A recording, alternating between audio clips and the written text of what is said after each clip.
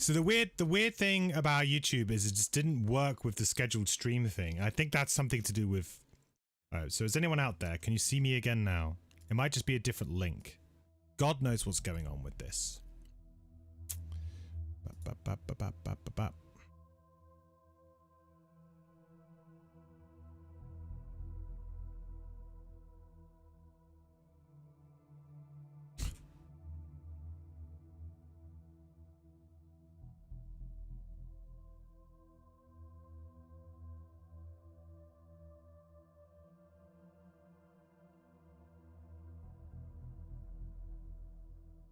Different link again?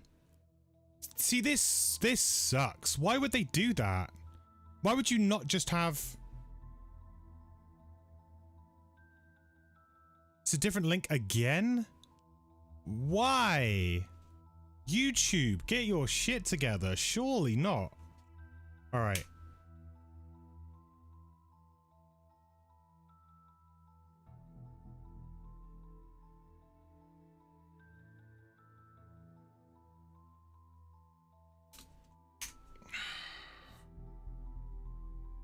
Okay, so I've changed the bitrate.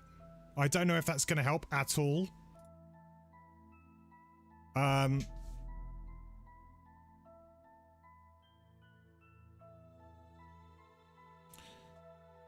It's really bad. I mean, I guess it's like, why? I could schedule it and everything, and then it wasn't even at the scheduled link. So probably like my freaking twatter's all wrong now as well. Jesus. Yep. It's not fucking there. Let's delete this tweet. Jesus Christ. It's a shit show. Okay.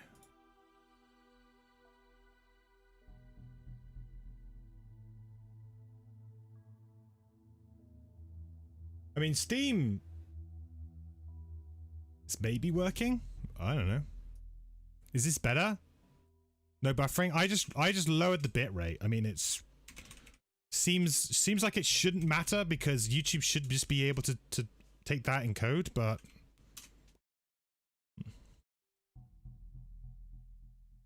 okay. Right. Okay, and we seem to be up on Steam as well.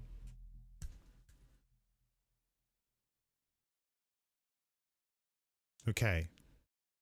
For you, no issues? Good, good. Okay, maybe lowering the bitrate and just restarting the stream has done wonders. Let's hope. Let's hope this is all good now. Alright, so we'll start the stream again. Whew. Backtrack. Let's backtrack a little bit. Okay.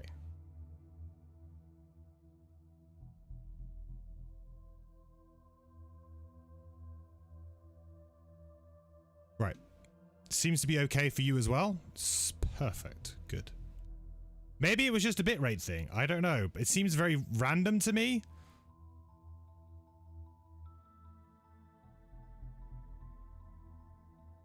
Seems very, very random. Bam, bam, bam. And we will see. Hey, Thomas. Give me 2 seconds. I will answer your question. No problem. I will go through my my level 1 build, if you like. So. Hopefully everything's kind of working. Not sure whether or not we're working okay on Steam anymore. That's the only thing I'm... It seems to be like linking through. Seems... So, okay. Alright. Let's just say we are. Hopefully we are. If people are watching in Steam. Okay. Oh, look who it is. Easy's turned up. Stream looks all good on Steam. Perfect. Okay. Does it keep buffering? Well, let's get that question. Does it keep buffering?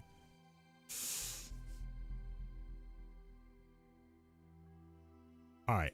Okay. I think we're good. I'll keep an eye on it. But let's go through. Okay, so let's alright, let's start again. So if you are new to Gloomhaven Digital,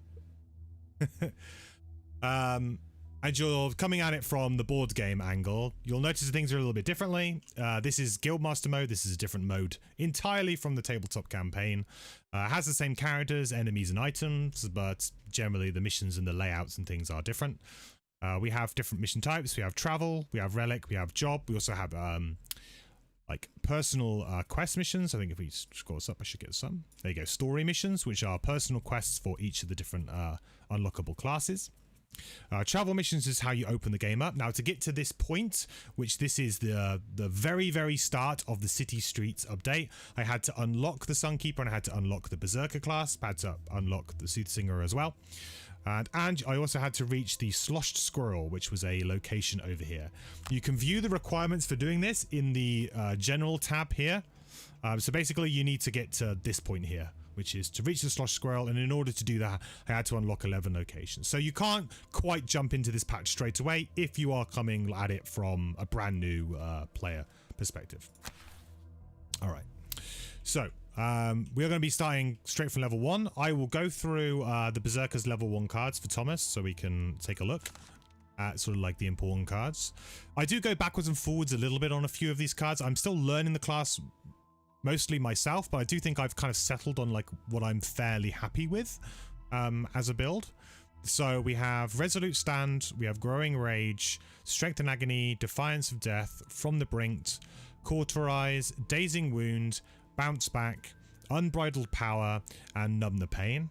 Now, the most important thing, well, the most powerful thing that this character has at level 1 is we have 3 stuns, which is just insane to have 3 stuns on a character at level 1. And you're mostly going to be revolving around playing a stun per turn, yeah, and then doing as much damage as you can off the back of that while managing your health, because your health is basically like a resource when you're playing this character. So the most important cards that we have really is we have Strength and Agony for damage. So we should be trying to play the top of this to do an attack of 5. We have Defiance of Death, which is like our follow-up card after this. So once we've kind of done Strength and Agony, we're starting to lower our health. We're then going to be trying to activate Defiance of Death by being less than half our hit point value.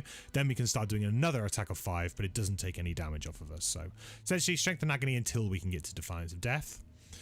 We have From the Brink, which to be honest, most of the time I just use as a move 3, push 1. However, at a certain point, you're going to definitely want to play it for this big heal and just get yourself all the way up so you can kind of rinse and repeat the process, you know, especially if you've got like 2 rooms, you can kind of play this at the end of the first room and then you're kind of set for the next room. You've got Cauterize, which is a really nice multi-target ranged attack that adds wound. It also gives us fire, which is really important for our next card, I think. Is it next card? No. It's for Unbridled Power down there. We'll get to that in a second. Ignore the bottom of this card. You want to play the top of this card every time. Dazing Wound, attack 3. So this is one of our stuns. You may suffer 2 damage to add stun. So again, this is something that we're going to be doing probably on the first turn, possibly.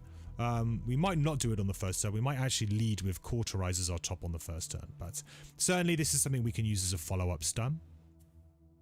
We have Bounce Back. This is a really important card because of just the small little heal it says on the bottom. It doesn't seem like a lot, but the 14 initiative, the move 3 and the heal 1 are actually really important to be able to go early on this character. Because you're going to have low health, you're going to want to go early to get yourself out of trouble. And the little heal 1 is just like something that gives you some incremental advantage over the course of a scenario, but also allows us to enhance strengthen onto the bottom of this at a later date, which is like truly broken. So we'll be good. Unbridled Power is what we use to follow up after Cauterize, so this is why we've got that fire. So Cauterize makes us our fire, and then on the following turn we're going to want to use Unbridled Power to get an attack 4 with stun. Incredibly strong. Do not use the bottom of Unbridled Power. It's a lot of text, and I have yet to find a situation that I'm really happy to recommend playing it, because the overhealing just never really seems to...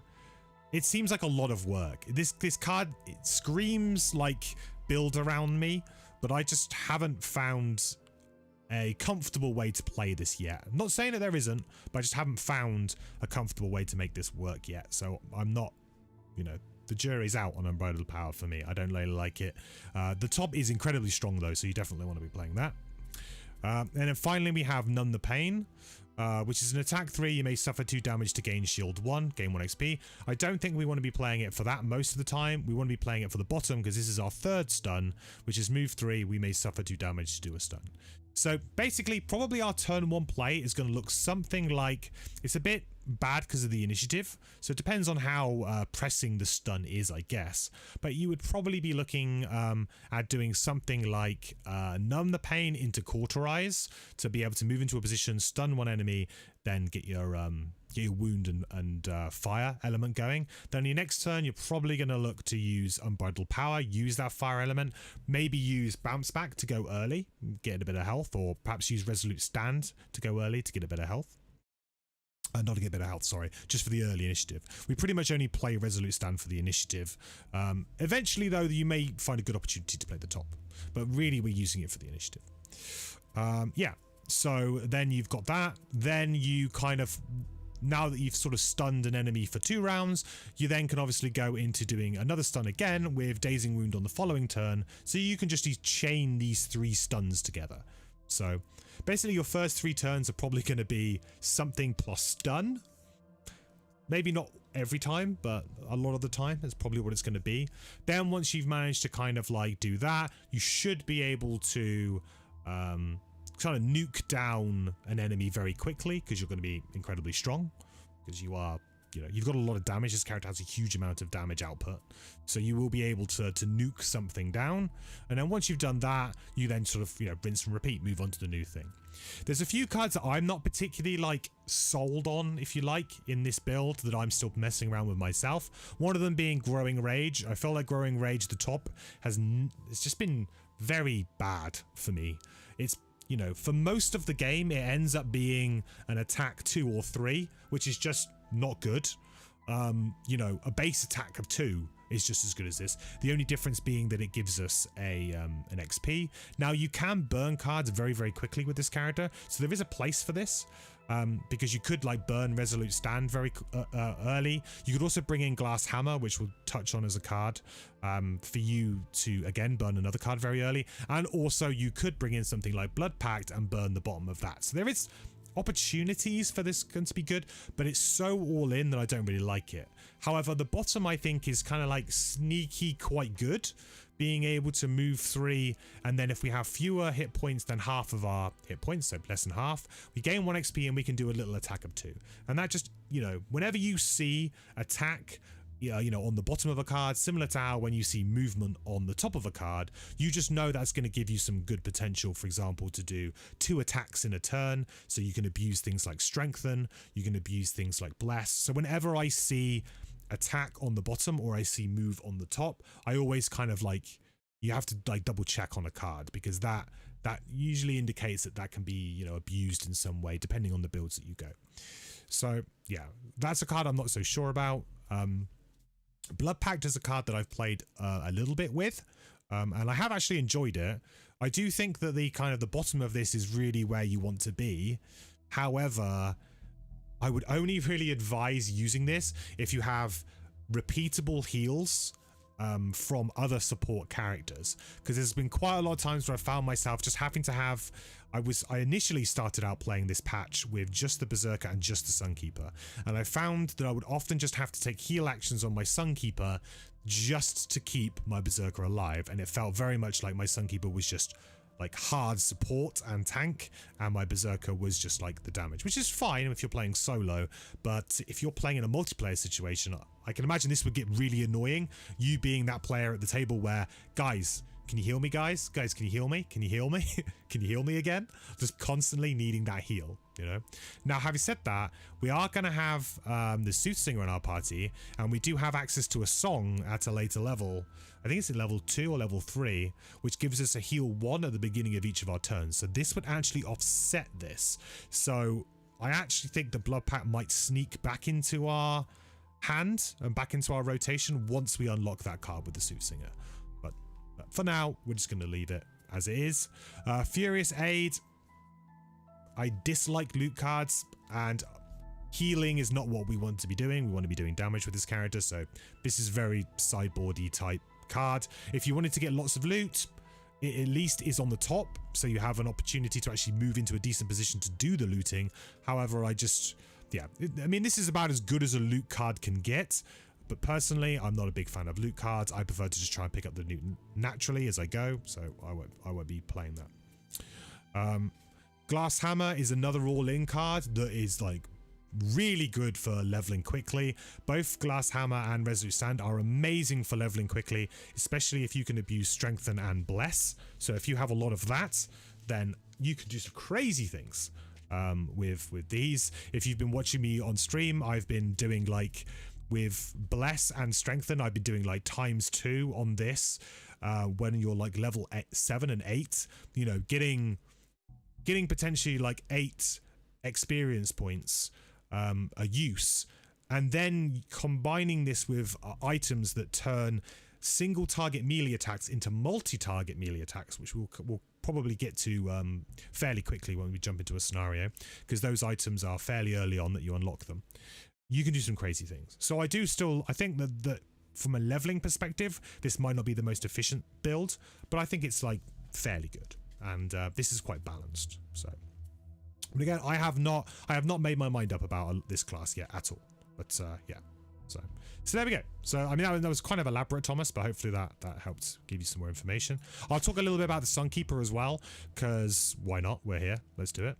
So we've got Purifying Aura, we've got Cautious Advance, we've got Empowering Command, Dazzling Charge, Tactical Order, Holy Strike, Hammer Blow, Defensive Stance, Lay on Hands, Beacon of Light, Glorious Bolt. Now although these characters are level 1, I have actually given them all some items before I started the stream, and I did some enhancements. I did one very important enhancement on the Sunkeeper to kind of give us a little bit of a head start at level 1.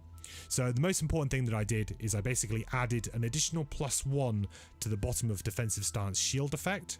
And what this does is it just gives us a permanent shield 2 for the entire scenario. So we play this, we have to deduct -1 from all of our moves, which is not, I mean, it's not great. This character can be quite slow. However, you can mitigate this, especially with like the Soothsinger in our party. I think we can absolutely mitigate this -1 move. So I'm not too worried about it. The shield 2 is fantastic. It is amazing. Especially like at level 1, and if you're playing at lower difficulties, this means that you often don't take any damage at all. So yeah, it's a very broken enhancement, very good enhancement to get. If you want to play this character as a tank, this is like the #1 thing I think you should be saving up for immediately. Immediately. So some of the other cards that we've got that are kind of quite important is we've got some more shielding going on. We've got ways to strengthen our allies, so this is how we can kind of abuse some of the blessing and that we're going to be able to do. I think that most of our strengthening is going to come from our Soothsinger. I don't think it's going to come from everyone else. But we've also got some heals here, which will be useful at level 1 because we don't have any level 1 heals with the Soothsinger. And we have like some decent movements. We have another stun with Holy Strike. Hammer Blow uses light to give us an extra +1 to our attack and advantage. Very good. Same as the top of Defensive Stance. Lay on Hands is a card that I am not particularly fond of, to be honest. I'm surprised I left this in. I might actually swap this out immediately. Yeah, I don't know why I've got Lay on Hands here. Let's get rid of that. I think it's either Daybreak or Protective Blessing here.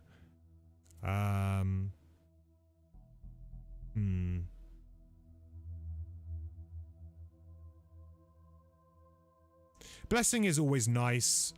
However, Bless and Strengthen affect one ally. This is a really big combo piece.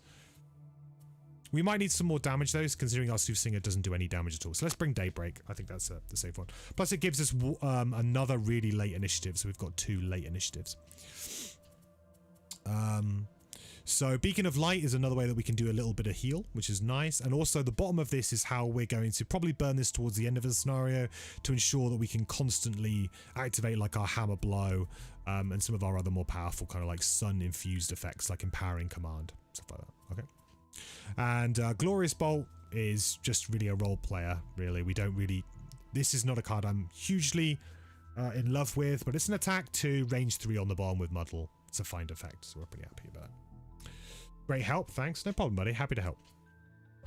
Okay, so let's go. Let's just start a mission. So the premise of this update is essentially that like all of the supply routes have been blocked from the port, and we find out that these towns have been taken over by the guards and things, and they're basically stopping the trade routes in and out of this region. You shall not pass. I won't read all of the text today, I think. We'll just try and get in and get some good gameplay in today.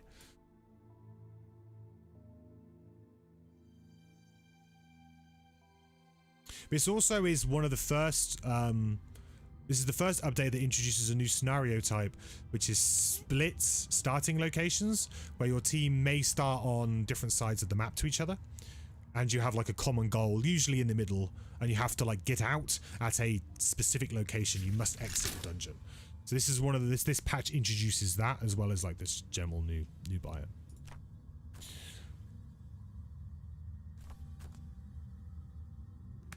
Okay, so we got City Archer Elites, we got City Guard Elite, another City Archer Elite.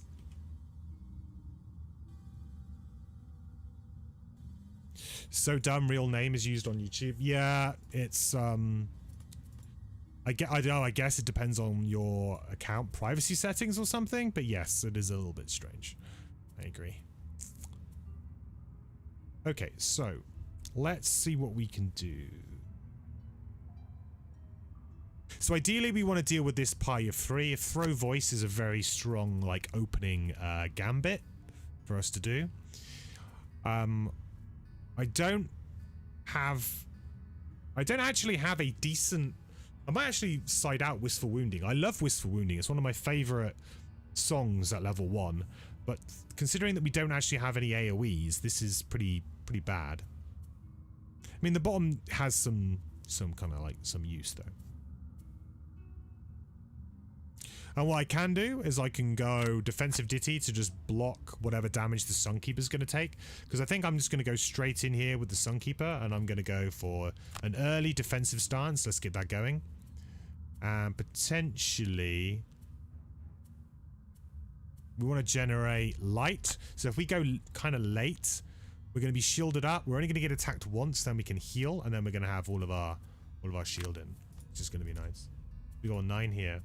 And then what we'll do is we will go with the Cauterize turn 1, I think. That's just a really smart turn 1 play. And we'll go Numb the Pain to stun something. I think I want to go late in order to do that. Ideally, I want to stun one of these archers. What's kind of frustrating about this layout, actually, is that they're all clumped together here, which means that I can't like solo something with the Berserker. Because what's really good with the Berserker is I can kind of like run off and just deal with one enemy on her own. But in this setup, I really can't do that. Have any pulls for trap shenanigans? I don't have pulls. I do have pushes though. I do have pushes 30.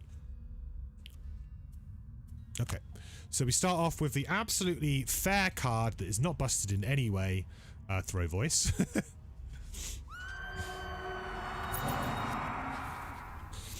Funnily enough, they're actually not attacking, which is actually pretty... 1, 2... Oh, I messed up, right? I should have gone back. Yeah, in this instance, who's being attacked? Ooh, in this instance, my music note's getting attacked. That's not good. I actually don't... I think I messed up with my positioning here. I should have positioned myself here. That was a bit of a mistake. Well, I suppose it depends on... That was just unfortunate with the draws. I should have maybe hedged that. Archers don't have any card in their deck that does not attack. However, City Guards have one, which is this. I think they may even have 2 copies of it. And they have one that doesn't move and just doesn't attack where they are. So, realistically, I probably should have hedged that the archers were going to do something more important. Yeah, let's slip back here, just so that the Soothsinger is a fragile character. we don't want to put her in harm's way. Let's hope that we can heal most of this off. I mean, it's an attack of 5. Kind of sucks.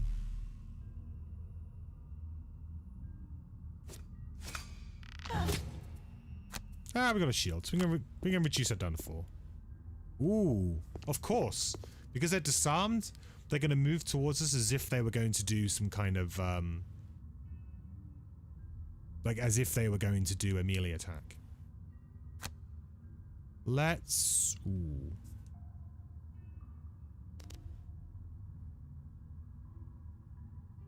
It's not obvious what the best things to wound here would be.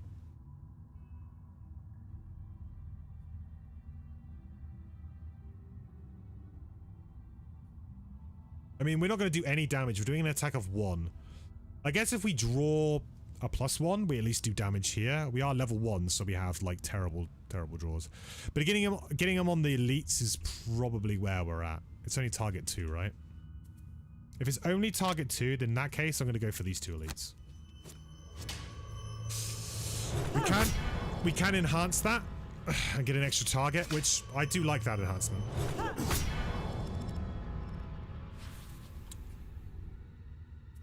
And then we're actually going to go here. And I have a push. Potential. Whoa, whoa, whoa. Whoops. First mistake. First mistake. You need to activate the stun effects before you do finish your move. Which is kind of a bit wonky. I don't know if I like that. I'm not gonna cheese this because now I know what they're going to do. I'm literally gonna play as honestly as I possibly can. So I don't want to cheese it just because, you know, I had a feeling that was what they were gonna do. Okay.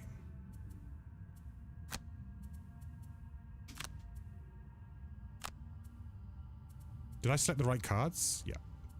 Thank God. I have a habit of doing that too. Yeah, you'd win the elites. I think winning the elites is fair. I mean, you can argue that it's a bit awkward because then they don't...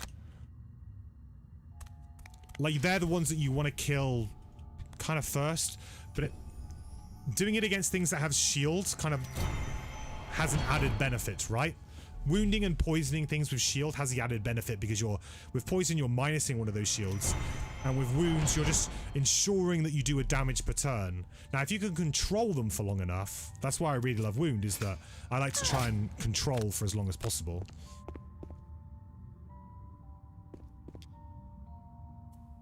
Okay, so let's go on you two. We would have drawn the +1, so maybe we should have gone for the other one. There isn't newts today. Unfortunately, this is a newt-free stream today. I know. I'm sorry, guys.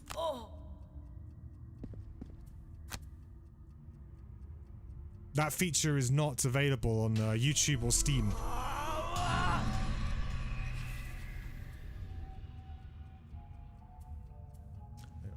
It's up a little bit so I can see this too. Okay, good.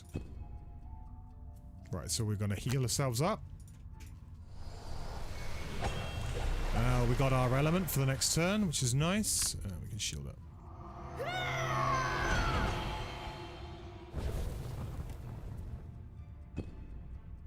Okay, so now we know we're going to play Unbridled Power because we want to use that element and we want to do another stun.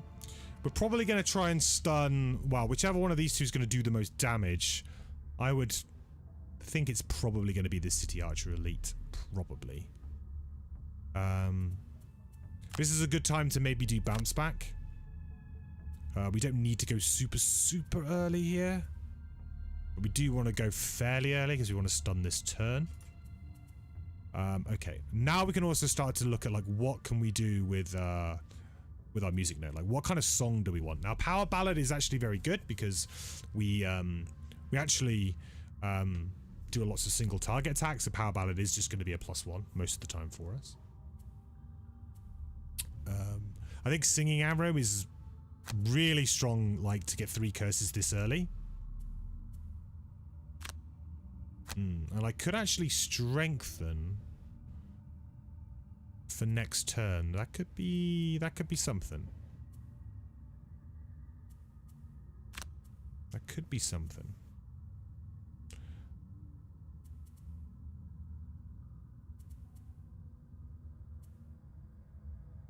Or I could just get... I could get the wounding going here.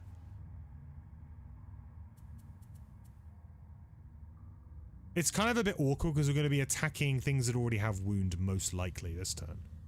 So it's a little bit awkward. I could actually play From the Brink and...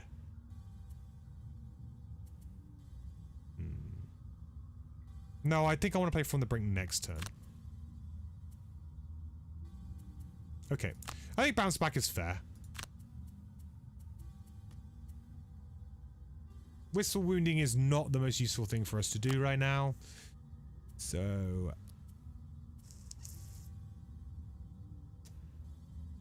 I think we've got a really nice thing. I mean, I guess I could do the bottom of Song of Speed. Just muddle everything within range 4. I mean, that's a lot of muddles, right? That muddles everything, and we get the curses off. So, yeah, I mean, that's pretty good. Now, in terms of what we want to do with our sun, we definitely want to use this light to our advantage. Probably want to do something like Hammer Blow. Possibly just do the bottom of this, even though we're not going to activate. I don't think we want to get Retaliate going quite. Yeah, I have 2 wounded already. Yeah, what I mean, like, wound, yeah. Wound doesn't stack, unfortunately. And they have no access to any heals, so it's not like they're ever going to get rid of it. So it is permanently there for them now. Alright, we got 14, 14. So this is like the weakest card that they can draw, but it's also one of the most annoying because these traps are just like we don't have any jump on this team. So it's very difficult for us to deal with traps. So we will see that this will be difficult for us. Alright, let's get some curses going.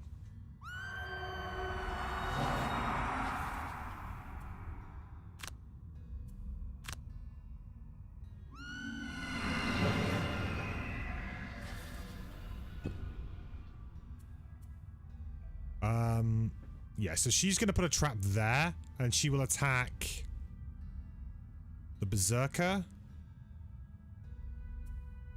If I stun this...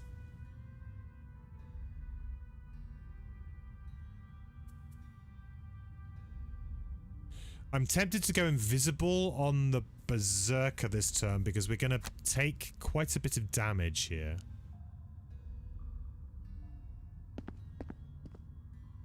What are you doing? An attack of 4? An attack of 3, but you're making the trap. I feel like this might be... it's a bit preemptive. We might have to use the Invis Cloak here.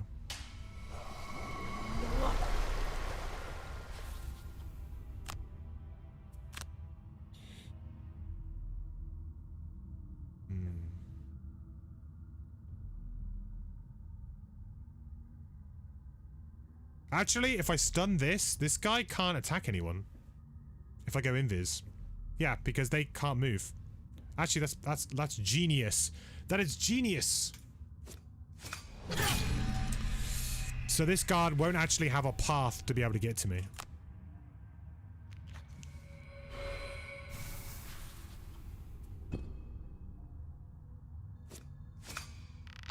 So we should only take 1 attack this turn, and that's it.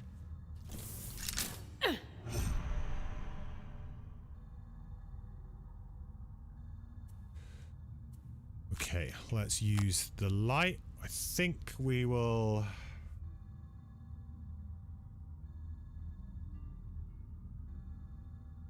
If my plan is to next turn push something, I could always push this into this trap, and I could stun here with the Berserker. So in that case, I think I will do an attack here. Alright, well, it's dead anyway now. So maybe we don't have to worry about that so much. And we'll strengthen it. Hey, Ivan.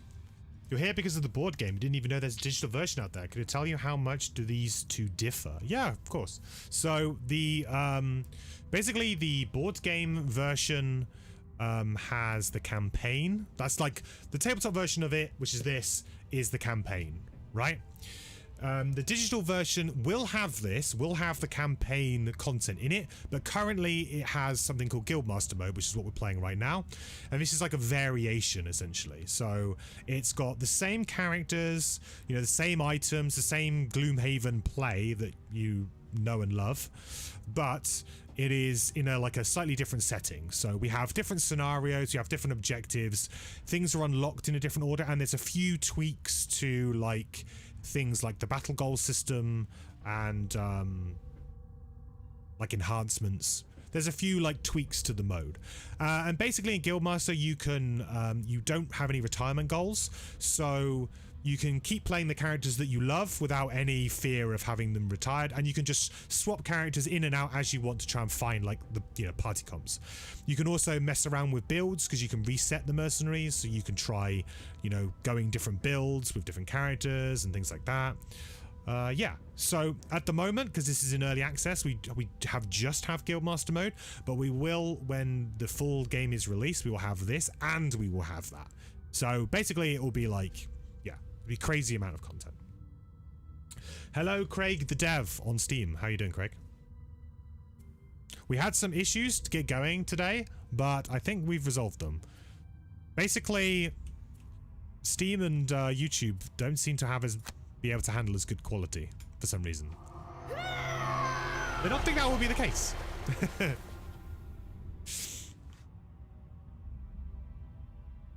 Hey Ben, you watched my Triangles Guide as the character I'm playing now. You disagree with a lot of my card choices, but props to you that you seem to like a lot of work. Yeah, it's a very difficult class, man, and there's a lot of different ways you can go. You know, there's no means is my way the correct way. I'm very cautious about that. I do not like to say that, and I do not like anybody else to push anybody else down a certain route. And that character is one in particular. I think that there's a lot of different routes you can go. That build is purely just a easy to play, you know, quote unquote powerful builds to play. Not necessarily the best, not necessarily the best for, you know, the number of people that you're playing with, not necessarily the best with your party comp. I think that character is the one that has the most flexibility of any class that I've played in Gloomhaven.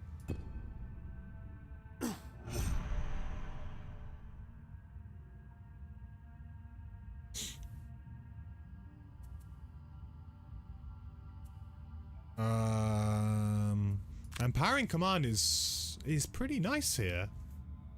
It's actually pretty nice. Hey Phantom, hey Oxy, how's it going? I mean, I could stun myself, but it's going to be a late stun. Could stun here. I like the idea of doing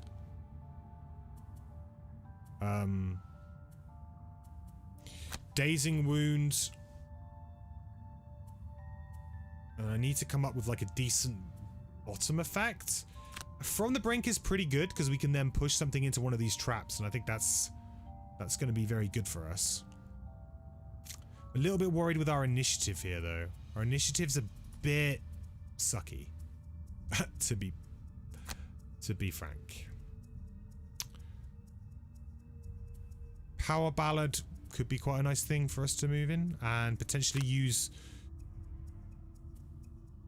I could use the bottom of Power Ballad, and I could use Tuning the Outcome to just get some blessing going. That seems pretty good. I do want to get Power Ballad actually in play though, kind of quickly. It's going to be tough, I think. This gives us a bit of leeway, I guess, to see what they're doing, and then maybe we can play what we do. Worried about the lack of emotes? Yeah, Steam's lacking in those, man. Steam's not, it's a really great visibility, right? It's an amazing platform because people are on Steam all the time wanting to check out games, but their streaming services are just like, yeah, definitely an afterthought, unfortunately. You really love the idea about Guildmaster mode. It gives you the opportunity to test different combinations without waiting to finish some weird personal quests. Yeah, exactly, Albert. I think that is one of the best things that this mode has going for it, actually. Some really good things. Okay, so the City Archers. Oh, this is good. This is good because we can kind of finish some people off and potentially stun the guards. Okay, this has got some potential. This has got some potential. So Let's get Power Ballad going now then. How much damage do traps give in this scenario? They do 5, but these always do 3 because it's on their card. So this one was the bear trap from the City Archer. This is actually the trap. So I think I'm playing on hard at the moment. I can't remember if I'm on hard or insane. So I'm either playing +1 or +2. I didn't want to necessarily start off on +2 because I didn't want, you know, me to fail a load of scenarios and everyone to be like, this game's too hard. So, because when you're level 1 is basically the riskiest time to play on insane. It doesn't really matter. I don't think I want to move. I'm happy with where I am. So we got 4 curses in there now. It's pretty good. Okay. Oh, so here's the rub now. I won't get that extra attack off, will I? If I move.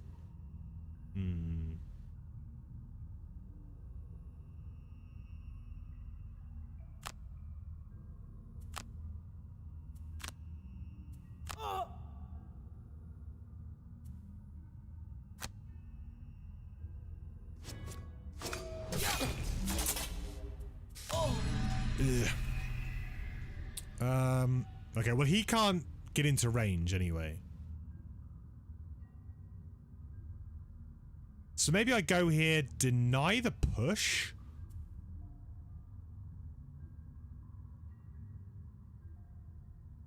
Attack for 4, then we stun. And that seems pretty good, except we're going to get attacked by this archer for 5, and we're at 1 health. We might have to just pop the healing potion here. Yeah, okay. I think I'm going to decline the push, because we're going to try and kill it anyway through natural means. Hey, there's some good emotes, Oxy. You got like... You actually got Gloomhaven ones. Oh, maybe they're decent then. Would you look at that? Steam coming up with the goods. After I shit-talked it.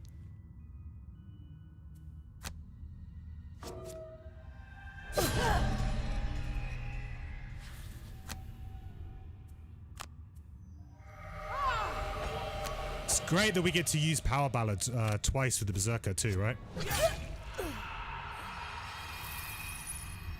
I kind of feel like we may as well use this. We are definitely coming up to a long rest turn fairly soon. Beautiful. Just what you like to see.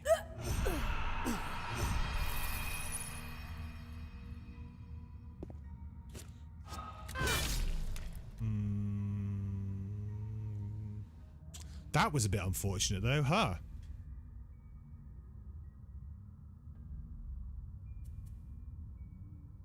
Can I heal out of it?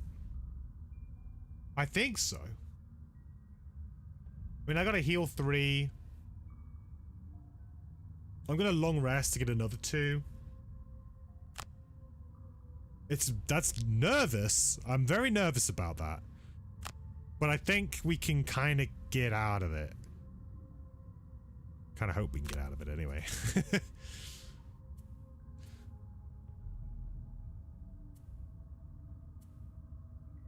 So now we need to start turning the corner with Strength and Agony.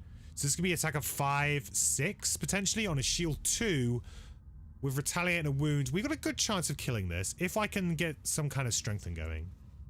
Yikes, that's my tank. Well, she's doing her job. She's taking damage. You know, you can't deny that.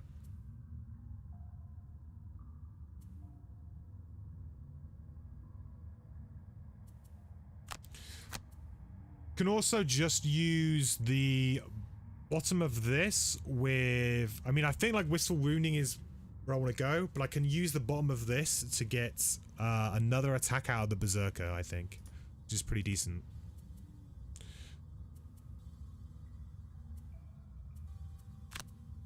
And actually, Glorious Bolt might be pretty decent to just muddle this. Okay. Alright, let's go... here.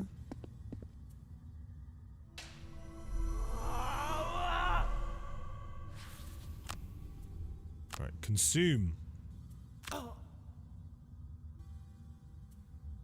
kind of weird the order that this all sort of turns up in, but...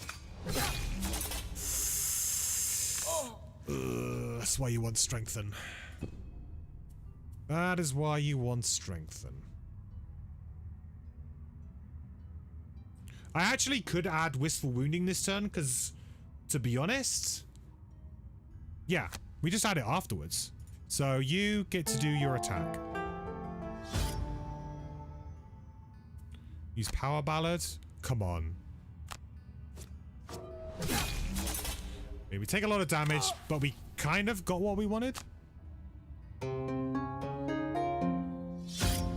Now we play wistful wounding.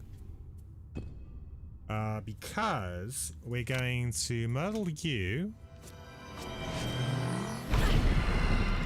Off.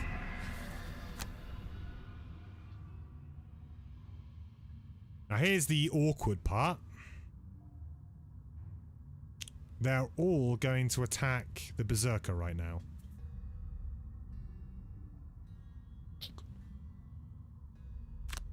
Yeah.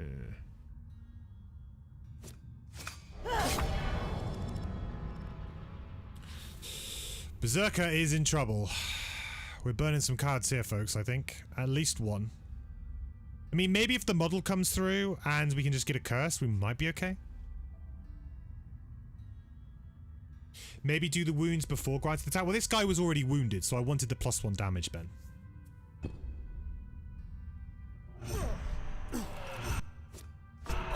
The idea there was to try and kill the elite as fast as possible, really. Alright, come on, miss! There we go. Just needed that little... just need a little bit of luck. Well, too much luck. Just a little bit of luck. That's what we need.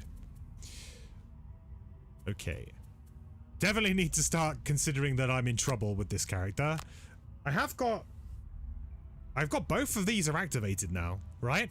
I'm on 4 health. What's my max? Is my max 8? No, it's 10. Okay, good. So I've got both of these activated now. So I can do a decent attack. I can do an attack of 5 plus 2. So I can attack for 7 over here. On the shield 2... it's not... well, the problem is this attack 2 does nothing against this shield 2, really. So I have to draw well. So I need to get some strengthen going or something else. Where did those curses come from, Phantom? They came from our lovely Soothsinger. Doing Singing Arrow earlier on in the round.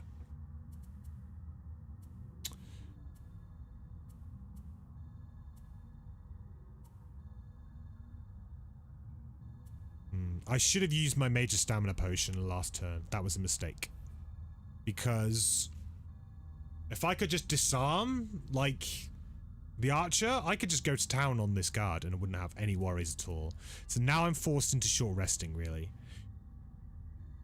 Means that I could end up losing a good card.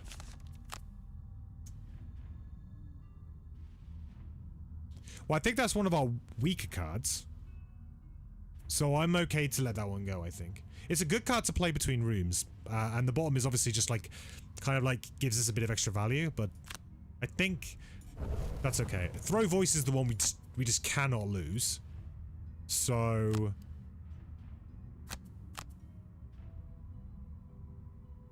I think we're back onto Power Ballads again here, and I can just go Defensive Ditty, and I think we're good. I think we're probably pretty good. Yep, I actually quite like our turn here, I think.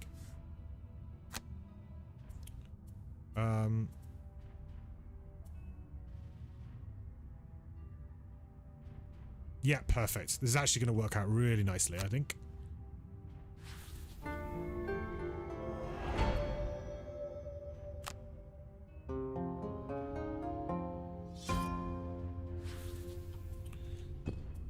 Okay, so now, hopefully, Defensive Ditty stops this.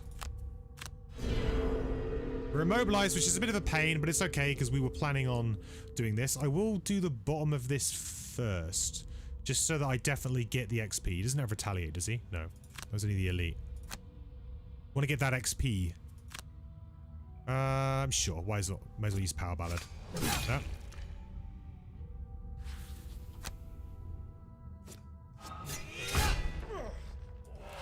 Alright. Kind of overkill there, but you got the job done. Okay, we're gonna go here.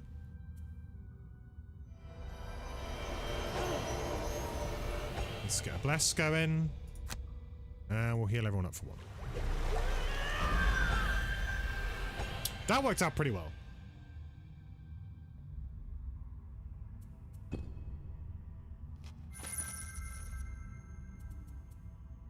These magical emotes that people are coming up with on Steam, I have no idea where they're getting them from.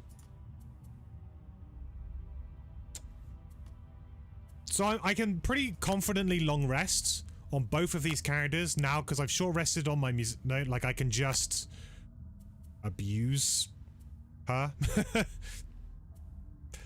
Really? It's kind of sad, but I can.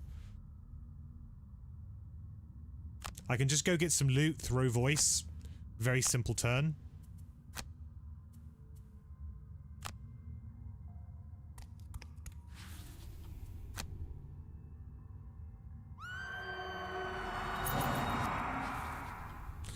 Makes it nice and safe for me. Just gonna take another damage. Right, now what do we want to get rid of? I think Daybreak is probably something we can get rid of. Not something that we desperately need. Beacon of Light is pretty good for powering us up later on, so I don't want to get rid of it this early. Glorious Bolt is like a questionable card. Because the top effect is really not great, but it's 2 XP, which is, you know, not to be sniffed at. Daybreak is probably the weakest, because the top is just an attack 3 for us. That's it.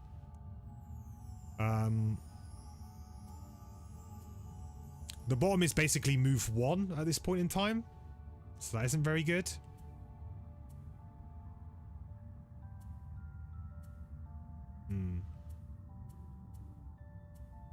Yeah, I think it's probably Daybreak.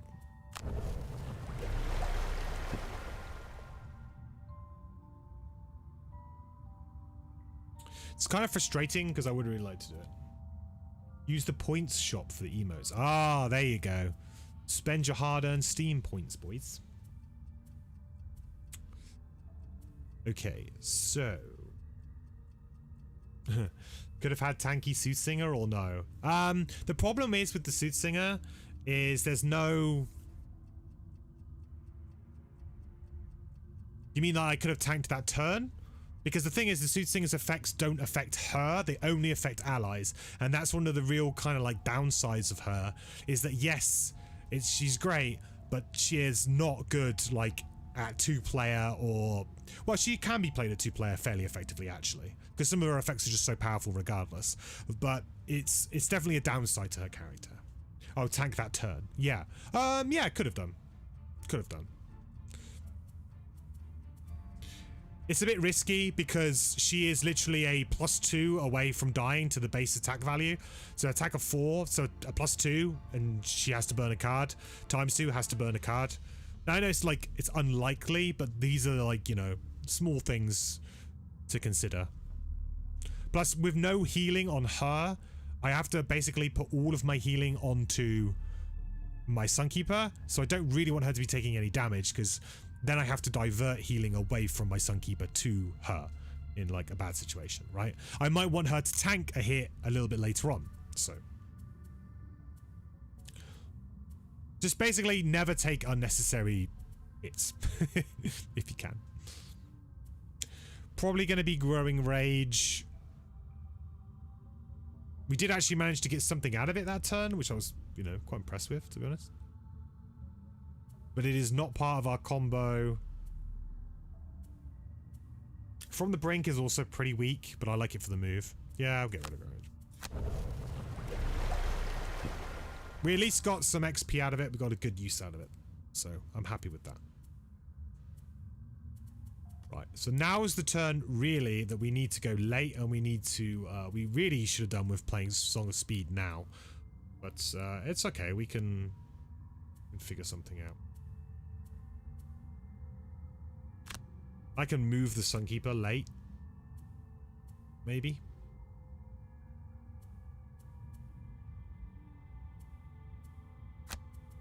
No, she's going to want to move herself.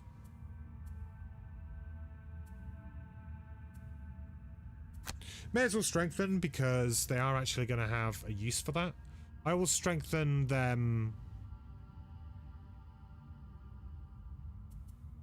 at the end of the round. I think that's probably for the best. Don't have a great attack here. Unless I go in with a strength and agony attack. It's my best attack here. The earliest initiative they can go is, I think, 14, right? Or is it 16? 16. Either way, we beat that because we break ties.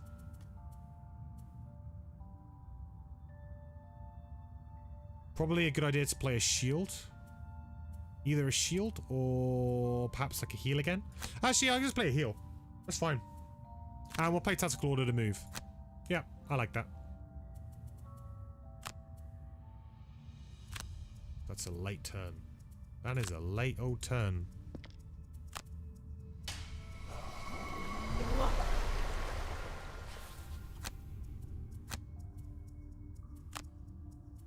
Let's take that 2 damage. Let's use Power Ballad. Oh, you hate to see it, folks. You hate to see it. So now this is awkward. Now this is really awkward.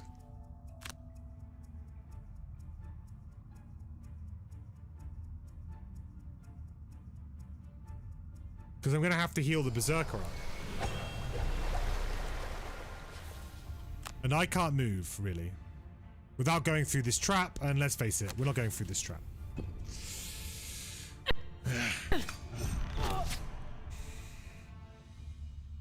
Good job I did heal, huh?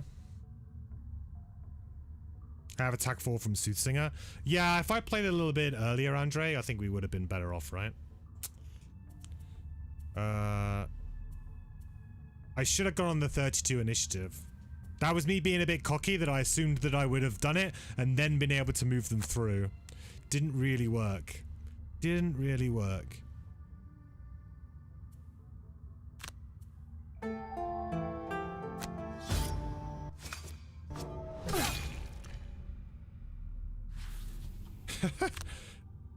Alright. Well, that turn did not go well.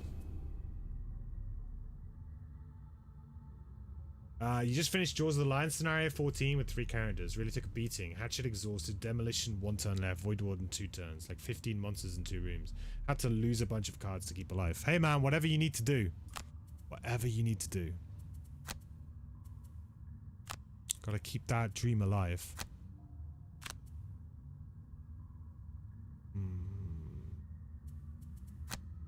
Let's go for a hammer blow on her. Go kind of late.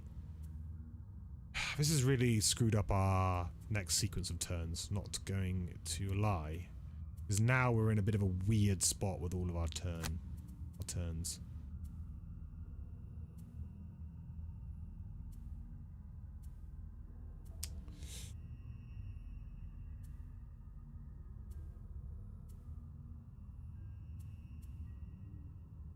Yeah, our turn kind of sucks now.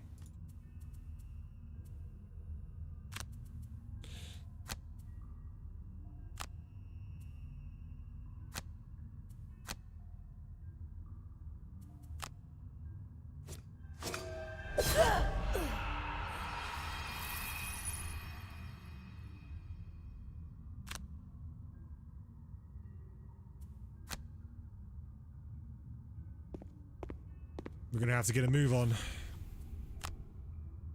Gonna have to get a move on. Unlucky draws. Yeah, was not a good sequence of draws there. But, I mean, we're level 1, so our deck sucks, right? That's the problem when you're level 1. You gotta go. Have a good evening all. Good night. See you, Juan. Thank you so much for stopping by, buddy. Always good to see you.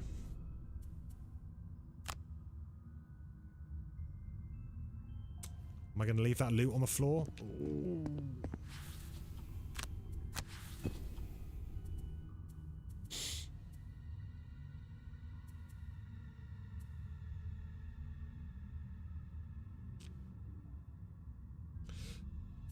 I think Wistful Wounding is probably the weakest card for us now.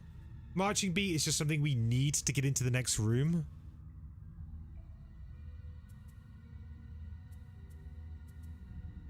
I mean, we have Cauterize to get wound on a decent number of things, so... I need to remember that I have the Major Stamina Potion, because that's going to be a big thing in the next room, for sure. Like, that is what we need.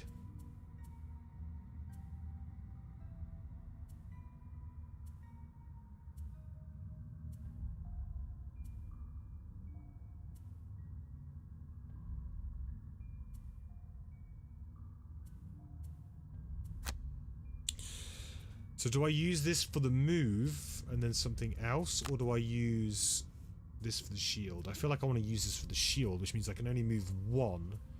Sucks. Maybe we go like Glorious Bolt. Holy Strike has got too much value.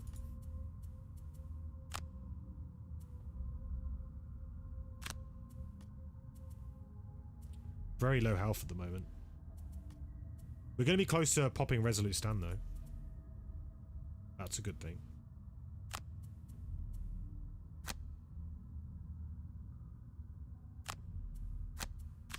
Might Singing Arrow this turn.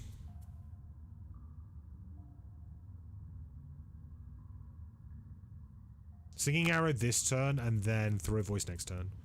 And then we use Stamina Potion to get it back. And then we kind of loop it for a little while. We loop it. No, they're not doing anything. Range 5. It's pretty... It's a lot of range. Well, at least they're not doing anything, but then... That doesn't mean they're not going to group very well for the cursing.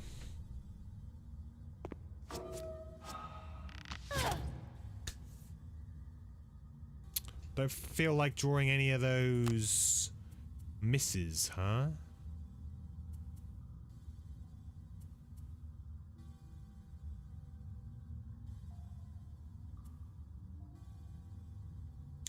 Let's get rid of Holy Strike. Let's get rid of Holy Strike. Nasty.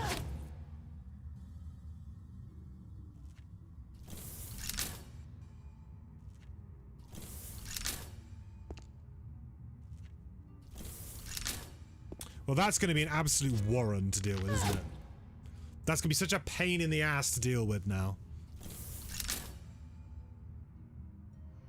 I mean, it's a lot of fodder for us, but it means that we're going to... I mean, we can trap one in a corner quite easily, at least. But these archers are going to absolutely slaughter us if we don't do something about it. This elite archer is just so dangerous right now. It could just draw its, like, you know, attack 4 consistently, and we will lose. We will lose, for sure. My team's getting pelted. Yeah, it's not going well for me. It's not going well for me, then. I mean, I at least get this off, which is nice. Only problem being...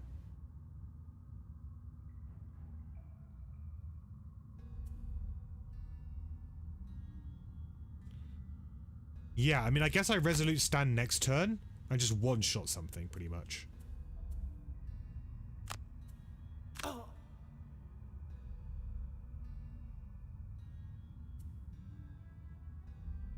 Question is, like, what do I... I mean, this guy's got Retaliate now as well.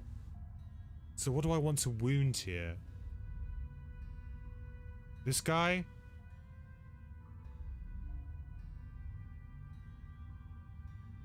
These two. Could be worse. Could be better, could be worse. But I really want to use Resolute Stand on him, I think.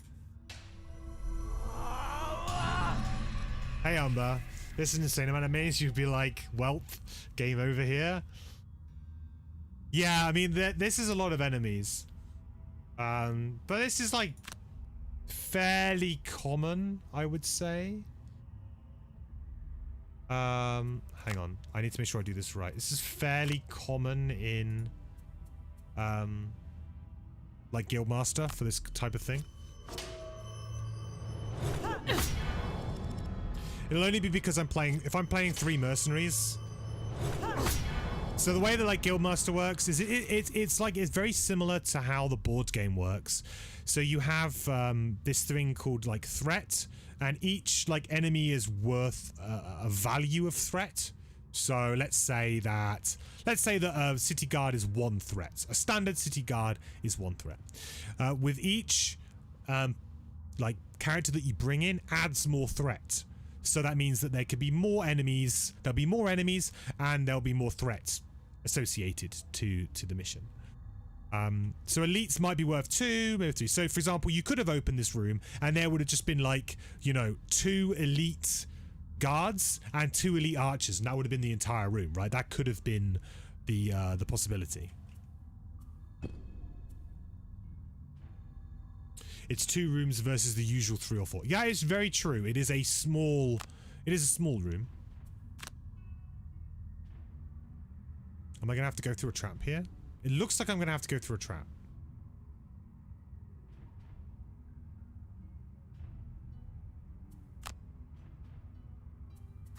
I really need to get this off, so...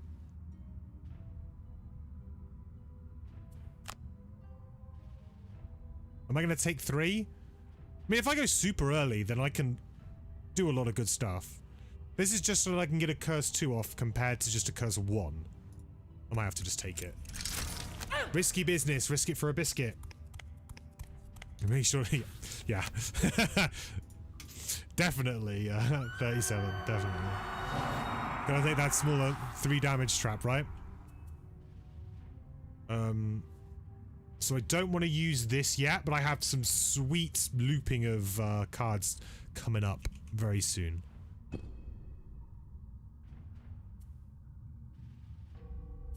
Okay, so we know that we have unbridled power. Potentially. I mean, I could drop Defiance of Death here.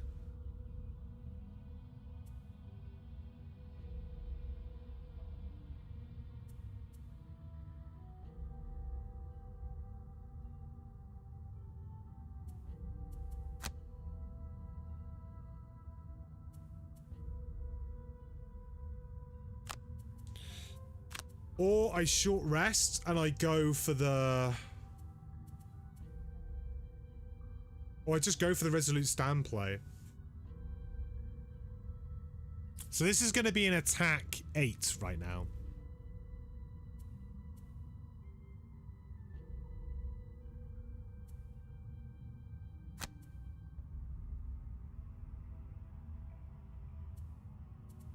Problem is that I do an attack of 8 and then I have no, like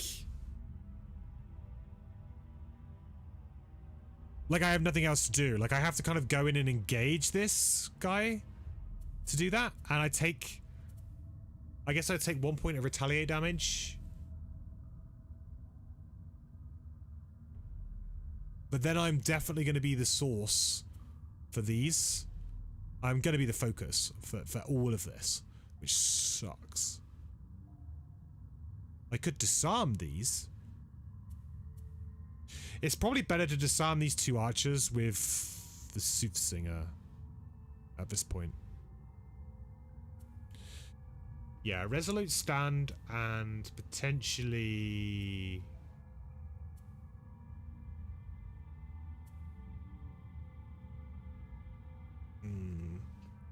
Potentially...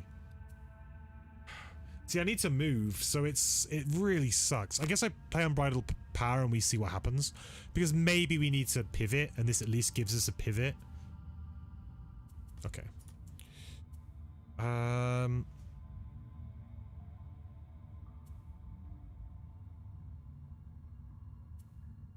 This works really nicely. I can attack this for 4. I can heal everybody for 1, but that kind of sucks. 'Cause to do anything?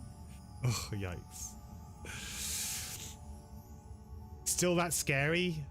That's so many potential battle card pools. So yeah, ×2 rate goes up.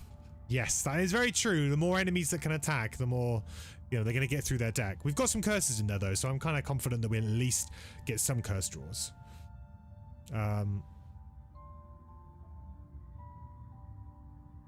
Don't tell me it'll just miss and reset. Well, you only reset the attack modifier dex at the end of the round. So it's impossible to draw the miss twice in one round from your own deck, from either the enemies or you. So you only shuffle at the end. So they could draw their ×2, then they could draw their miss, then they could do, and then it will just keep on going until the round's end. Then at the very end of the round, you will. The only exception to this rule is if they run out of cards and need to draw more cards, then they would immediately shuffle. You've been keeping count, currently 712 ×2s and 540 misses. That's dealt to you? Or is that just ones you've drawn? Because I say, like, strengthen would mean that you should be hopefully drawing that ×2 a lot if you're counting your own draws.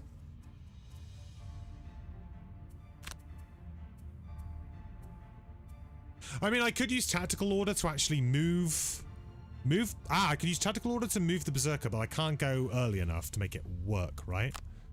I have to go on 31, which is too late because they have a 16. This is all a little bit awkward. I think I'm going to have to short rest. Because I don't think either of these two cards does enough for me right now.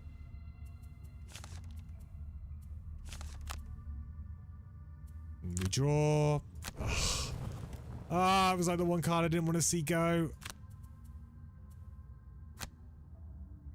Alright, if I shield up and fuse, I could potentially tank this room for a little bit more.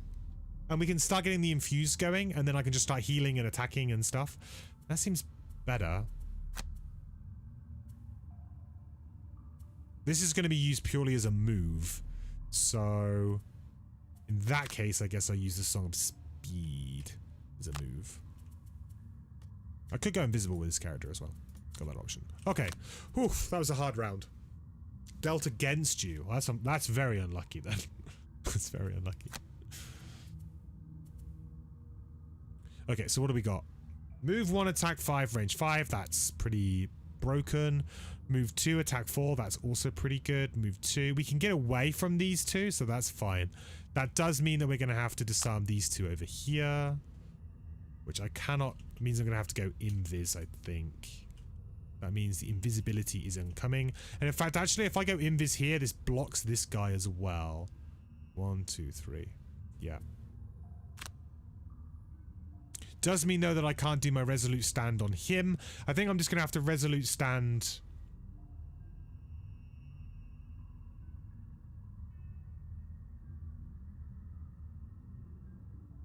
Actually, unless I can I go further up? Hang on. 2, 3. No, I'm going to have to go here, do this. Yeah, okay. Resolute stand's going to have to change.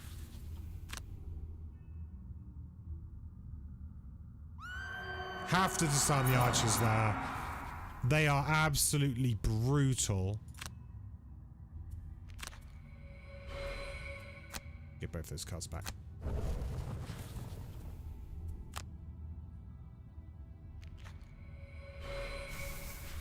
Alright, this is good because it blocks... This guy now can only move onto this hex. That's it, or go around. Because difficult terrain is an extra 1 movement. So that kind of deals with this. At the moment, they can't reach me, which is nice. So realistically, the only things causing me issues are these 3 archers. This one is at the back, so 1, 2, 3... Won't be able to get me. So it's literally just these 2 that I have a problem with right now. I'm tempted to just resolute stand just to try and kill this, because it also gives me a pathway into these guys eventually.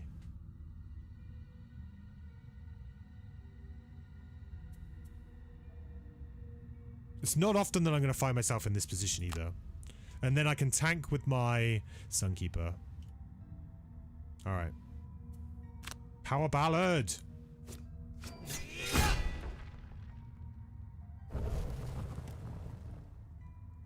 Oh, that's the worst possible thing that could have happened there.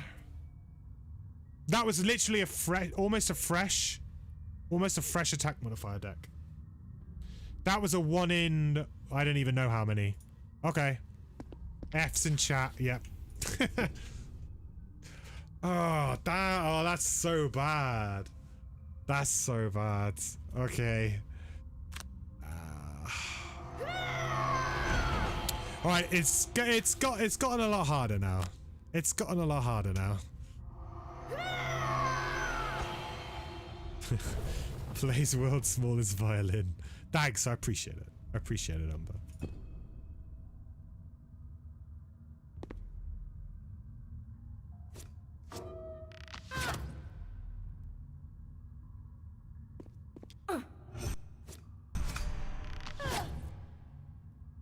Can you draw a curse every now and again, you know? Like, how many curses do you have? You have 5 curses. Feel like drawing a curse anytime soon? Specifically shield up. Get hosed.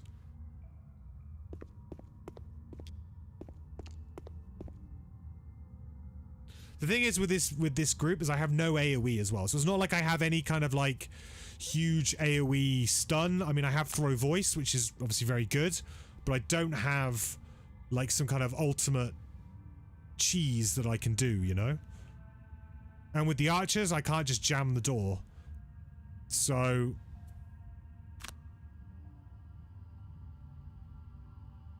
this becomes quite difficult for me.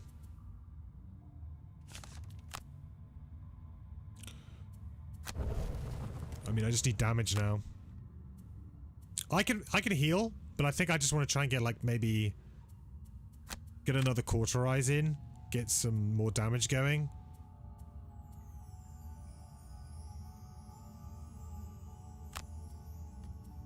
I don't know, but we're in. I could get purifying aura going, and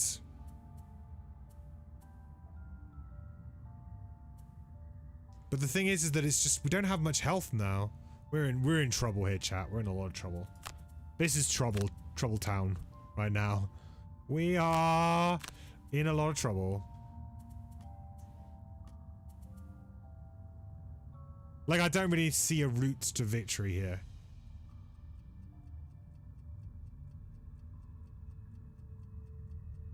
Because we don't have enough AoE. We have enough, like, disarms. We can't disarm everything. It's game over kind of room. I feel like we could have dealt with it if we had a few cards flip our way. But now we're, like, heavily unfavored.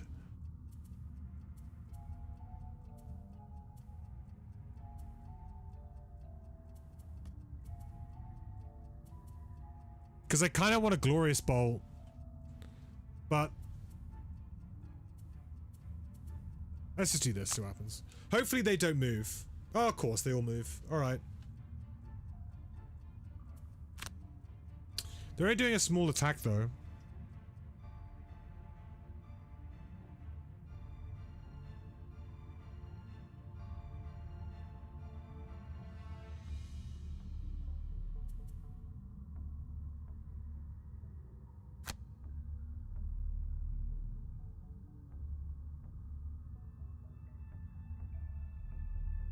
So here's the problem that I'm gonna have.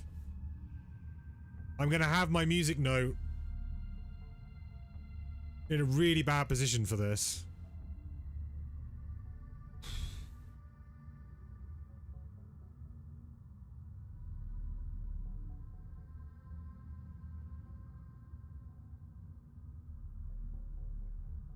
Like, super bad position.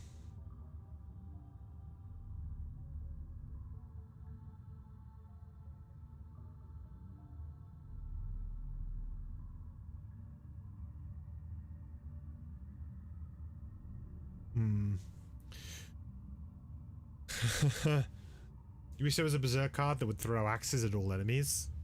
There might be a card that does that. If only, yeah. I am missing that card a little bit from my other playthrough right now. The only thing I could think is that if I was to disarm these two right in front of me, then that kind of like deals quite cleanly with these. Or I could disarm these two, but again, then I'm really only disarming one. Really.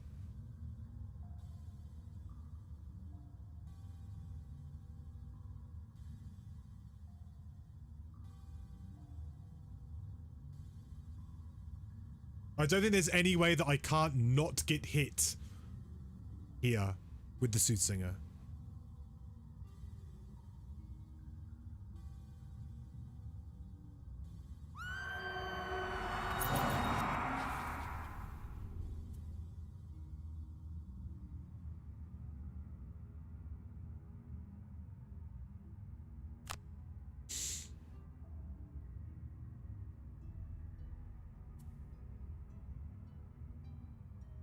I really needed my shoes. If I had my boots, this would be absolutely fine. No problems.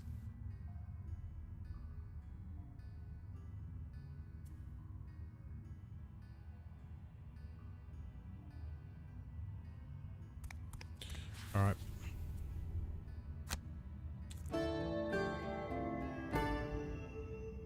That's what I'm thinking of doing, but I don't think it works out.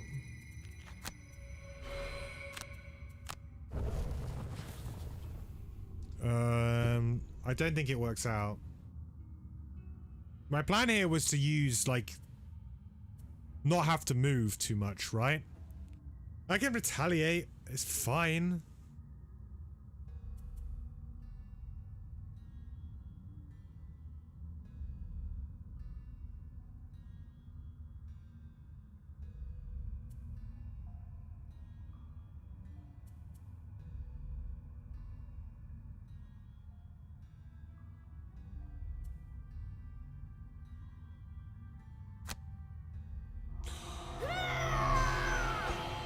I guess I gotta go for the win, if you like.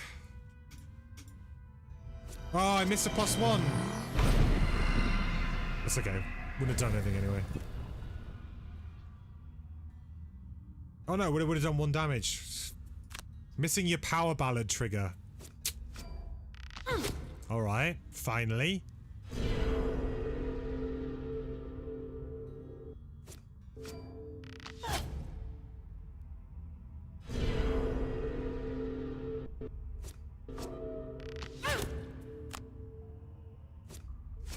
Oh.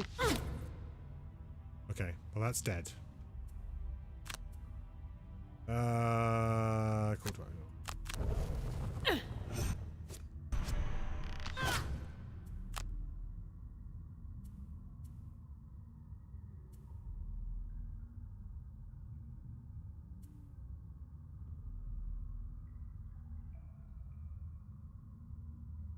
Guards haven't been yet, right?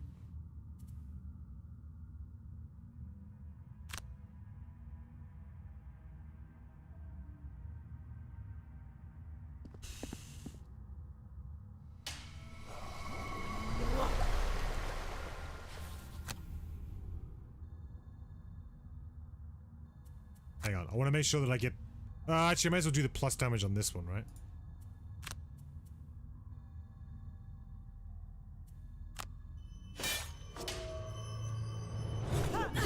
Good call.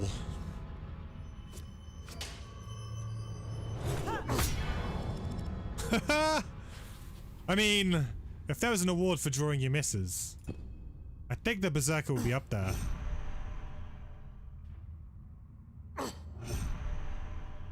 Right, retaliate trigger. Let's go. Shitting me.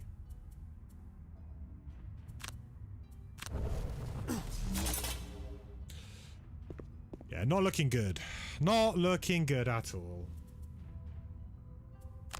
Right, so we've got hammer blow. Hammer blow's not bad. Look at me. We are so dead right now. Like, you wouldn't believe. This is over. I have no idea how I come back from this.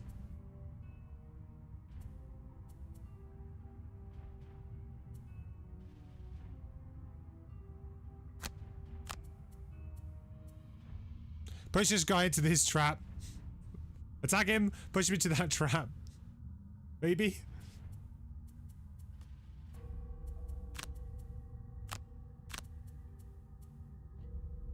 Keep disarming everybody. Right, shield and retaliate. Great.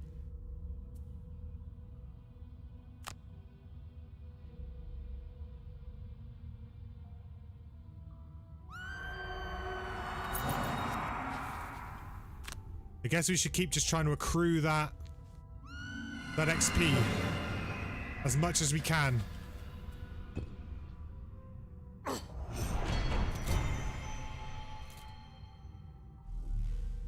Can I go after the archers in this turn? I don't think I can. They're too far back.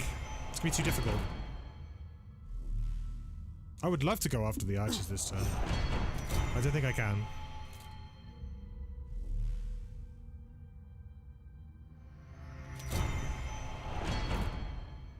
I mean, I can get there with the Berserker.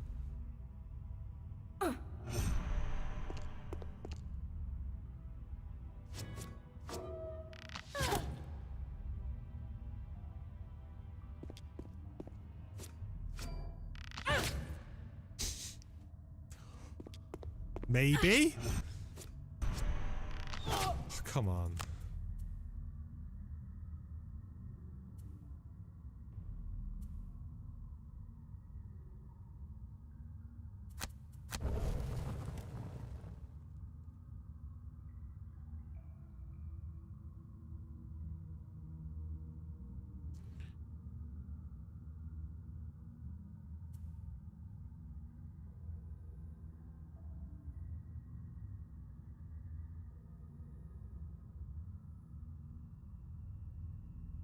I gotta attack this guy for like 5. I mean, I have to get lucky, right? At some point, I have to get lucky.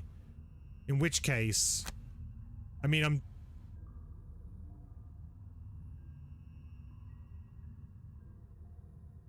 I've got to play to it.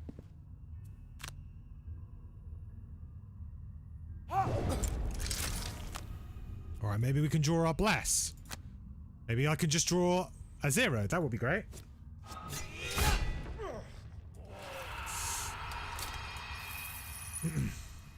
Yeah, I do. The bottom of Defiance of Death, Ben. Yeah, I do have that. So I have like some play there, but it's not... There's too many enemies though. The problem is that because it's only 3 charges, there's too many enemies. You can't like really play to it.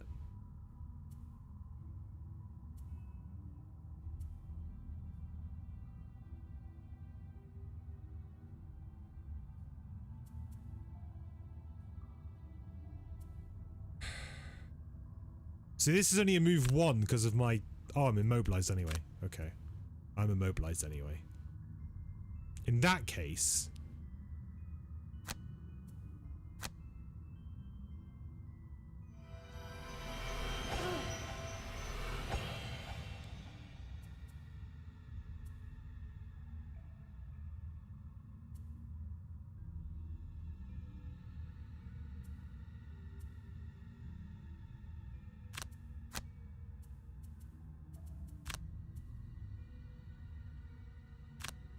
We don't have time for cauterize.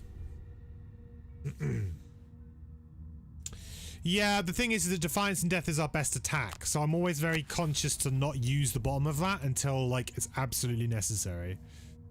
Because the top is our best attack.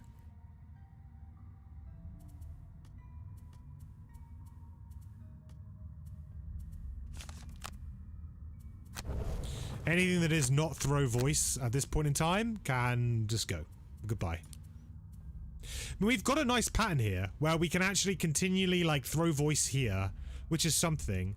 This is a bear trap of 3, so I've got like an opportunity to push this guy again. Possibly. The problem is this guy's got innate retaliate 1, which is a bit of a problem.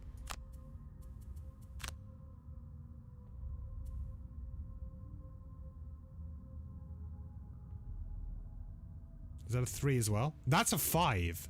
Okay, that's a 5.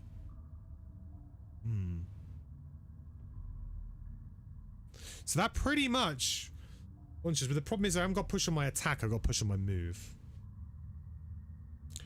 Yeah, I mean, the toughest Gloomhaven ever is level 1, right? I don't think I can be picky here. We're very close to just being like, we're done with this character. Very close. I have to be quite careful, actually, about... I have to be very careful How many cards do I have? 2? I have to be very, very careful about how I do this character now. Right? I think in theory I want to move for 3 and I want to... Well, I'm moving for essentially 2 and I can get all of my cards back again. So if I go like... If I go bounce back instead, Defiance of Death, then I don't get the push. But I do get 1 strong attack of 5, potentially against an archer. Which is decent. And then I can get the cards back. I don't think I can, like, turn that down. Alright. And they're all attacking. And they're attacking with range. Perfect. That means that there's probably nowhere to hide.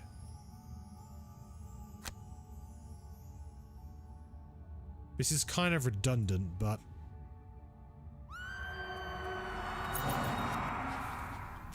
I need to get these 2 here.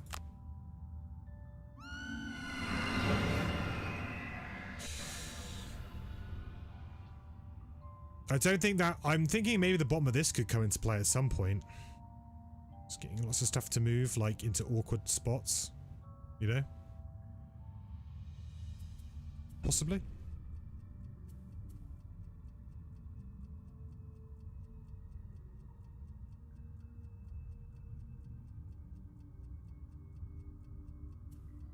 Okay, well I can force him... He's going to be attacking at disadvantage. She's been taking a disadvantage. I think it benefits me to get in here now.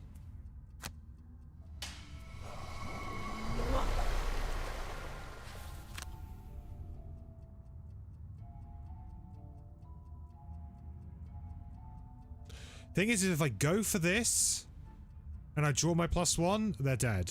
Right? I've got a lot of outs to kill this guy outright. Don't have a lot of outs to kill this city archer outright. I mean, we have to play to our +1. Oh no, I get +1 with a power ballad. Okay, that changes things. Always forget the power ballad. So now if I draw the +1 here, we get it. This is target 2 as well. Yeah, okay. +1, baby.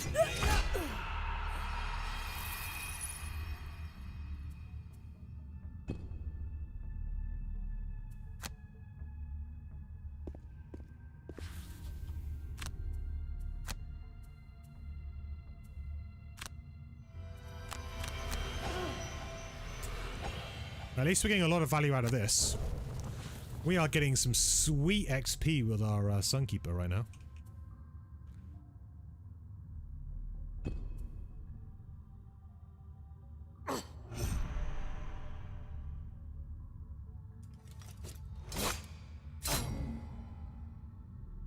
Really?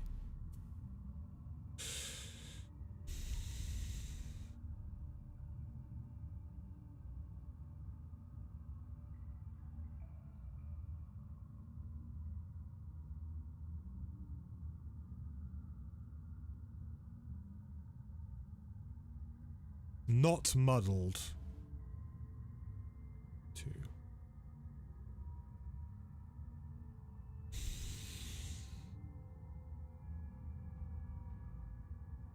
To be fair, they've got the double damage, which is a burner card as well. Okay.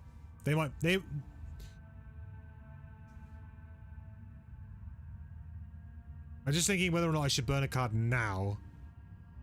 Because if I burn a card now,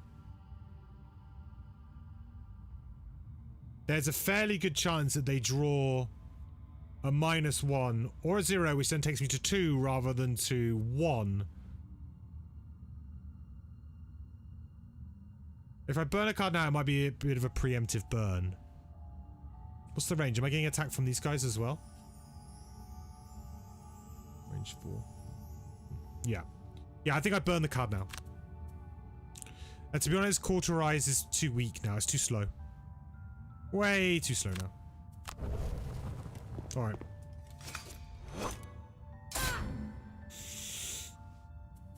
Yeah, we definitely burn on that. Oh, shit. Okay, no, I don't burn on that. I haven't got enough cards. Save me!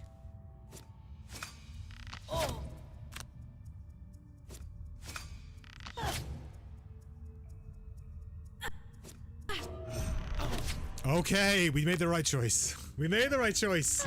There we go.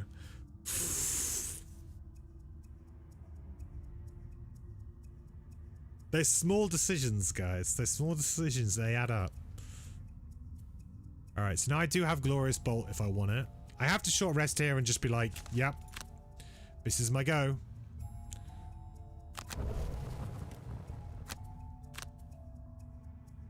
It's just not a very good attack.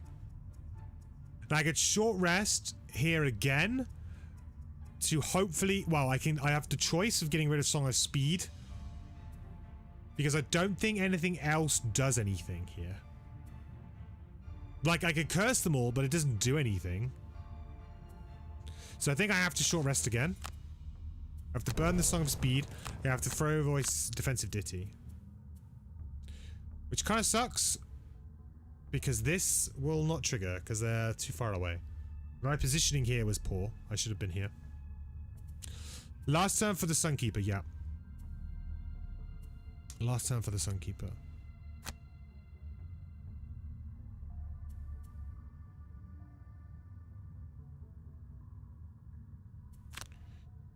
In which case, I really need to make sure that she tanks. Really. Because... yeah, I really need to ensure that she tanks. So I would love to play these two cards, but I don't think I can.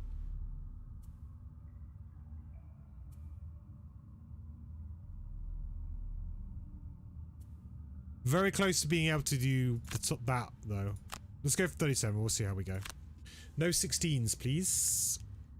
Well, that's pretty good for us. That's something.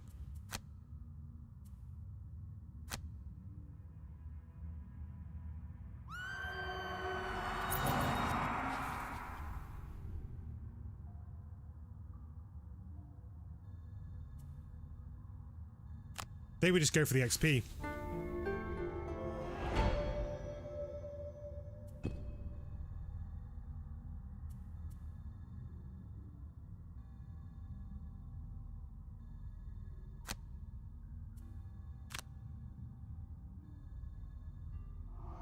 We out.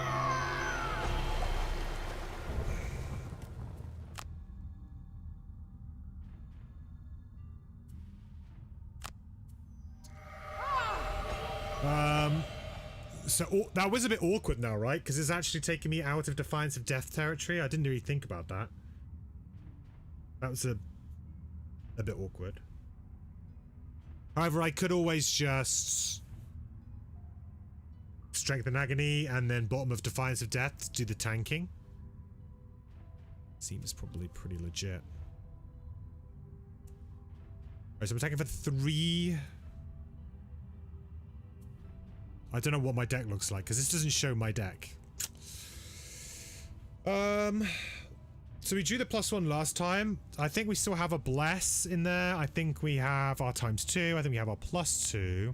I think we're kind of incentivized, like, favored to draw a +1. So this is an attack of 4. So this is 4 plus the Ballad 5.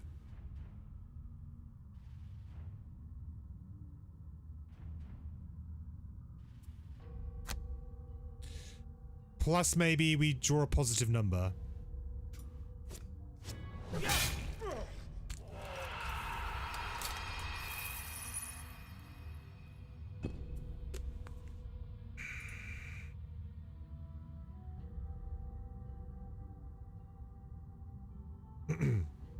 Hit the elite for retaliate damage. True, I could have done that, but that ended up being perfect, right? We killed something. I'm happy with the fact that we killed something. Like, that's the way we got to try and play it this turn, right?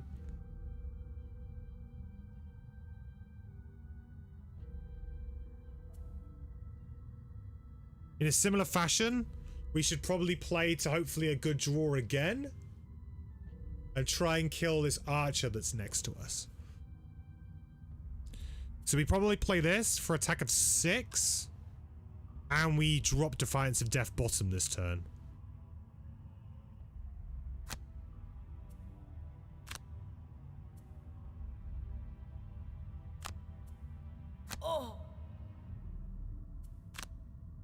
+1, baby. Didn't get it.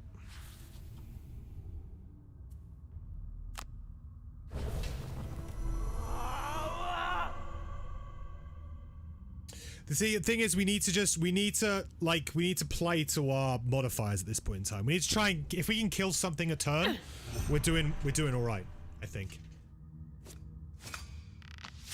Good, keep tanking. Not so good. That means we get no charges out of the retaliate. That really blowed, actually. Next turn we have to deal with this elite.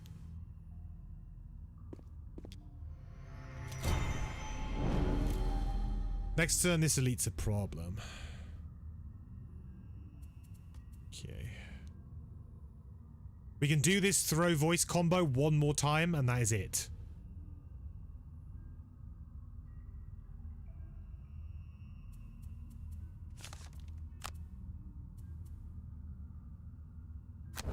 However, 44 is not a nice initiative to be on.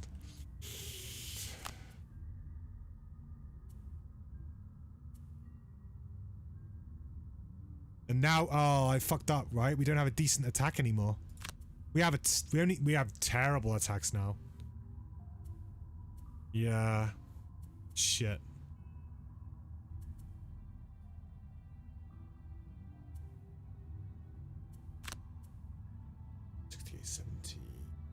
Okay. Okay. This is doable. This is very doable.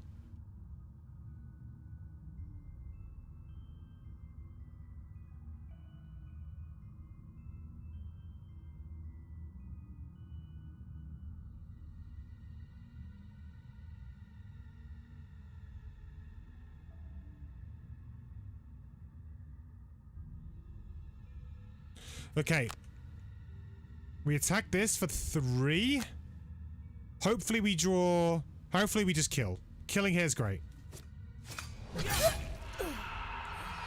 Perfect. Now I can move here. Can heal. We can throw voice here, and I can defensive ditty, which is going to stop him from taking an attack from the city archer.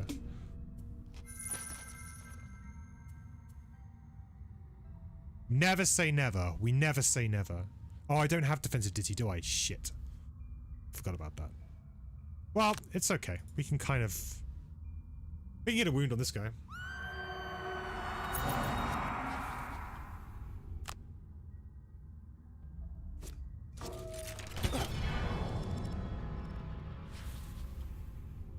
Okay. We're making a good run of it. I'm sorry, but we're making a good run of it. I only need to dodge this guy for 3 more turns. Instead of 4 more turns, right? That's easy.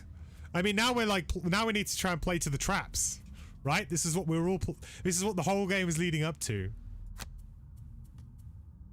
Right, we have 1 character.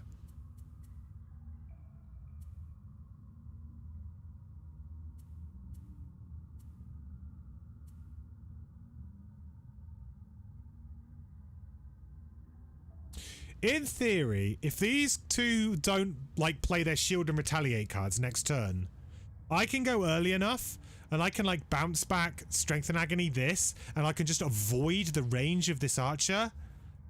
We at least sort of phase another turn. I also have Defiance and Death, so I can kind of just go for it a little bit. We need that. That is our best card right now. Absolutely our best card right now. I don't think we have enough cards though. No, we don't have enough cards. Yeah, this is an L. This is a definite L. So attacking for 4 onto shield. 2, we control the +1.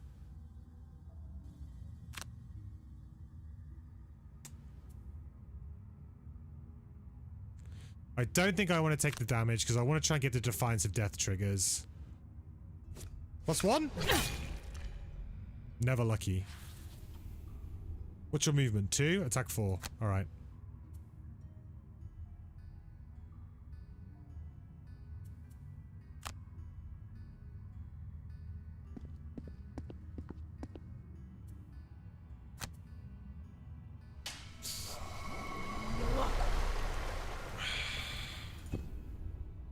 We came fairly close, right? Considering how things were going, we actually ended up turning this around to not being too bad. We're going to end up having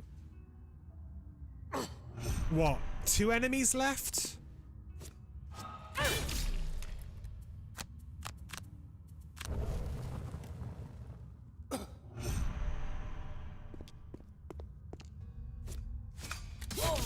Oh, I fucked up. I should have gone there.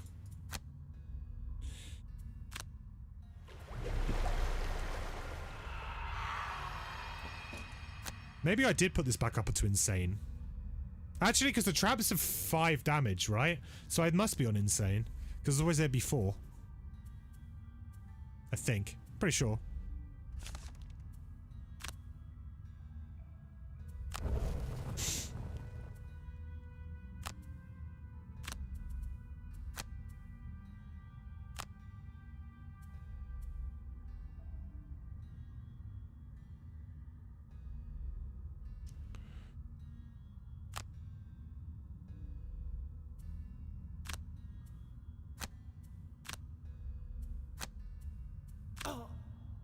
Let's get the full value out of it, right?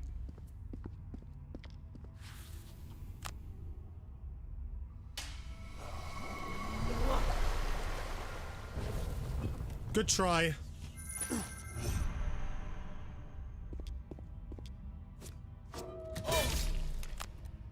We still have one more charge of this, I think.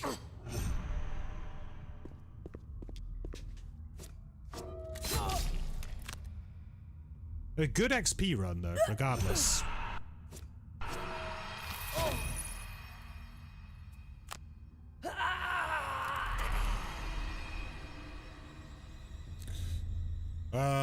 Okay. Well, we got the inflict wound 20 times. That was good. Consumed all elements. Pierce 30 points of shield. I don't really understand. I think that this achievement is bugged or something, because it just doesn't... Like, we didn't play a single card with the word pierce on it. But if they mean do damage through shield, I think they should remove this word. Pierce, because that makes you feel like you need to play pierce to do it, and that's clearly not the case. Or it's not working as intended. Oof, tough one. How could we play it? Well, it seems simple, but just that those bad few draws that put us a little bit out of whack on our turns the very first time, I think, was enough to just throw us off, right? That just threw us off. So just getting out of that first room really did us in. Let me check and see if I am on insane. I think I am. Yeah, that would be, yeah. 2 levels higher.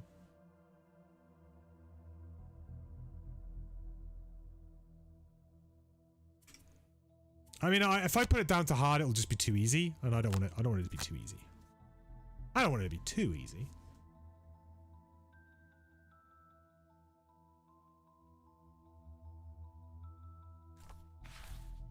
All right.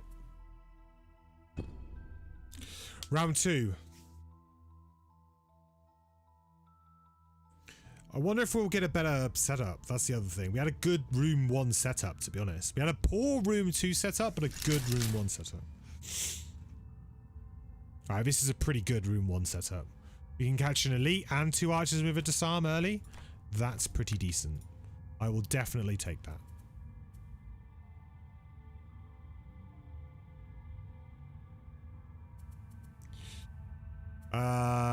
Okay.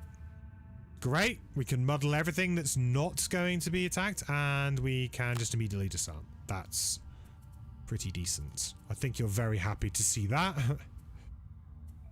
Let's go for a cauterize, and we will go for a numb the pain. We've got 1 enemy on their own as well. It's a retaliate enemy though, so it's not the best for our Berserker. We'll see. It's funny that these classes were introduced in this biome, because this is one of the hardest biomes for this. No, I didn't change my cards at all, Ben. I'm pretty happy with the cards that we have. I think we just got a little bit unlucky.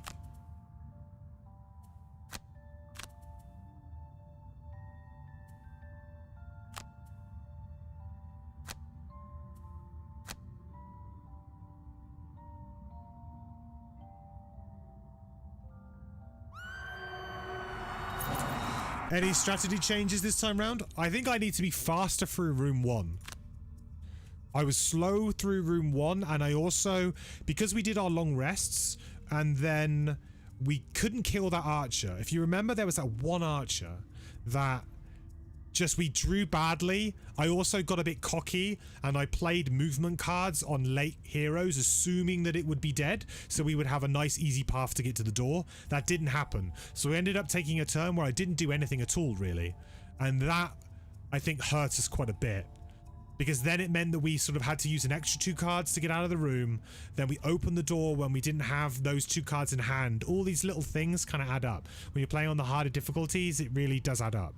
So basically, I need to make sure that I enter room 2 like super clean. Like with, you know, no burn card, like with hardly any burn cards, just in a really good spot. Maybe like with 1 long rest, that would be perfect.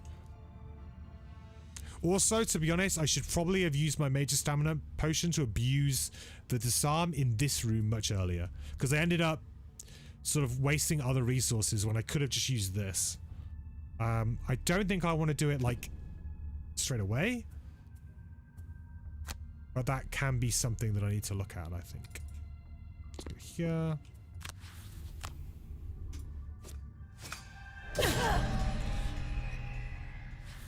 And, you know, try and get, like, our stuns and everything, like, off fairly early, I think is kind of important as well.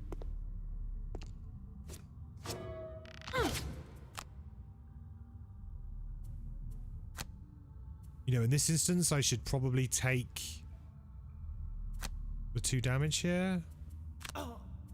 Move here and stun this archer. And then I can do some nice wounding, I think. Yeah, sure.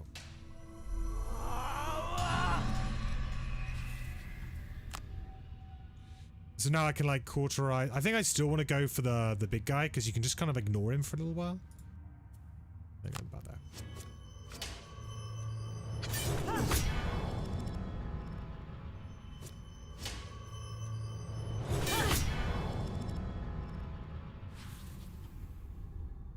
Oh, that's fairly decent.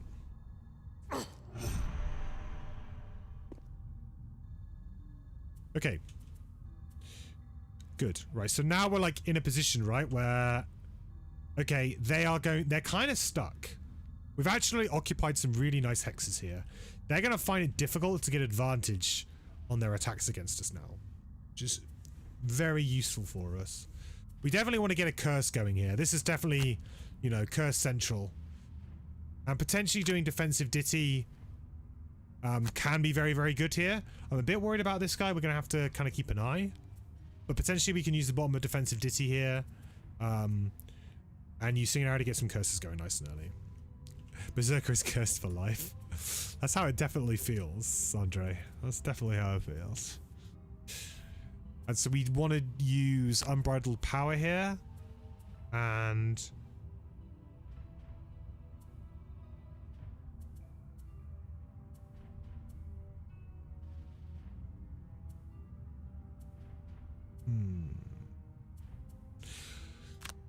I could use From the Brink to do a little push. I mean, the traps aren't really in great positions right now for the push.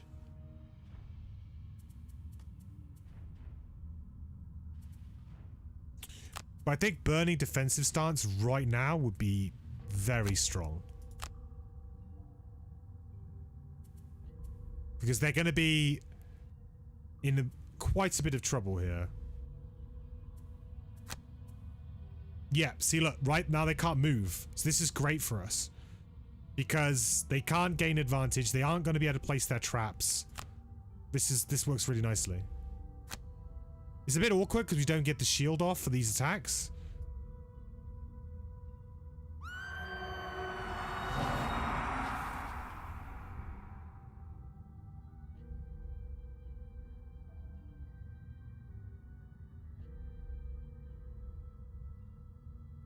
See ya.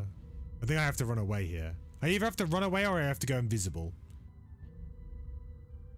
Going invisible this early might be a bit painful, but it does save an attack of 4 by doing so, which I think is probably worth it. Hey Kyle, YouTube, yes, try something new tonight, because I can stream like so like in collaboration with the devs. Like they asked me if I would like to stream on Steam again. I said yes. So today and tomorrow I'm streaming on Steam, but I can't stream. Basically, I can stream. If I stream on Twitch, I have to stream exclusively on Twitch. That's kind of how the agreement works. So if I'm not streaming on Twitch, then I can stream across multiple platforms. So I thought, hey, let's stream on YouTube, right? Why not?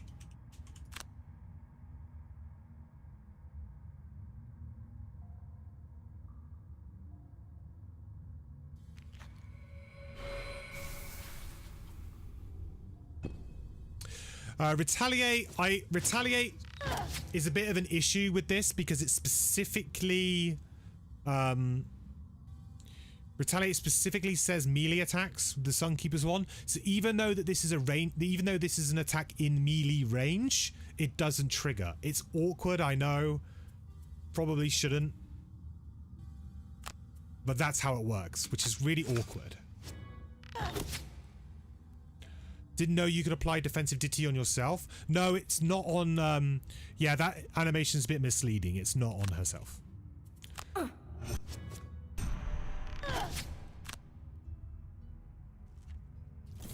Oh, we suddenly got a trap we can use now, though.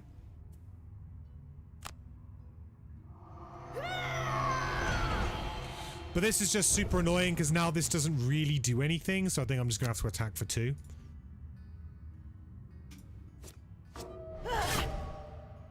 Okay, that didn't do anything either. Super.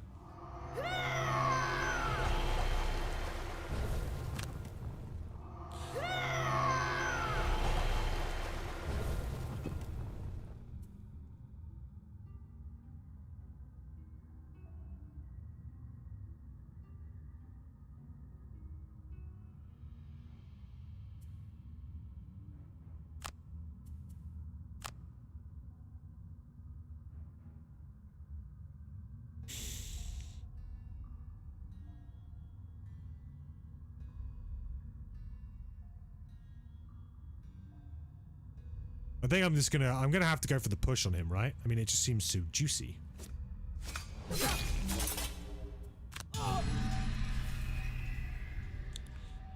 Then I'm just gonna take an attack of 4 here against this guy, and I'm kind of in a shit spot.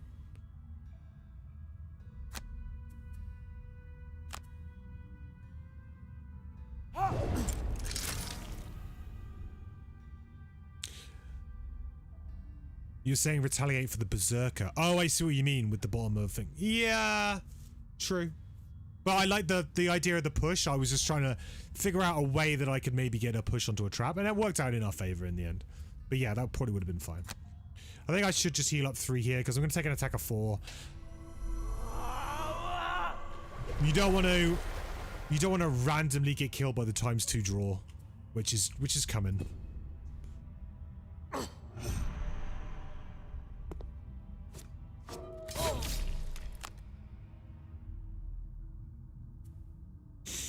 You're getting worried that you've been playing her wrong this whole time. No, it's fine. Like, yeah, the basically just with the Soothsinger, nothing targets herself. Everything is allies, which is, I mean, it's kind of like, I mean, it's fun mechanic. I like it, but I can see why others might not like it.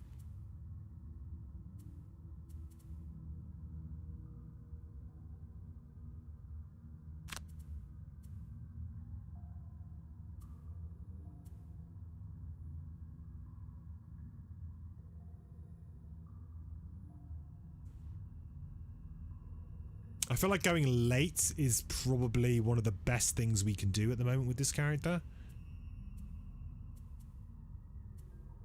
But the problem with that is then we don't really do anything else. Like, I really want to get Wistful Wounding going or something like that. But we should go late with our character here. We should do. Unless we're planning on killing this elite this turn. Which I think we have a chance to kill the elite this turn. But not with Wistful Wounding we don't. We would need to play Power Ballad, I guess. What am I doing here? I mean, I got a nice stun. This doesn't quite get me to Growing Rage. Actually, if I stun this with the Retaliate, it gets me to Growing Rage, and then I can do another attack. So that works out. So that's going to be an attack of 3 against shield 2. I think that merits going early and adding Power Ballad, because there's going to be 2 attacks. 3 attacks if you call, if you count call to action as well. So I think it's worth it. Okay.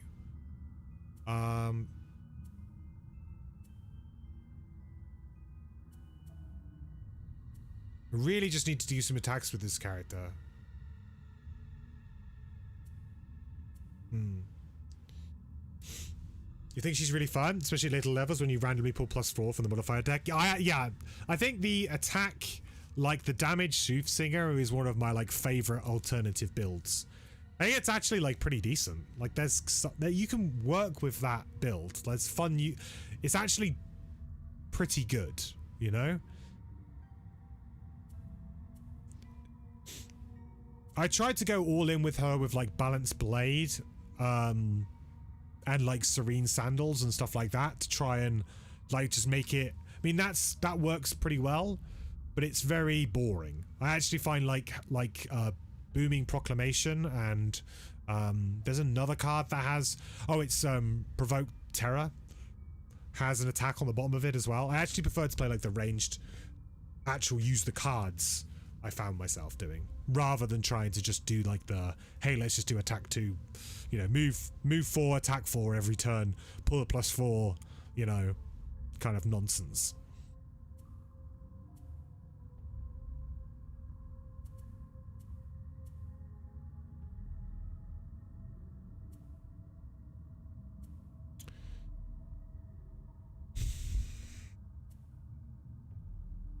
I mean, I could just drop Purifying Aura. It's not going to do anything, like, for a while, though. That's the problem.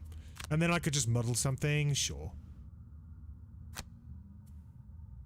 Seems like an absolute fair thing to do. So we put Power Ballad up.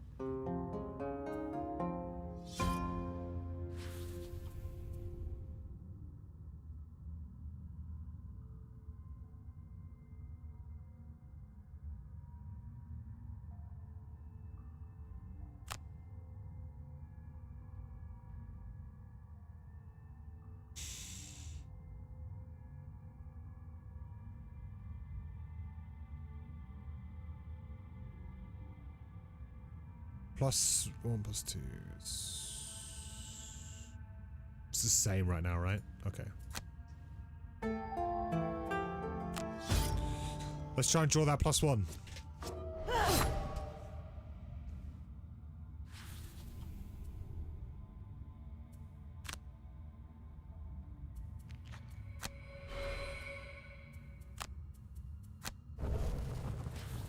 Think we're gonna need that throw voice. Think we're gonna need that throw voice.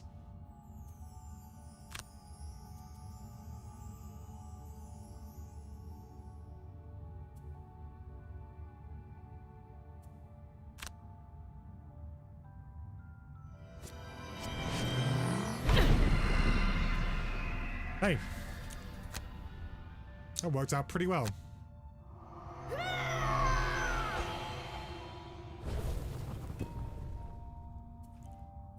Okay, so the idea here was to stun this guy behind me, right?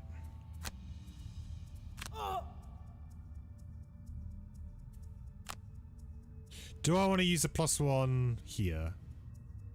I mean, I guess, why not?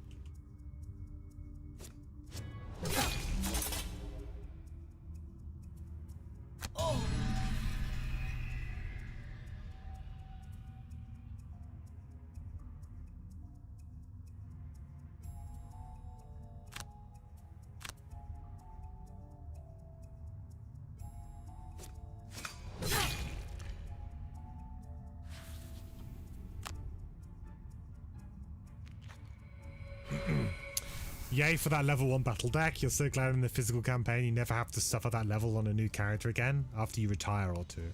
Yeah, that's I mean, that you actually raised like a really good like kind of point there, Umber, because a lot of the time, and I don't know if this ever went into the design process of the game, it may have done, it may not have done, but certainly, like while I was doing my Elementalist guide, one of the most common complaints about the Elementalist is that it's no fun at like level 1.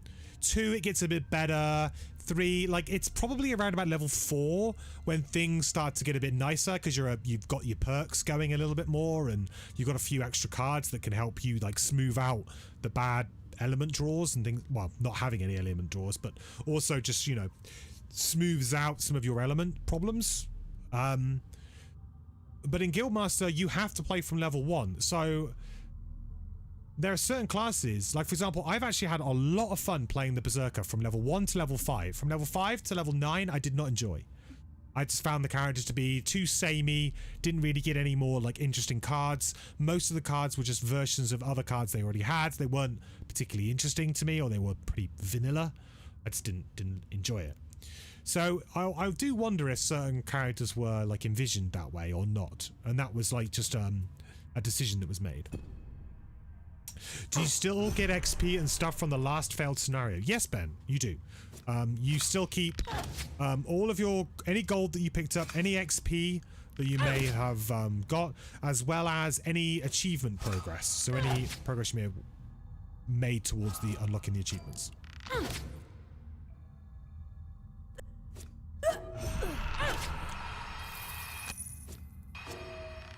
Was that like the best round of draws you could ever get in this game? That was pretty nuts, right? Those draws.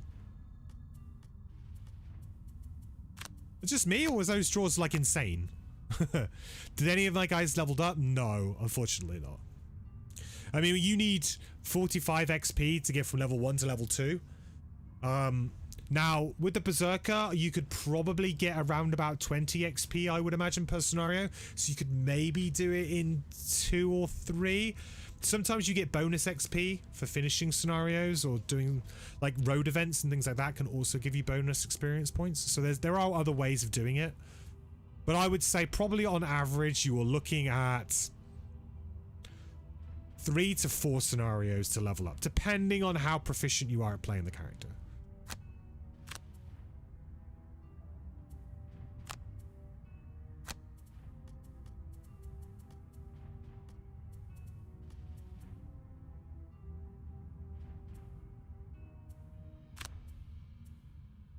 Damn, I am not doing very well, am I, right now with this? Like, I never seem to have an attack that's worth doing. An attack of 3 here?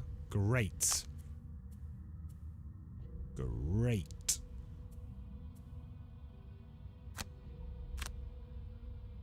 I don't want to go too late, because I've got an opportunity to kill this guy before he acts.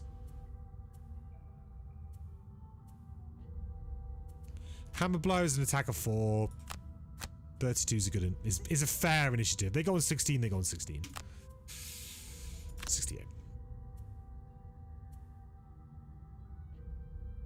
Actually, I might just disarm these two. Maybe that's a better play. What are they doing?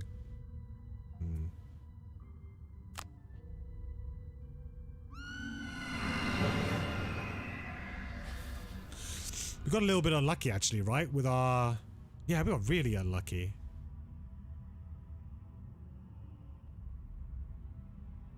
With our initiative, because 31... I mean, I suppose these guys do generally act quite late. Moving 2. That does put us in a bit of a problem. I need to kill this guy and move away.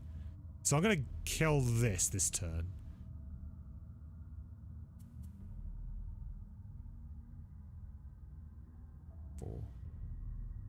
I feel like we still disarm these two.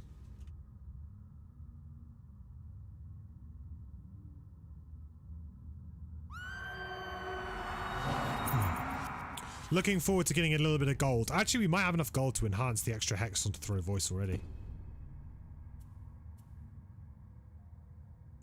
Alright, please. Please die.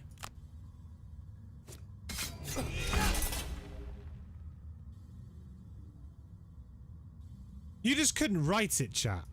You could not write it with this character.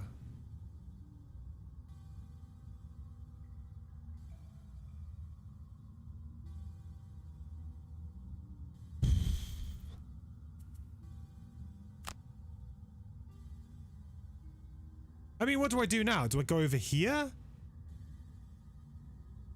That's super annoying. That really screws us.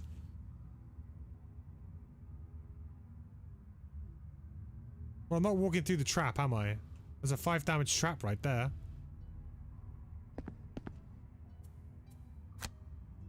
Wow.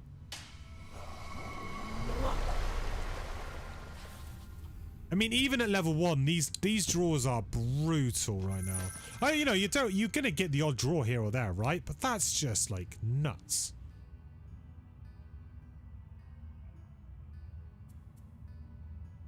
Well, I can only move 1 because of my defensive size, unless I do this and attack for more than that. Suiting is gonna take a hit here anyway. Not much I can do about it.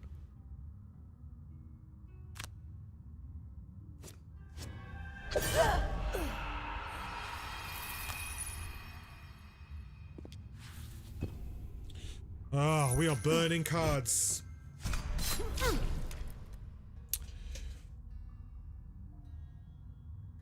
That Berserker looks like he took his meditative lessons a bit too well. I meant to stop him fighting in town. He forgot how to fight outside too. It is actually a lady.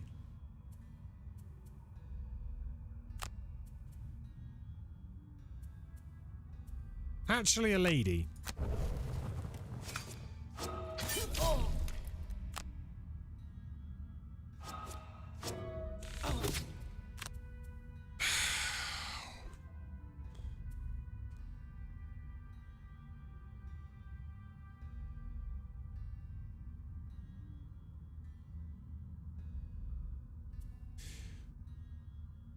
This is like one of the hardest choices of 2 cards to drop. Because Resolute Stand is like our... It's supposed to be kind of like our kill anything card, really. Like, just be able to go in and kill something pretty instantaneously.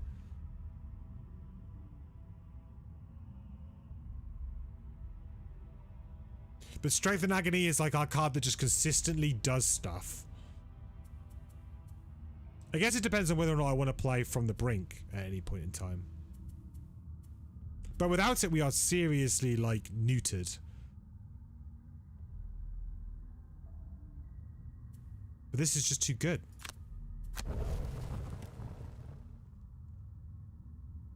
Alright, well...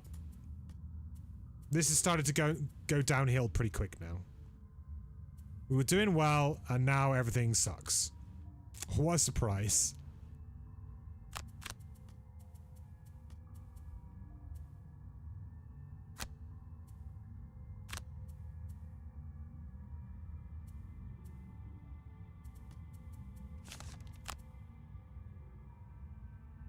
Sure.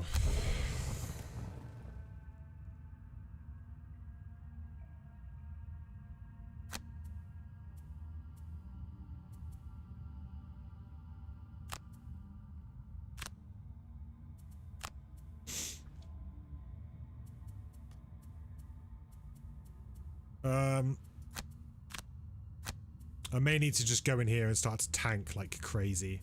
This is the problem with the Berserker. This is the problem that I have with the Berserker, is that she wants to go so early all the time, and she just gets herself into positions that are kind of like the Scoundrel in a way, I guess.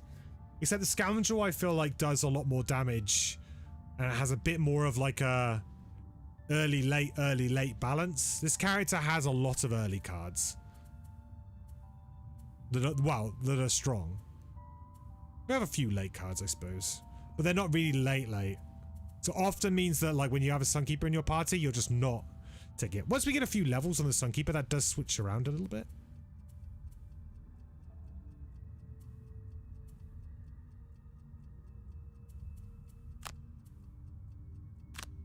Okay.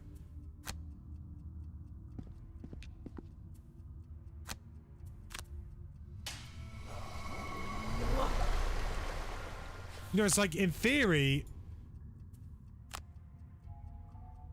Good draw, please. Yes. This is how this character should be every time. This is what we expect.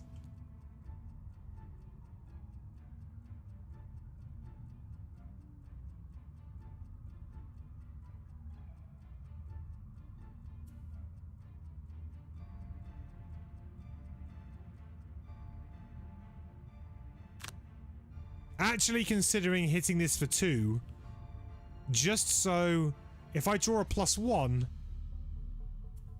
it goes to 1 and then dies to its wound, versus it getting to do an attack of 4 at range 2 and I have nothing I can do about it.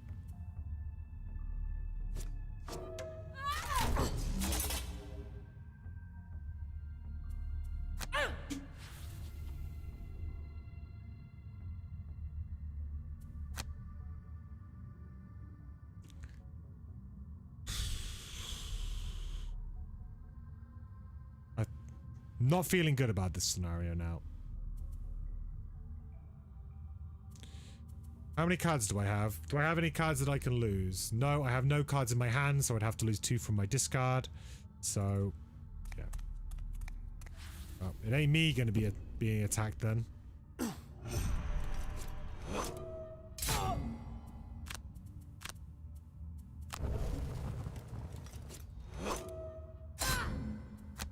It's a lot of burn cards. That's a lot of burn cards.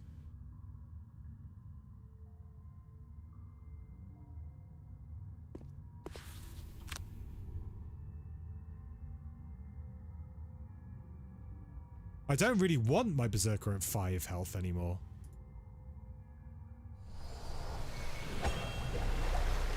Because I don't have any of my... I don't have strength in agony anymore.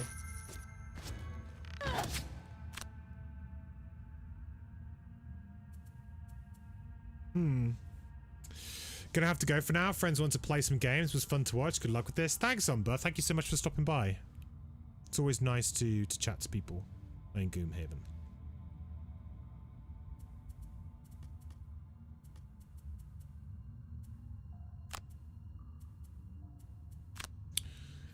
Okay.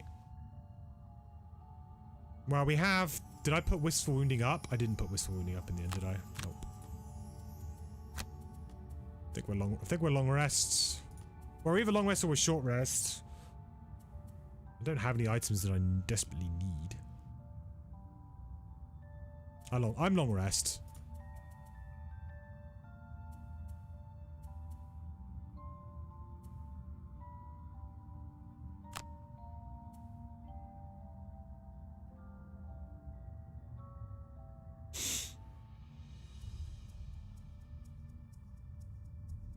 I can push this archer into here, which is pretty good. That means I just need to go early enough with...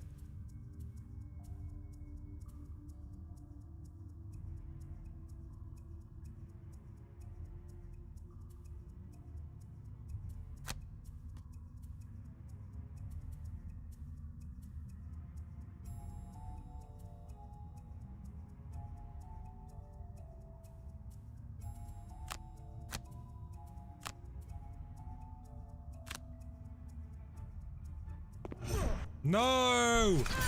See, like, that's one of the most annoying things as well. Is, like, rules ambiguities there. Because he could have gone there or there, like, the game just randomly chooses. I definitely would not have chosen to have that character go there. At all. Definitely would have chosen there. Heavily benefited me, him being there. Target 2? Oh, okay. Abandoned. Let's try again.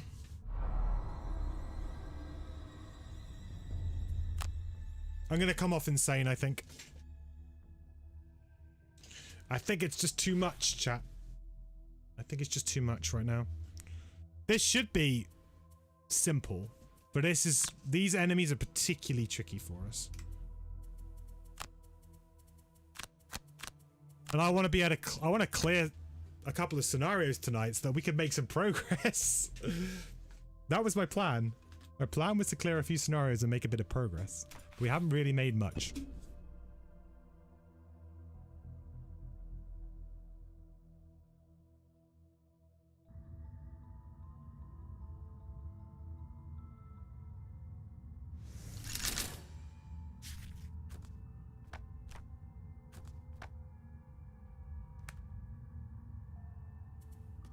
Right.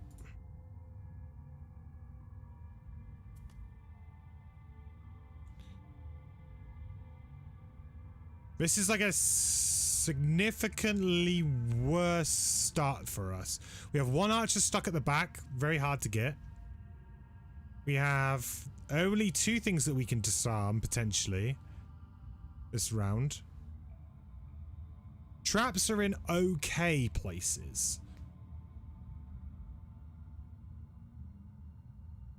But this is not what I would say is a very good start.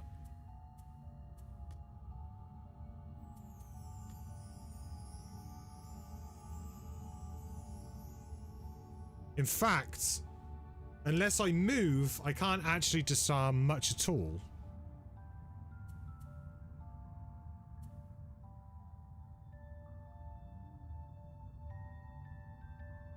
I can maybe disarm these 2.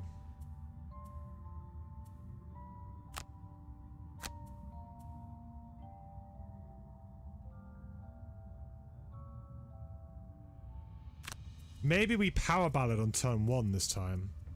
Maybe we power ballad, defensive ditty, like protect our Sunkeeper. Then we play like defensive stance, cautious advance, turn 1. And then we go cauterize, like growing rage, just to go super late. I mean, I do like the idea of doing a stun, but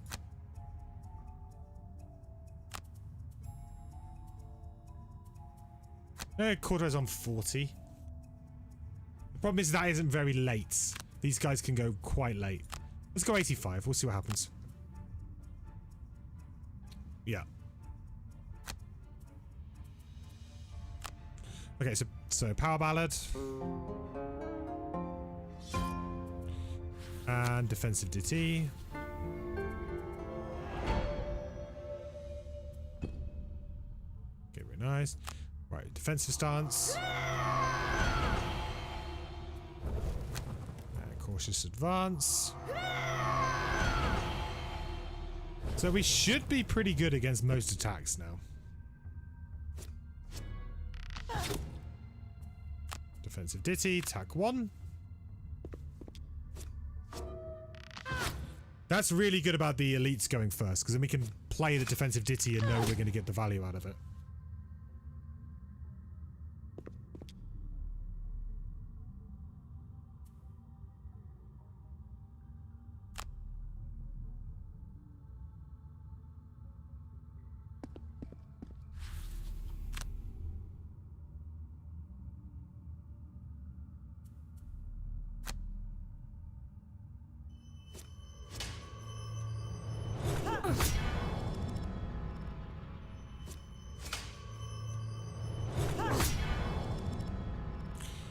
Get some wounding going nice and early. Okay, good. Right. Perfect. I think this is a good start. This is a very good start. We can actually stun 2 things now this turn. Use Unbridled Power and we can use Numb the Pain Bomb. Which I think is what we're going to try and do. Don't mind using Tactical Order and Holy Strike to stun something else potentially. And the music note can now go for the throw voice play pretty comfortably, I think.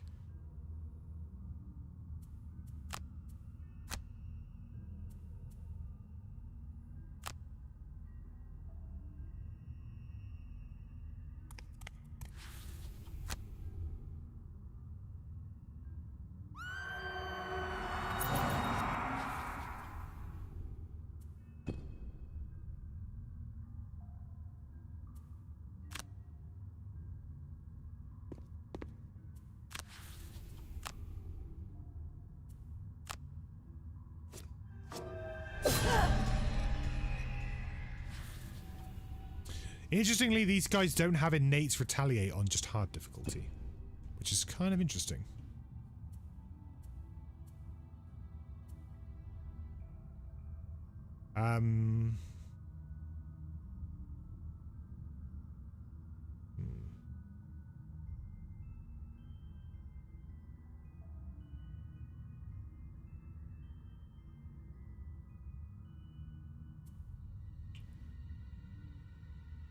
don't think I've sequenced this perfectly. If I had jumped, this would be great. I could jump in here and stun this.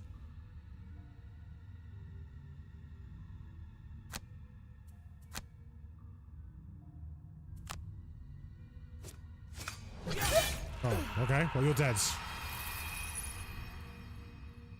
Actually quite... Well, the disarm doesn't do anything, right? Because they're not attacking. They're not moving, so...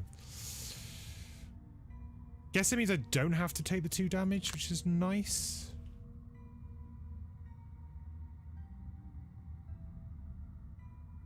I am going to take an attack of 4 here.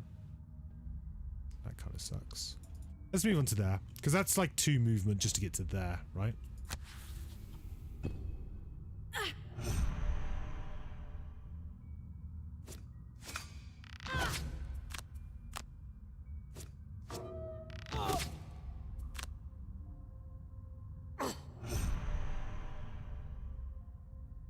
Okay, so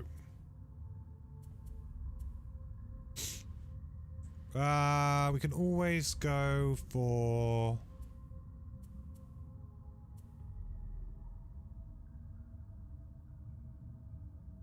don't have a light, right?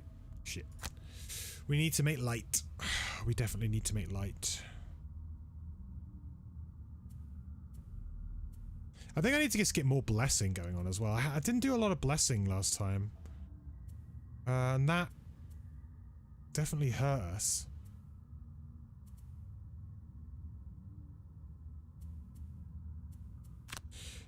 I think Glorious Bolt is a nice, decent attack. It muddles and we get a heal off. That kind of works out quite nicely. Can maybe muddle this guy at the back. Okay. So this is definitely like a strength in agony. Let's try and go to town.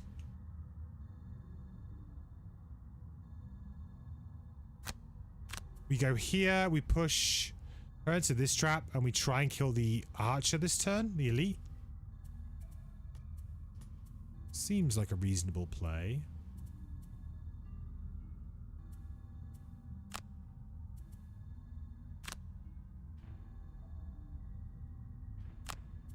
And potentially if we draw a +1 with the Soothsinger, we can actually kill this on the trap.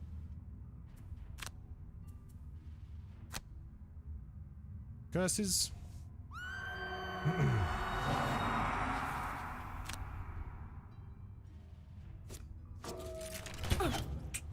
No good.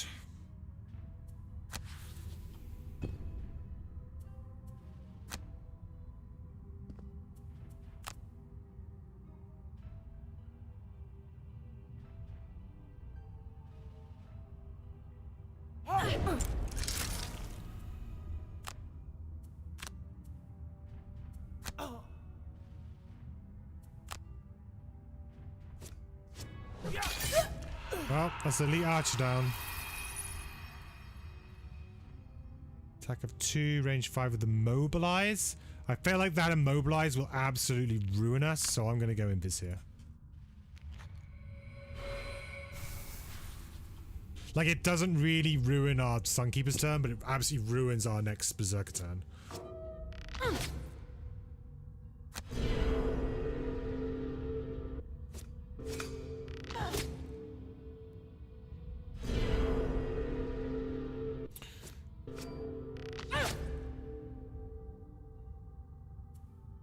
Okay.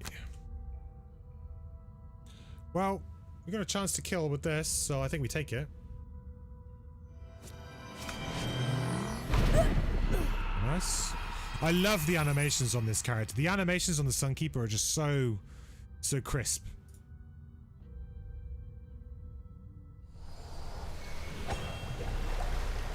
Then we're trying to get ourselves a little bit low with the Berserker now. Like, we're trying to get to the Defiance of Death attacks on this guy, I think. Right? We're trying to get here. We can't quite do it. I didn't quite do this quite correctly because we could have done Strength and Agony and then Defiance of Death, potentially. But yeah, we can basically do Dazing Wound over here to stun this, which is very good. Now we'll take us, we'll go up to 6, and then we'll go down to 4, which is perfect. Then we just Defiance of Death and hopefully kill this next turn. Now that I have that, that allows me to do a nice hammer blow.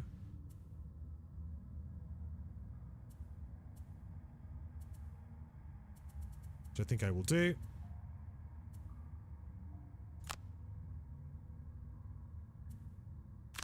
I might just start, you know, getting ready to bless things. I need to start getting the blesses up on the Berserker.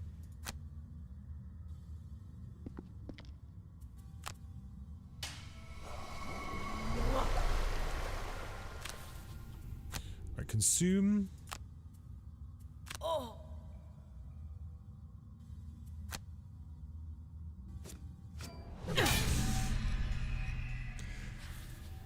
Oh look, there's another one of those.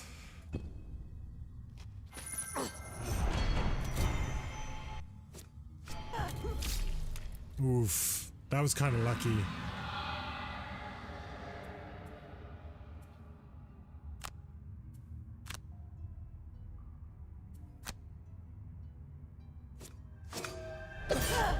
These guys not having the innate retaliate is a huge deal.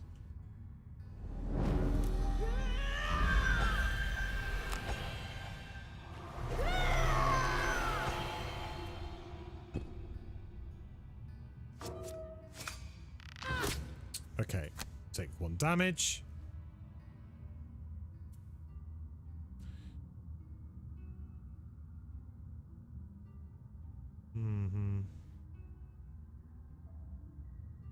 Holding off that spot really well, huh? Oh, I'm immobilized?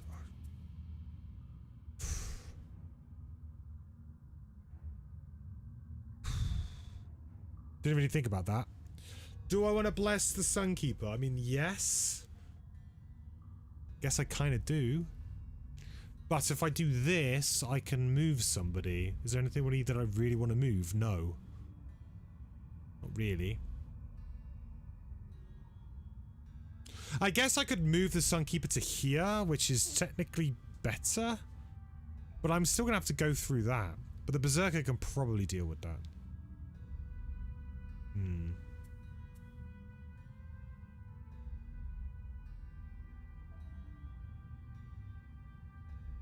Okay, let's do this.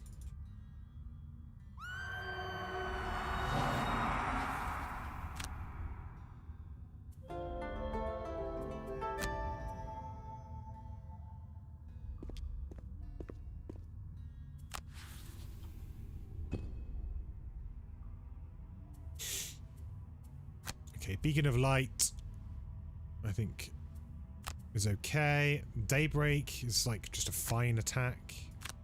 Powering Command. It's unlikely that we get... Well, we can't unpowering Command at all. We just do this and this. And...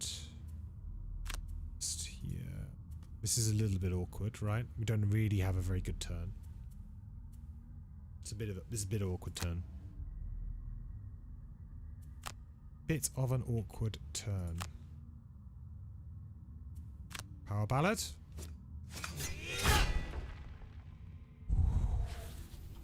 I swear they're just trying to do me in.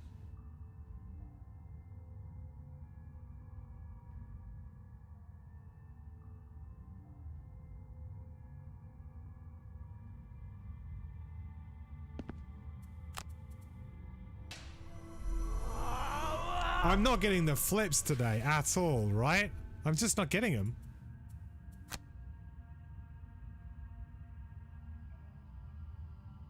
Heal up.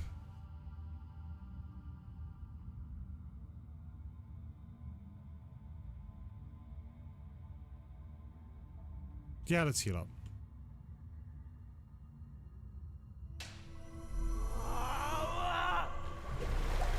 We're gonna get hit now, you know, for 2. We may as well heal.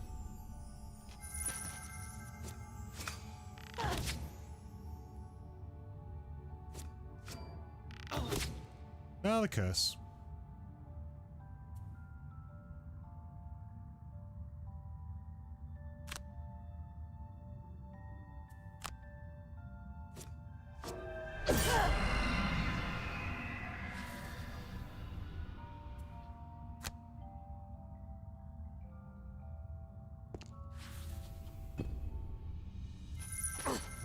getting that gold. At least we've freed up that spot now.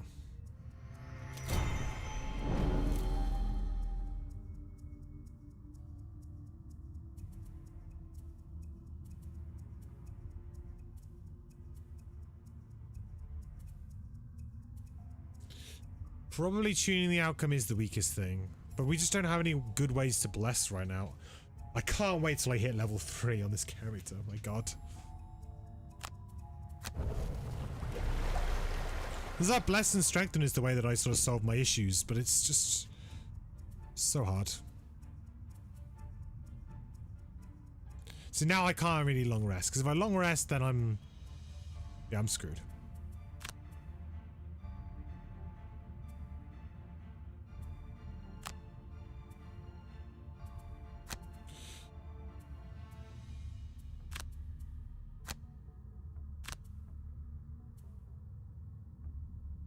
Again, I could try and draw a +1 with this. Throw voice on that. I mean, that does it. In that case, I think I can long rest on everyone. 16's pretty early too. Alright, we just need things to go our way a little bit. +1. +2. We'll take it.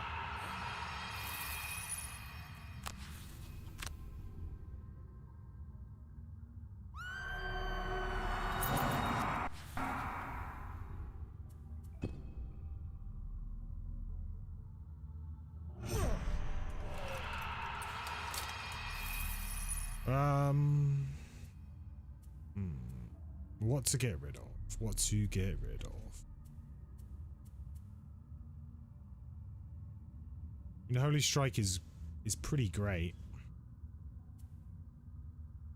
Daybreak is the weakest thing in here. I mean, the bless is... We've just decided we're not blessing now, though. That's it. Blesses are over.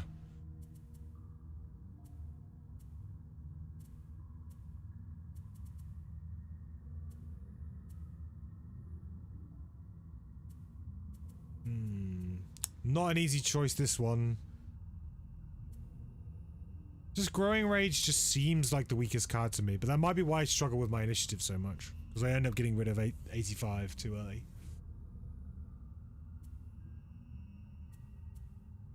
You could argue that Unbridled Power is a lot of setup, but attack 4 with stun is very good. And we can consistently hit it. Strength and Agony is also just excellent. I suppose Numb the Pain is probably the weakest, but it does give us the double stun percentage. Chance. Or turn, sorry. So, we have that. From the Brink is just a push 1 for us most of the time, and the top is something that we're doing in a pinch. But it's not something we really want to do. I think I might just have to get rid of From the Brink. And just play a bit safer. But without push, some of these enemies are going to be very difficult.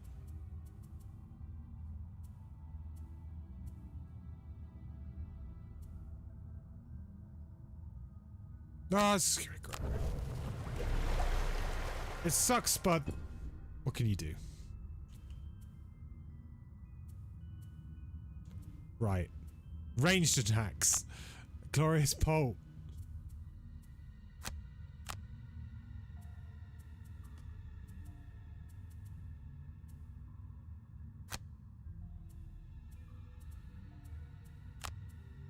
Two, 3, 4, 5, 6. Yeah, I think I can get there. Just about. It's kind of tricky though. Well, there's the strengthen. I just need to make sure that I do that consistently, right?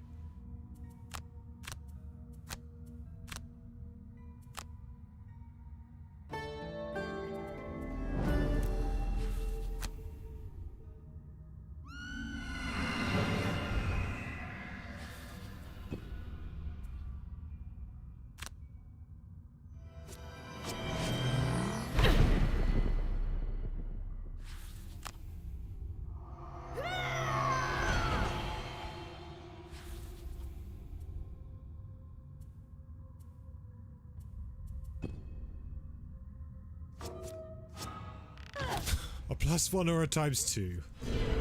Nice.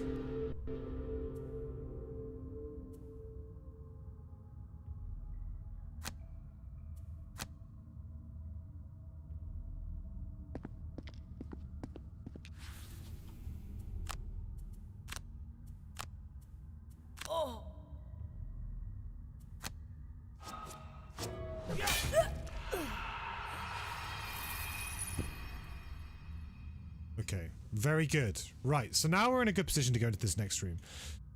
It shouldn't be as bad as the other one. The actual narrowness of this room really helps us a lot compared to the last time. Like, so the last one we had was just awful, right? It was really, really bad because it was very wide, lots of things at the back. It was very difficult. How do I like this party composition overall? I think it's a very strong party composition. Like, I mean, like, the music note is just generally very good. It buys time. Our major weakness right now is AoE damage of any type, right? Which we can address with the Berserker a little bit later on. That can be addressed, but that is our major weakness right now, is that we don't have any kind of like, you know, trample Warhammer, unstable upheaval Warhammer, you know, or even just like simple things like just having like a spell weaver, right? Just being able to like fire orbs with piercing bow, some stuff, you know, just like general things. I feel like we're missing that AoE, just let's deal with a few enemies in a turn, you know? We don't really have a turn where I can say, you know, we play these two cards and we immediately kind of get the upper hand on the scenario. We don't have anything like that. We have to play the game very fairly, which means we're having to like maximize our stuns, make sure our positioning is good, you know? There's lots of little things we have to do.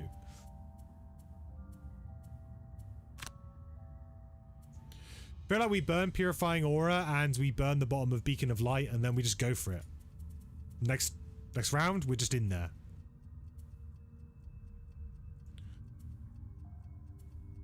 Do I have a decent move? Yeah, I have 1, 2, 3. That gets me there. Do I have something I want to play on the top? Not really. I suppose I'm okay to go. Actually, I can heal 1 for 1. That's fine.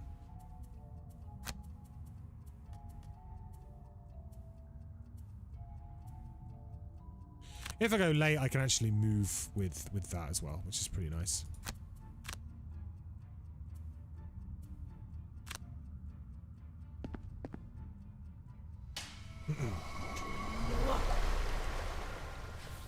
I do think that it'll get to a point. 37. I think we'll get to a point with this party comp in which the game just becomes. I mean, like with most party comps, there does come a point when the game becomes too easy, but I think it will come sooner rather than later with this particular comp. As soon as the soothsinger and the music note, as soon as she gets going, as soon as we get like the heal 1 at the beginning of all of our turns, I think it's, you know, it's GG.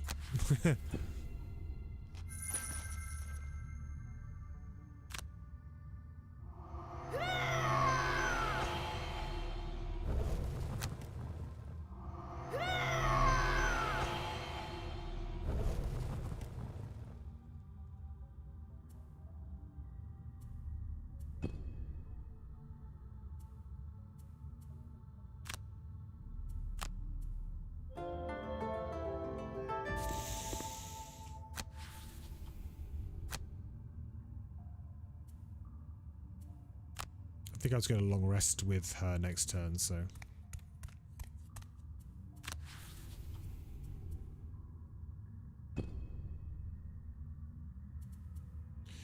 Right.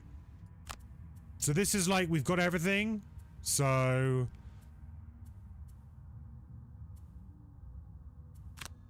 We got everything burnt, right? We're very all in now at this point in time. This might be a bit too much, we'll see.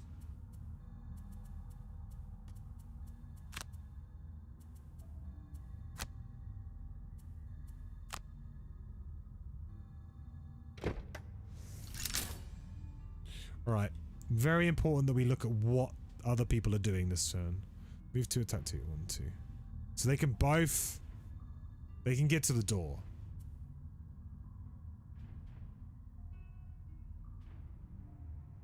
There's several traps there. If I use my boots, I could get up here, which is quite nice. Question in there that these guys have range 5, move 1. 1, 2, 3, 4, 5. 1, 2, 3. Maybe advantageous here to drop back onto this gold, play around line of sight rules.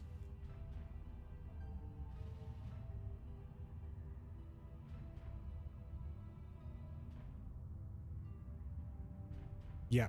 I think we're going to take too much damage from archers. This way we only take a hit from the city guard. I think we go here.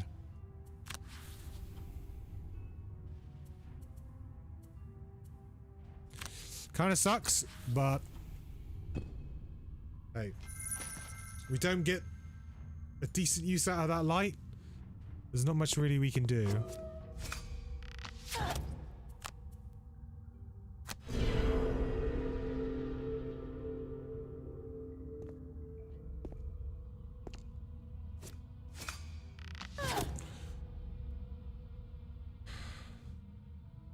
It's like that funky line of sight again. It doesn't. It looks like that shouldn't have line of sight, but this one corner gets it. Okay. Oh, you got to be kidding me. Well, that's annoying.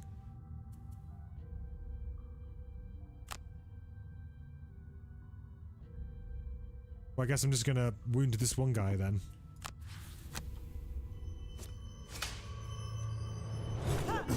It's definitely not worth me taking damage just to get a wound off up here. Taking a big attack of 3 for that. That ain't worth it. Some good traps there. I'm eyeing them up.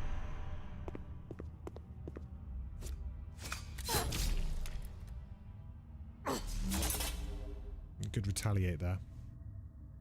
The fact that we can't move this round is very sucky. Very, very sucky indeed. I'll probably get rid of marching beat now. Considering it's only a 2-room scenario, I think everything else is going to be much more beneficial for us. I mean, we don't have a lot here, do we? Really?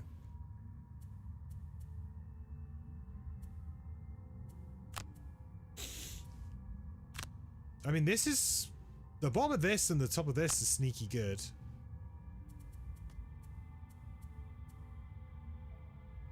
What am I on? 8? I can attack for 4 with a stun. I definitely don't want to be the focus here.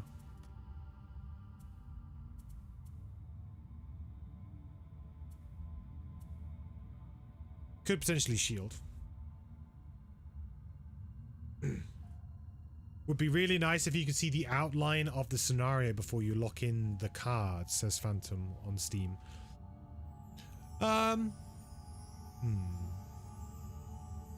Yeah, that's interesting, right? Because I know that there's like different house rules, right? Some people like to play with the hidden rooms, so you know, you don't look at what's behind each door. So in order to do that in vanilla, you need the app, I guess, or one of you set it up, don't tell the other 2 players or something, I don't know, and just keep that information secret if somebody else has set the scenario up for you. But it was interesting because I think Gripe was talking about this the other day, and I thought it was an interesting topic to talk about, because he was talking about how the game is balanced in the sense that you know what you're going into. And people who are playing the game not knowing that, you know, trying to reveal the rooms, which is, by the way that I prefer to play, you are imbalancing the game in certain ways. You're kind of already, you are disregarding certain cards, right? Because, I mean, and he raises a really good point, because what's the point of sideboard cards if you never know when to sideboard them in?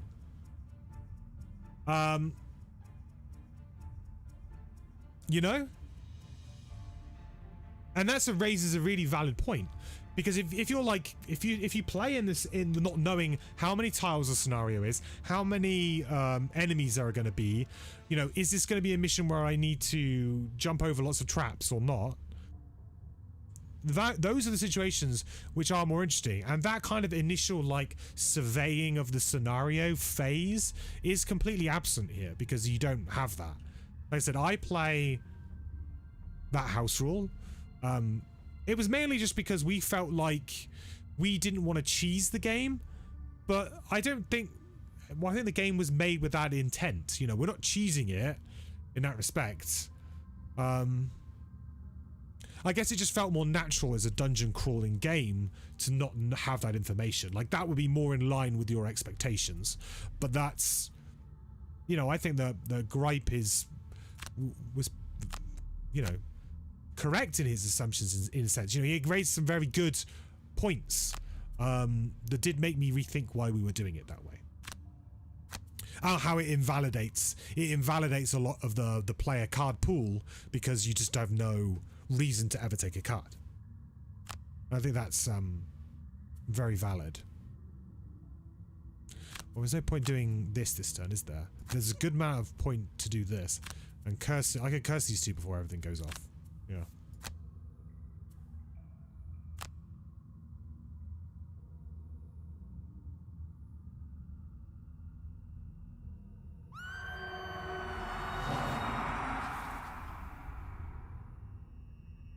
Oh, they don't have range, right? One, two, three.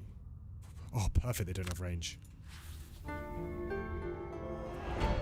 Although the guards are going next, so they're actually going to attack my poor Soothsinger. That initiative did not work out well. Bare minimum is number of rooms and trips/hazards. So you think just like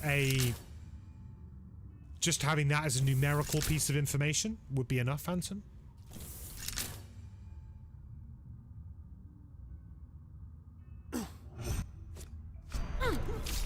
Oh, the curse coming up trumps.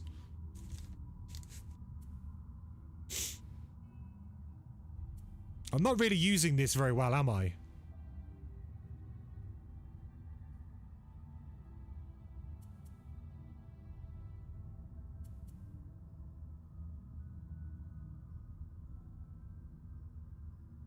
I mean, I really wanted to use the bottom of this, but maybe I don't now. I mean, I have to abuse this. This is such an amazing power. Yeah, look at this. I didn't even pay attention, but I knew I was running a little bit low. But this is like crazy good now. We definitely get strengthening pain back. Numb the pain's good. And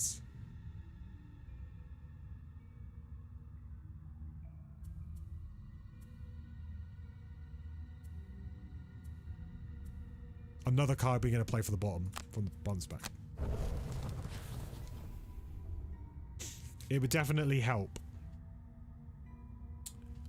Yes. And I'll tell you what they could do, right? And this would be a really simple thing to do in digital, is they could just have a little tab on the mission screen, and you can click it and it would reveal. So if you wanted that information, you could get it. If you didn't want it, you didn't have to take it. And therefore, you get best of both worlds.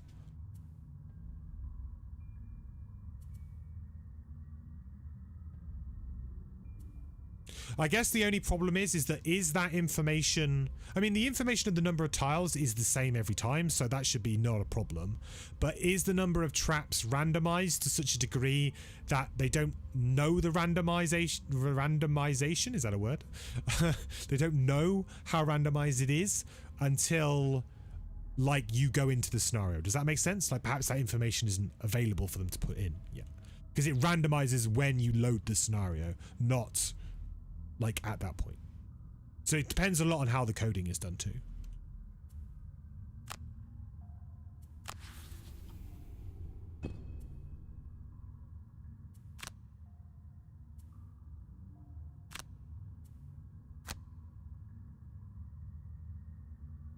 If I kill this guy, then this elite will get a go and will attack my poor little Soothsinger. Kind of sucks.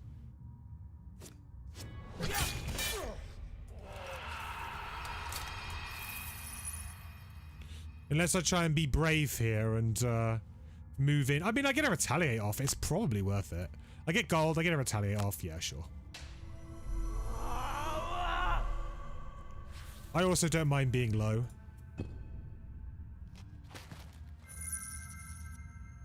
I didn't check what their movement was, though. Oh, no, right? That was the end of the round. Ugh. Dumb. Okay. I'm stupid. I forgot I was last there. I just assumed I wasn't last.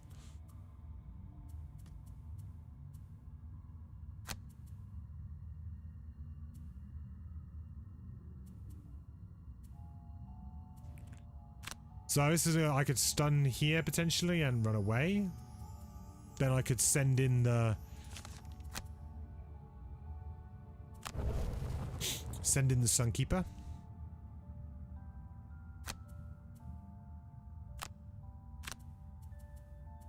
Seems pretty good to me.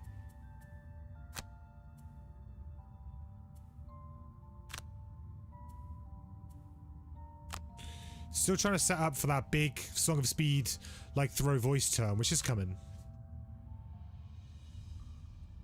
It is definitely coming. Whoa, whoa, whoa. What did I do here? Did I choose the wrong 2 cards? Oh, what? Well, that was dumb, wasn't it?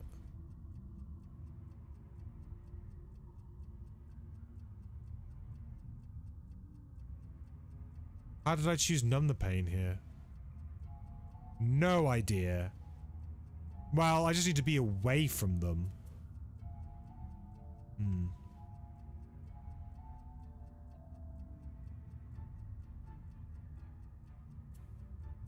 I could go invisible this turn.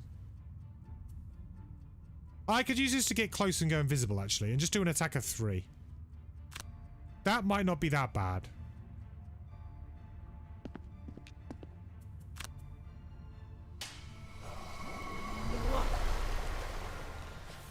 We can salvage this turn that I've clearly botched.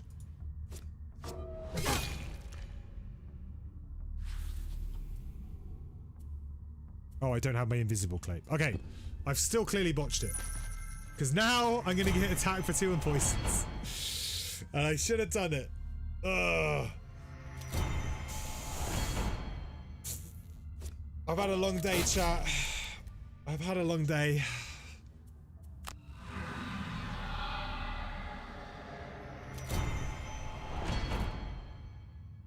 I've had a long day. You have to just excuse me.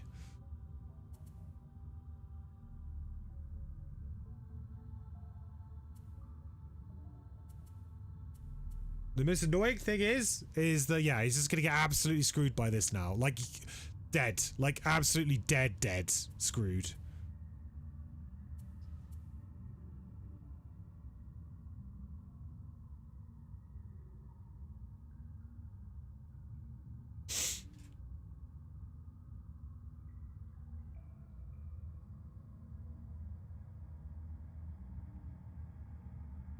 What's a good sequence of turns here?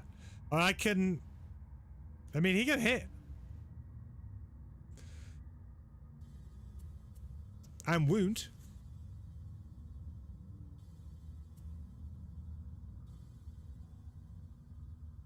I think that's better than just attacking for 1 on just some dumb thing.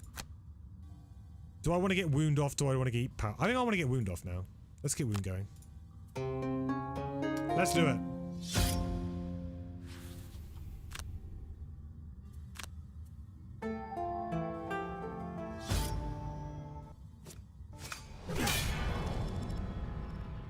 Okay, great job.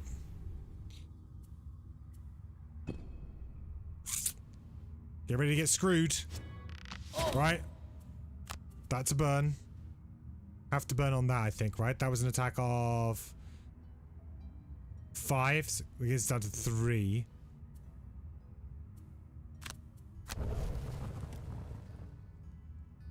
If I manage to screw this all up again.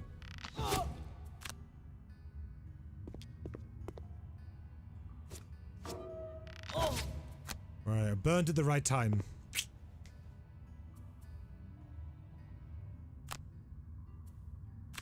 Right, I need to just get stuck in there so that The Berserker is not the focus, like, ever again.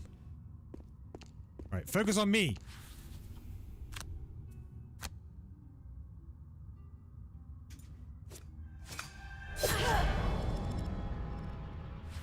Nice, so that's one dealt with.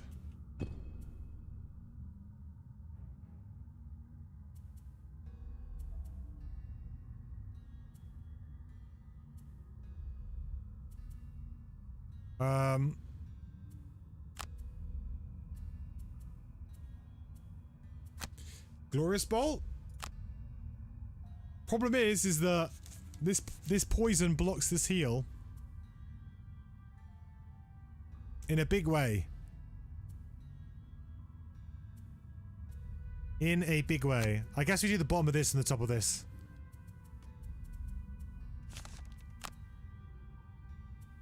Oh, that's so good. We need that.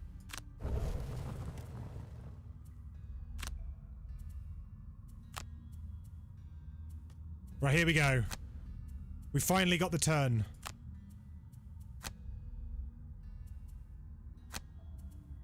Go!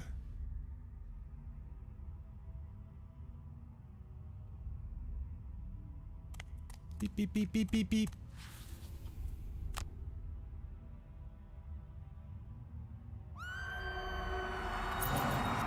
Okay, now this is all we do for the rest of the game. We play these two cards. Alright? It's all good. I mean, I could go on 9 with the defensive ditty, to be fair. Rather than the muddle. I mean... It's probably better for them. The muddle's probably better. We can mix it up next turn, maybe.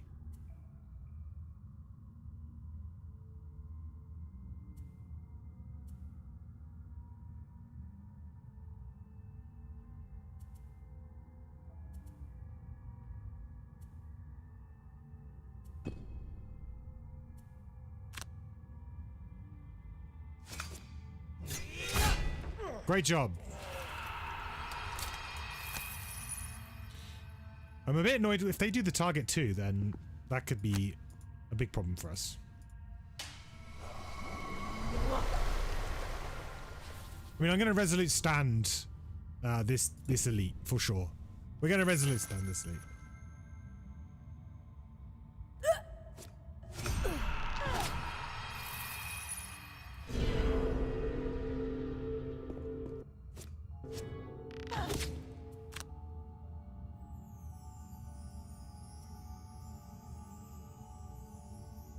I don't think I want to burn stuff too much right now, though.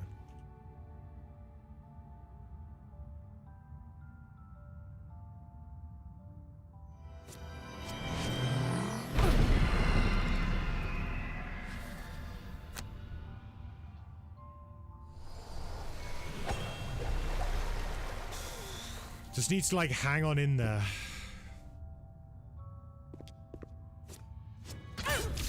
That's fine. We'll go invisible on the next turn. Should be fine.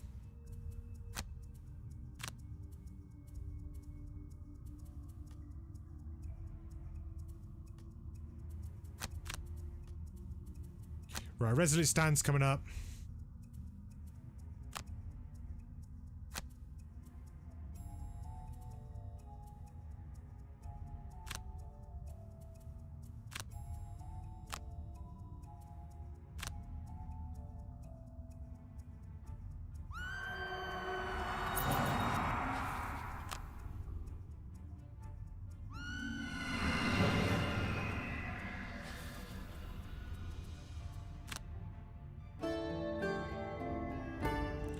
Let's get back that major stamina potion. Use it. I think I'll go for defensive ditty next time. I think it might be better. And then... It is. I mean, hopefully this guy's dead, but I'm not taking anything for granted here.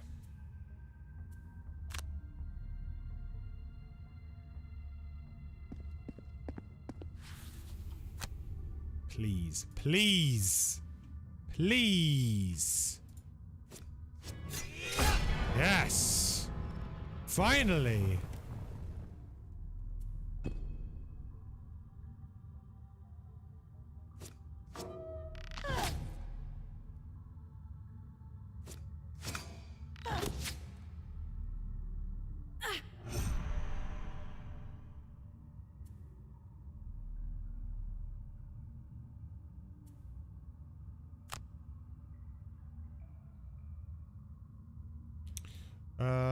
Right, it's done.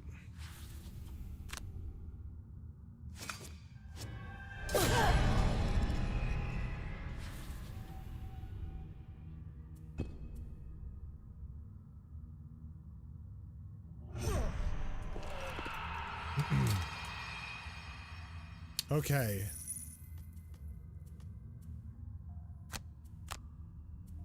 Alright.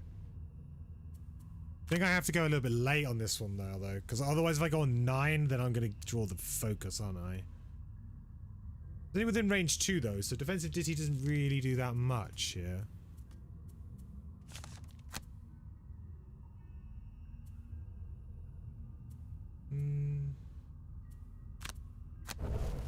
I actually quite like that card. I think that card's got potential.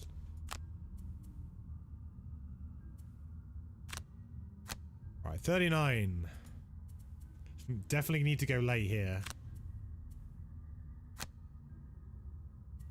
I don't have any way to heal myself up either. It's not good. This isn't a good look.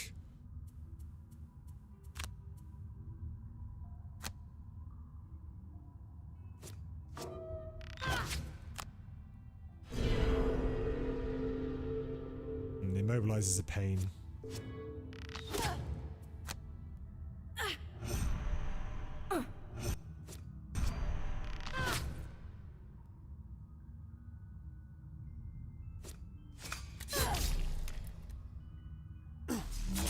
Get that retaliate going. Okay.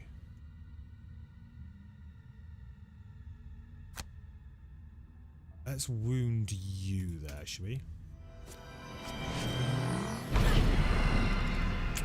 Should have done the hammer blow first.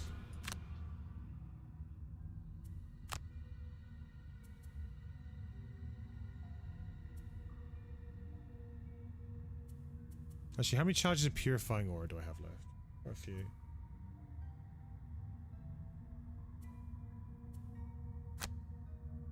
Let's do it.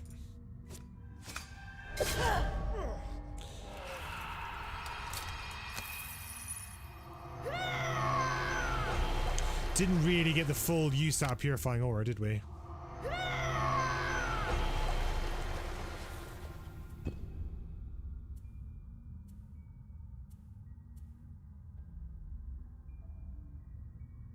Yeah, an ideal situation. We actually want to disarm these two at the back now. That's what we need to do. Here. Disarm these two. Because then literally just we need to just deal with this elite and this standard, and it's all good.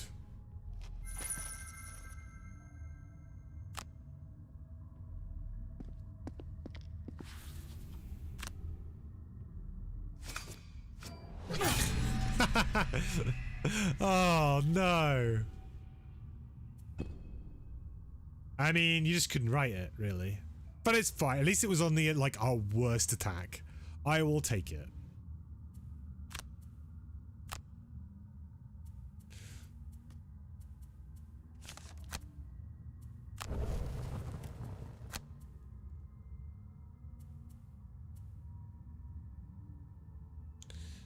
I mean, I don't really have much more to do here, except for, like, Defiance of Death this.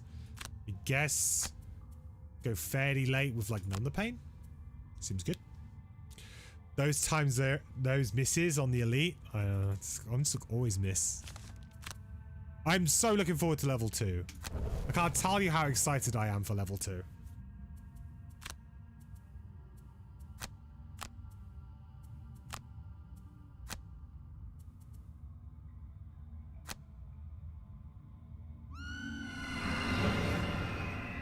Look out! I'm very close to level 2 on the Soothsinger, actually. In fact, I will do it. Because we're just getting 1 XP every round, right?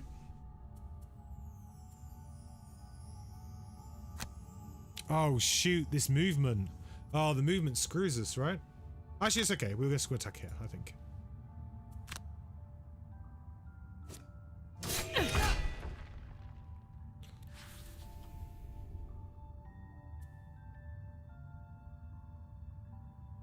Is my XP calculating correctly? Did it flash up an XP there, guys, or not? I didn't notice it. Definitely should have got an XP there.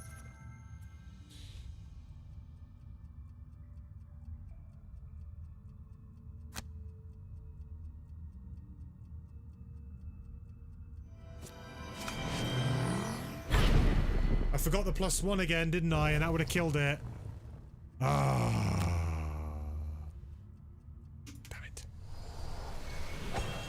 Why did I start over from my level 9 playthrough? Because, well, 2 reasons really. Like, the first one is that I have to play on the core release of the game for these streams. So for the Steam sort of like sponsored streams, if you like, that the devs like asked me if I would like to stream on Steam. They want me to stream on the current release of the game because that's what most people are going to be playing with, right?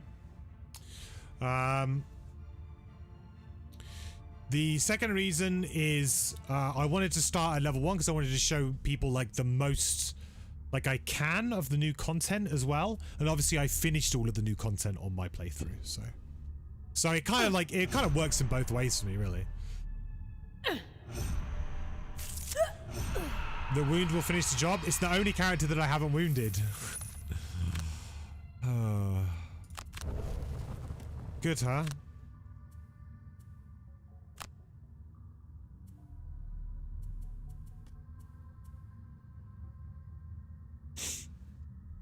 You appreciate it. You feel level 1 to 3 are the toughest character. Yeah, absolutely. Level, I 100% agree.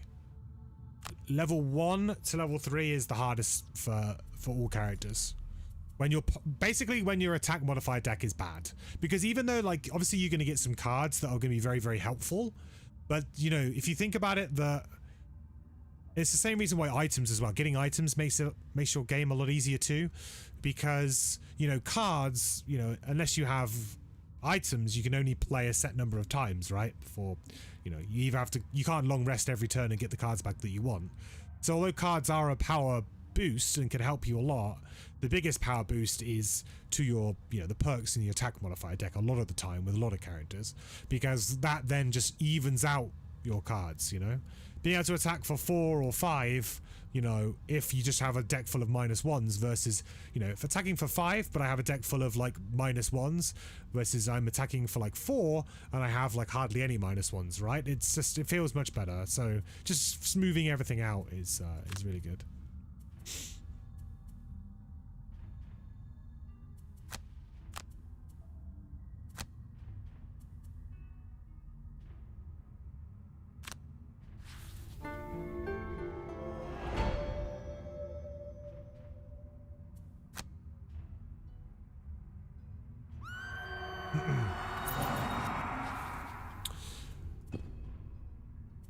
Yeah, I mean, for me, the game becomes significantly less fun.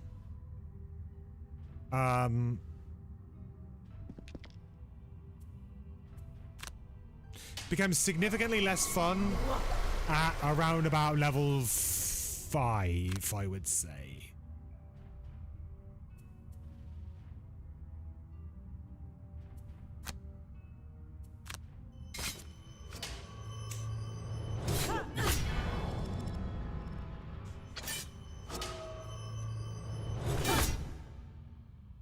Nice. I mean, like, we only needed the wound there, guys. It's fine.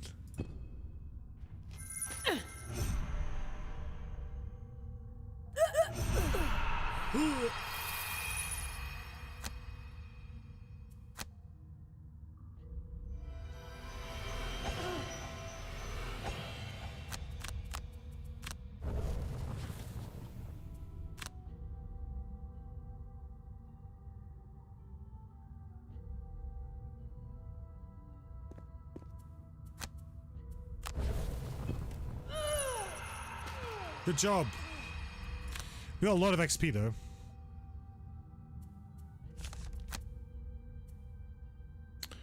That's fine.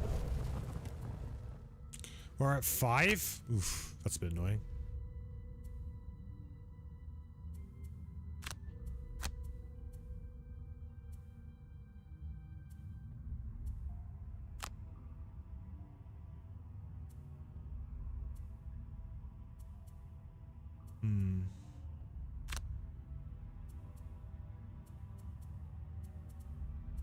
I mean, I can get another 2 XP, which seems okay.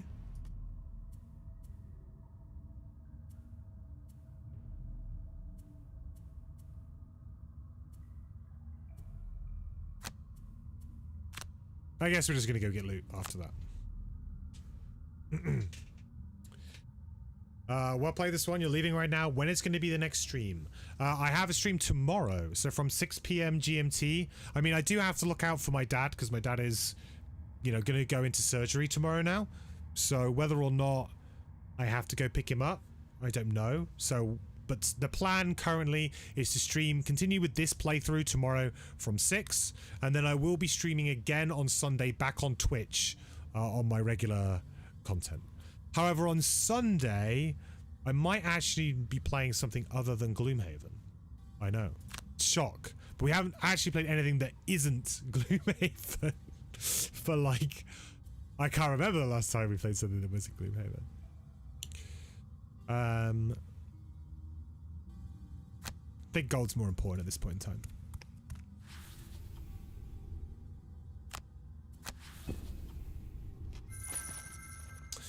But we may like just have some fun, play like something, play something silly.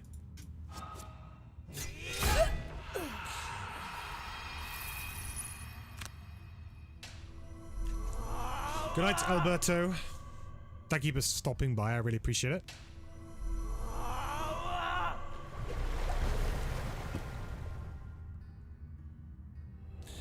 Any clues to what we might be playing Sunday? Okay, so I have a backlog of stuff fire lemming to play.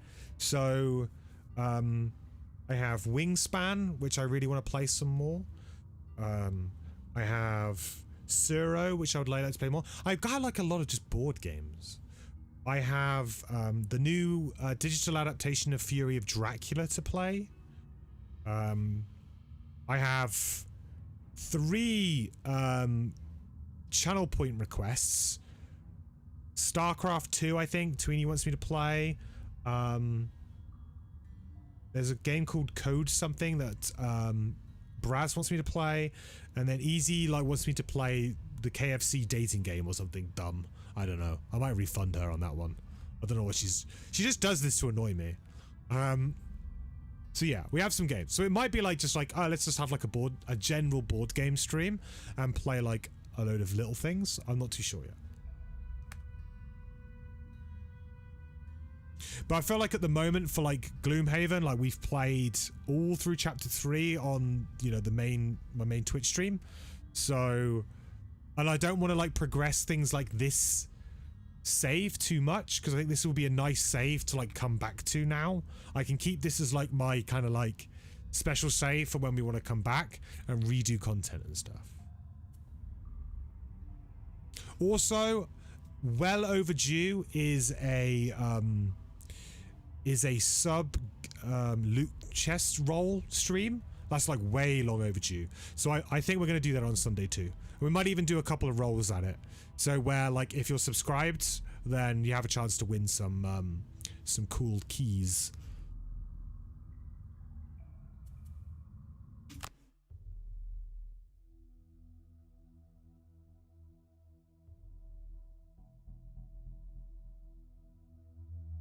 Okay, boost speed, 5 XP. Nice.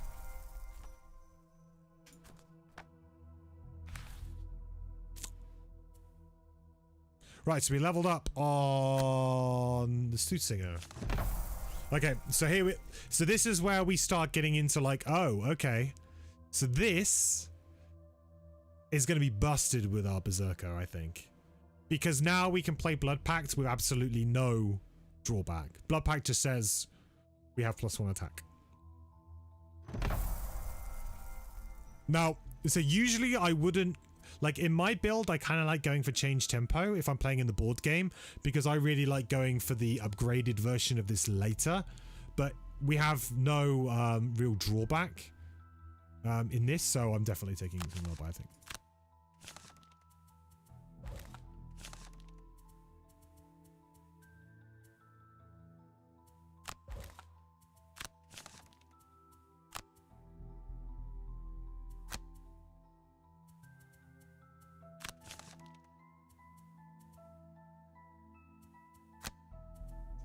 Okay.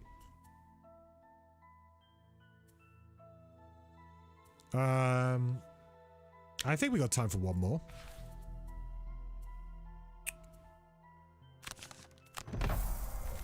Yeah, let's play another one. Plus, it would be really nice if we can get to level 2 on everybody today, I think.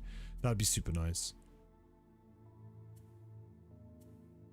We'll need to change around a few of our cards.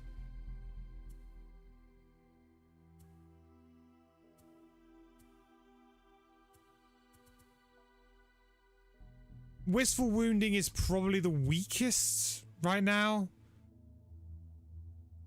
because we don't have any big AoEs, so we can't just like play it and then immediately kind of get back off of it. So I think we can get rid of this and go for Soothing Lullaby instead. That also means now that I can change out... Right, get out of here, Growing Rage. We're going Blood Pact. That does mean that our latest initiative now is 67, so I need to be careful. But I do like playing this way. We should look for enhancements as well, because we've got a fair bit of gold and we should be looking to do some enhancements. So adding another area onto Throw Voice, very good. We can buy that. Then the next one I would really like to do is add another target onto this, but that's a hell of a lot of gold. So we'll stick without that for now. Right, so now we've got like a really nice turn of just going like Blood Pact, Cauterize, turn 1. And it's just like, sweet. Oh, do we smash the shrine and take the gold? And then we just get cursed, muddled, and whatever for turn 1. I can take that. One curse? Ah. It's not like curses ever screw us, right?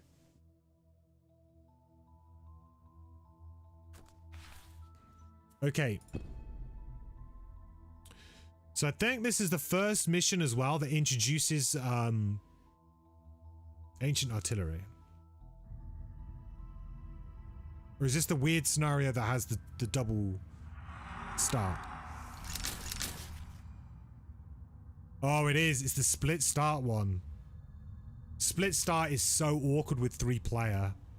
Very, very awkward with 3-player. So the idea of this one is that we need to basically go in and we need to kill the Ancient Artillery that's in here, and then we just need to get out. So we need to get... this is the exit. X. So there's a few problems that this has with 3-player. Obviously being that we have to now split the party. Not great at all. The other thing is, like, if we don't have any decent movement on a particular character, then they struggle a lot. So what we would need to do is we probably need to designate one character to just run. And considering that this is the exit hex,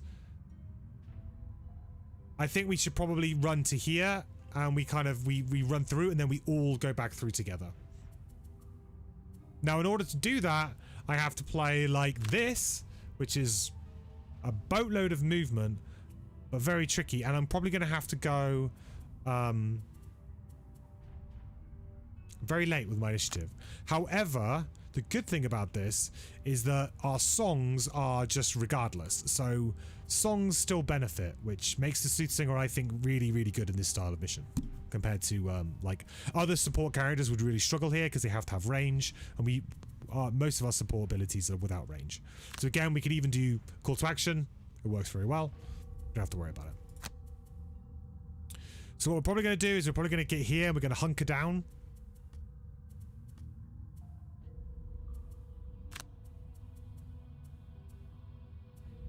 We don't want to play defensive stance too early here as well.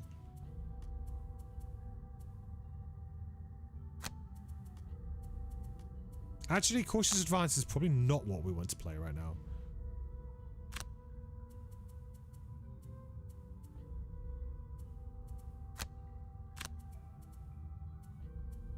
We actually could just do a move 2 and we could get like, yeah, I could move 2, go Holy Strike there. We can disarm all of these. Question is though, what song do I want to get up early? I think Soothing Lullaby is going to be a very important one to get up early.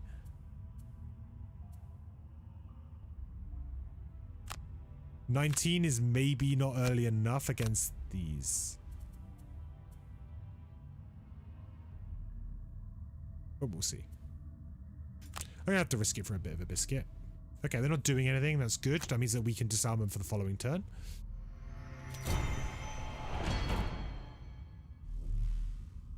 Next turn we have a very simple like play.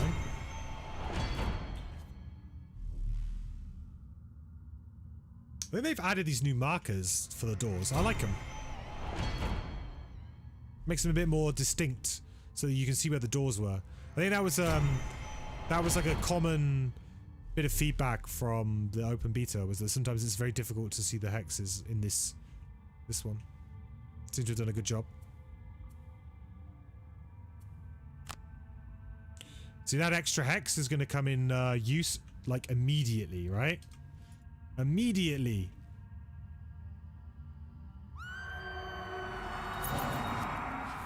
It's too good, chat. You have to do it.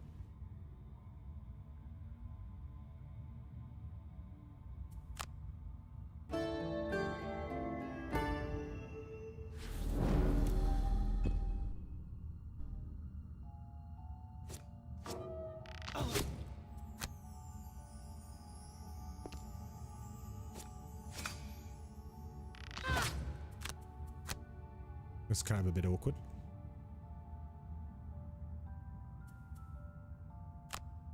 Okay. So I can move 4, 5, 6, 7, 8, 9. I can move 9, which is pretty good. Now I could try and like cauterize these guys, but I think that might be a bit like too in depth.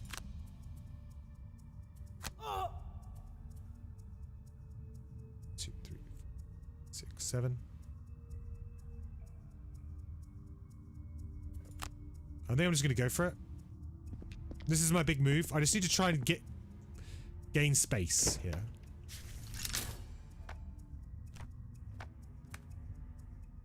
This is all just about creating space.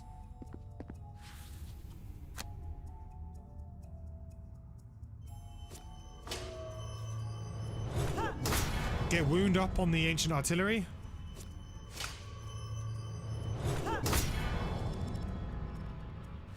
Or if these next level stats. Strats. These next level strats. This is how you do it.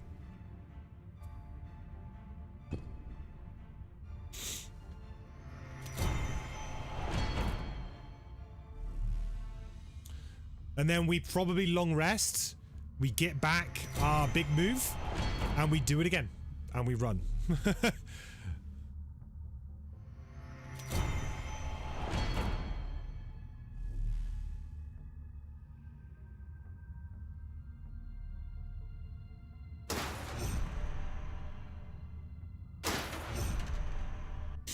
Didn't know that you could make, you know, artillery bleed, but apparently you can.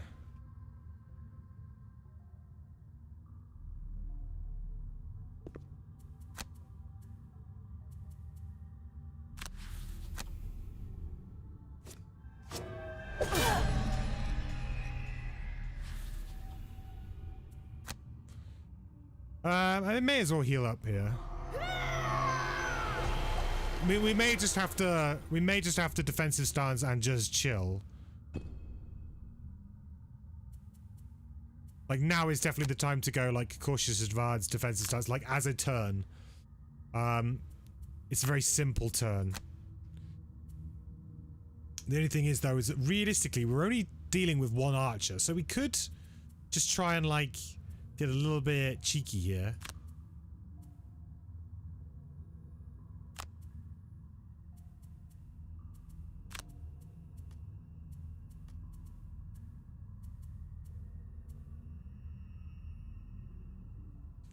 Don't want a soothing lullaby quite yet.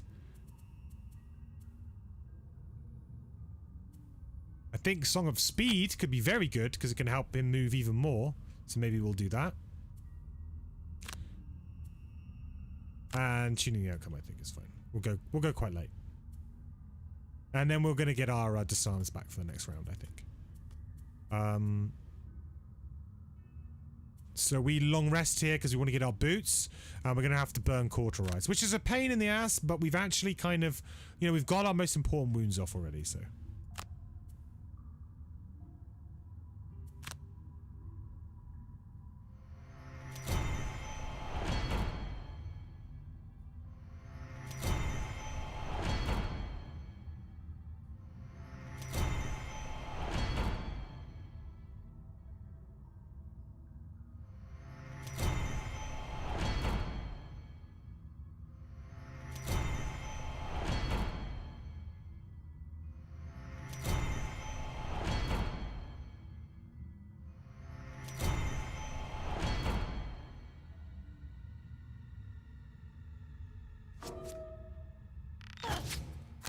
Go.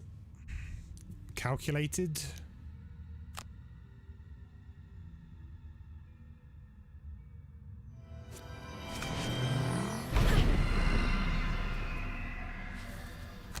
Jesus, that was rough though.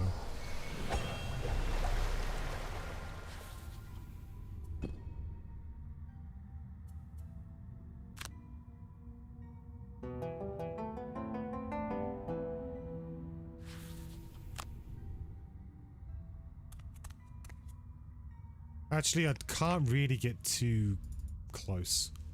I don't want to accidentally draw the focus here. The other problem is that when I run through this door, all hell breaks loose, right?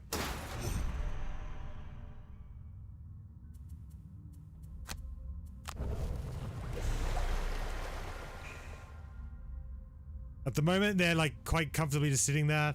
Not really, like, worrying too much. But it's definitely going to come to a head in a bit. Okay, Purifying Aura. I think it may be time for the big shield upturn.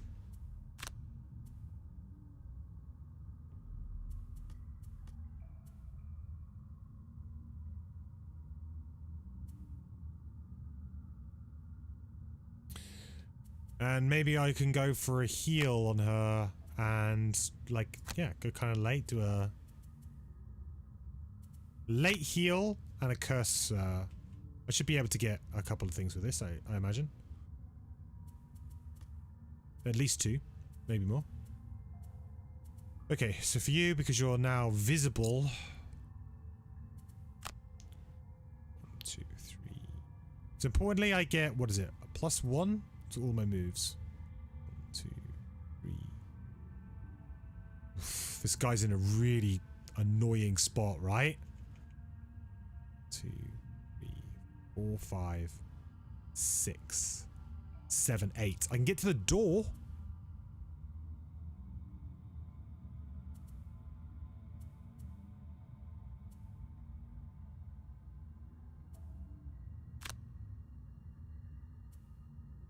It's not bad. And I can retaliate up, potentially. I'm gonna have to heal. Oof. Thank God I went early. Alright. Oh.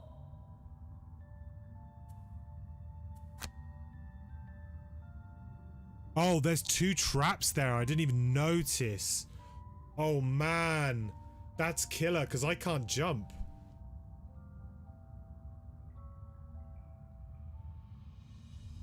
That is bad. What's the range on this? 6. 6.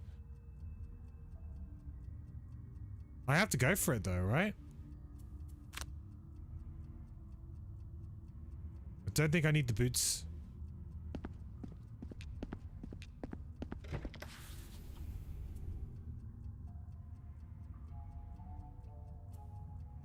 This is really difficult for me to navigate now.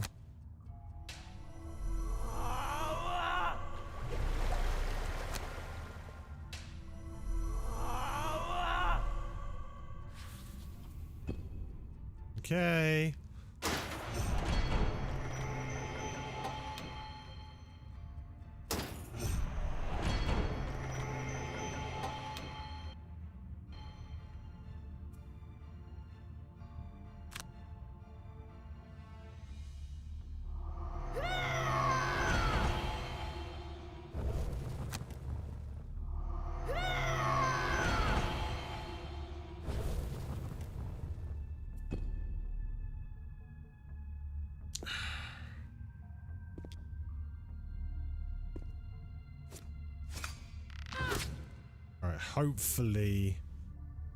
Hopefully, they're going to be so slow that it's not going to matter too much.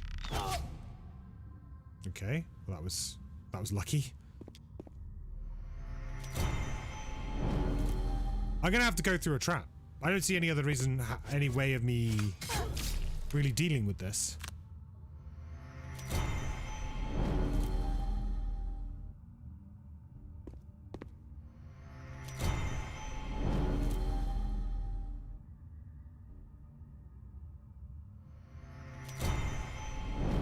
Looks like someone needs to buy a jump enhancement. Hell yeah. Hell yeah, Phantom.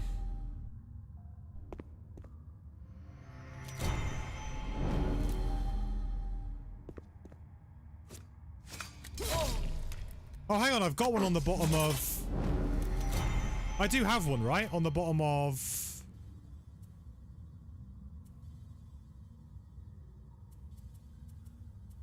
I do have one. It's on the bottom of Strength and Agony, right?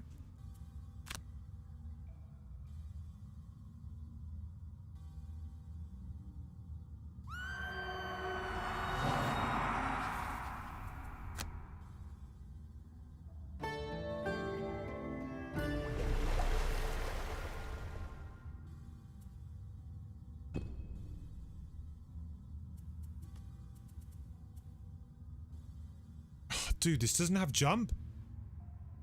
There's one that has jump. I swear it.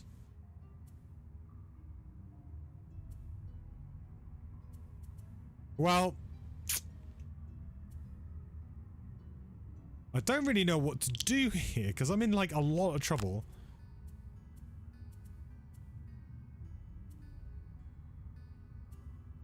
This is like 4 damage, so I'd have to just walk through it. Oh no.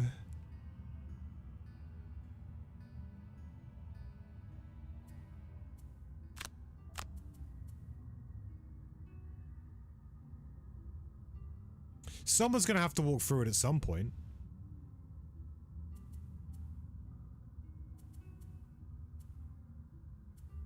Ugh. Yeah, left is just one trap and rough terrain. Yeah, I mean, which is doable. I just don't have, like, pull. Might have to end up getting, like, break the chains at level 2 with this character.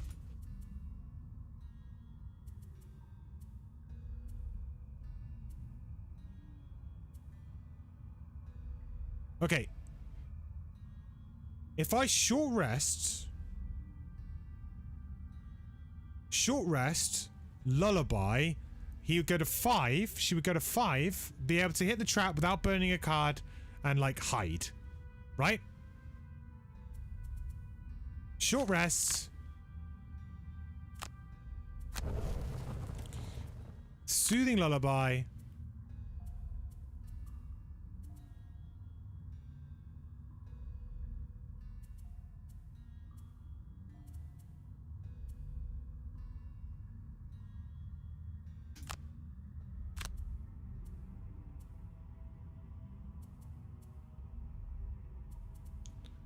Call to action.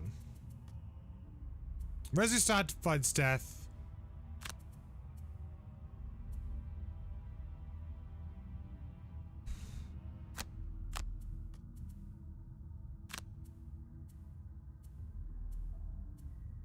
Yeah?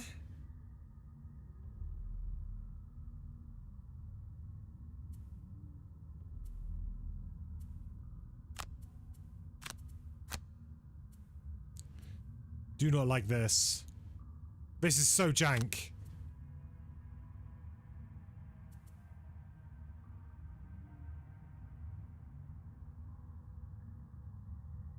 Ah, it's over. Fuck.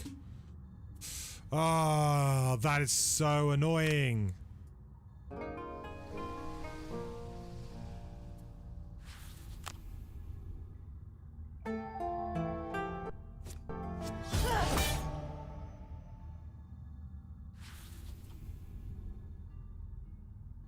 That is so annoying.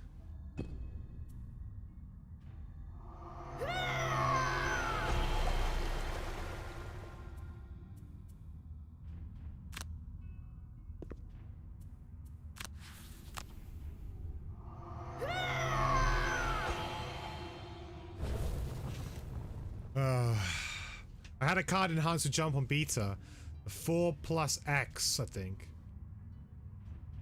Yeah, that must have been it, Pedro. I definitely remember having it. I must have put it on Strength and Agony then. I just haven't done it yet. I should have got that enhancement like pretty early on. Because now I'm going to get immobilized as well, which means that it's like...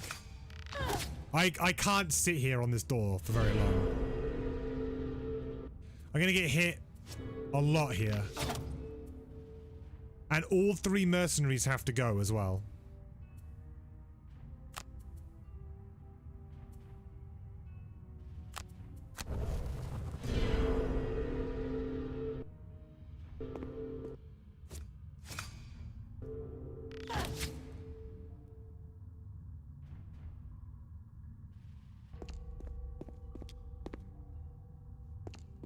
Oh shit. Why did I move? I'm so bad.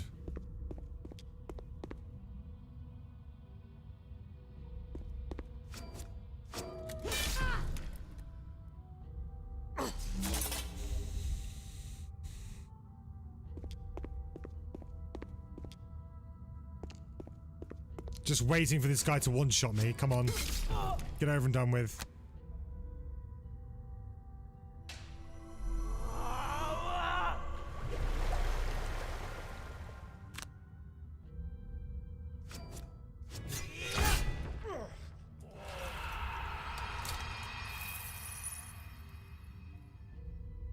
See, the thing is, I mean, like, if I could move, I'd be still very tempted to just burn a card just to get there at this point in time.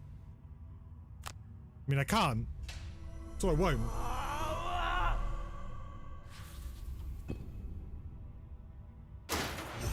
At least the ancient artillery's dying. At least the ancient artillery's dying, right?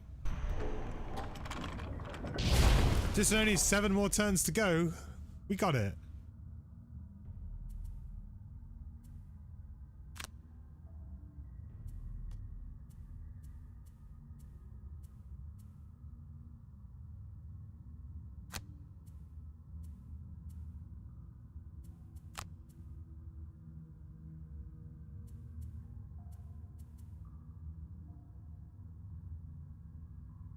I'm gonna give myself to 4 health. It's not good enough.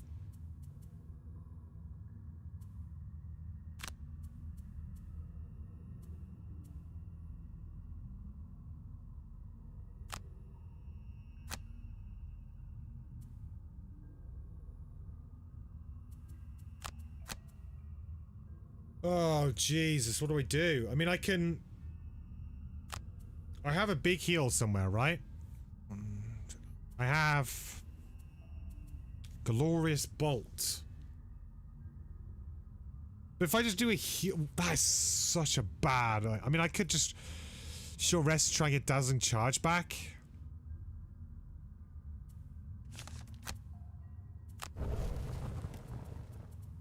Now I don't even know if I can move and do it. You know? Right, 23.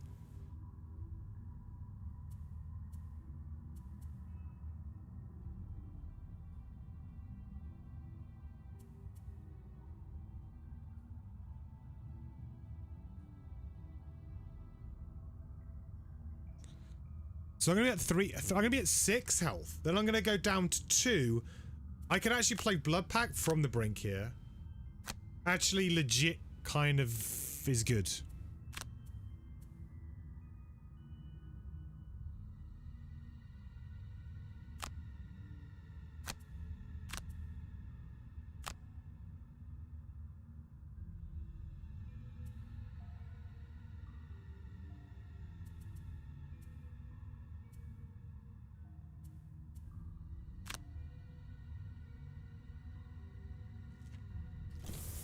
It's good. That's good for us.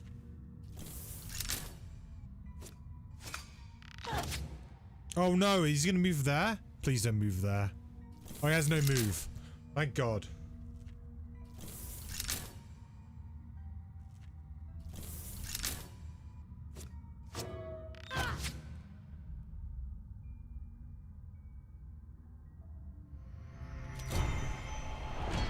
It's a good turn for them to draw that too. Very good turn for them to draw that.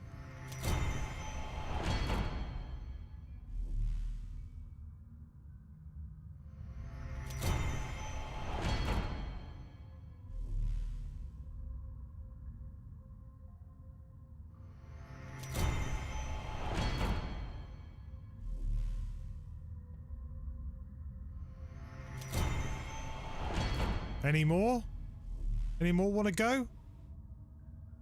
Oh yeah. They need to speed that animation up for sure.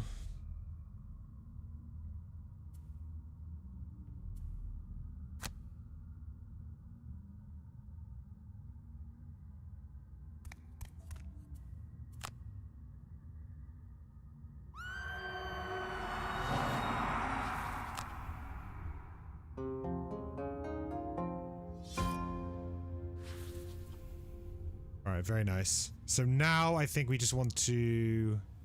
Do I need to get anything back? I don't think so. I want to go late on my next initiative with the singer. I have to kind of like set things up.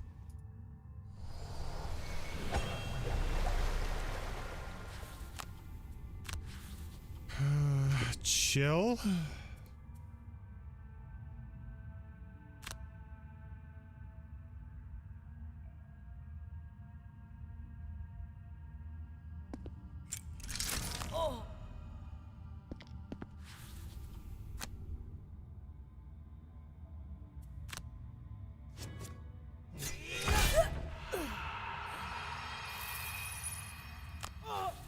I mean, hey, we actually kind of did something and it worked out pretty well.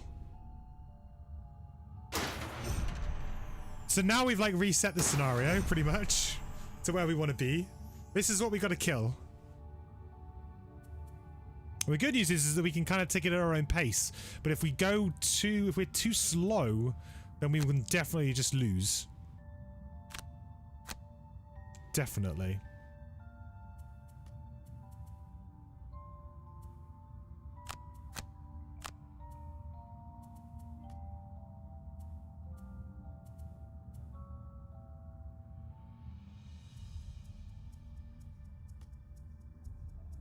I don't think I can long rest just because if they draw their... Well, they might just draw their move and range. I think that's only a range 2, move 1. That would be okay.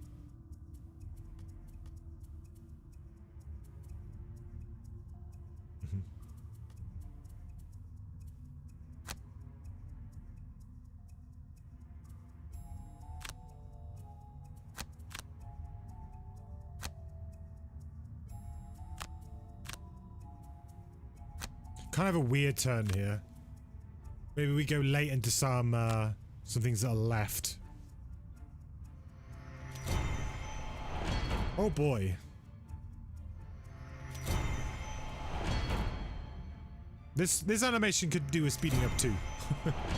It's not necessarily long.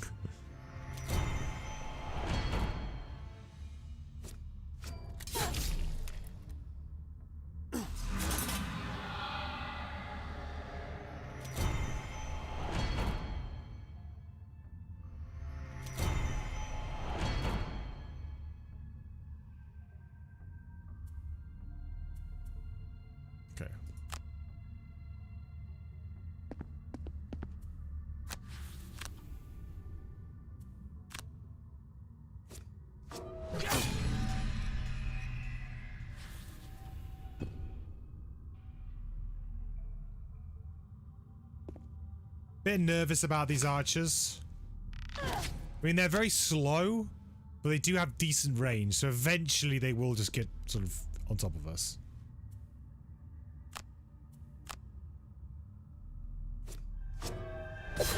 I forgot the +1 again.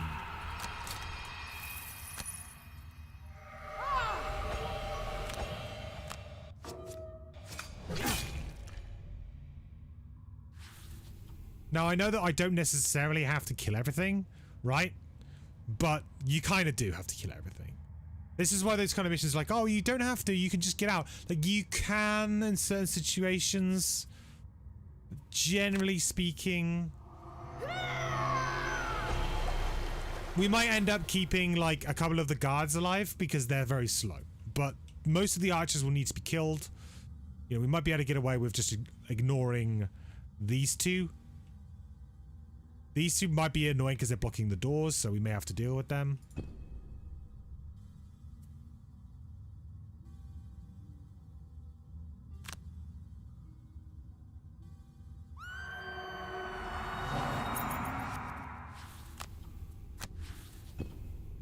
So yeah, I'm getting ready to long rest, I think.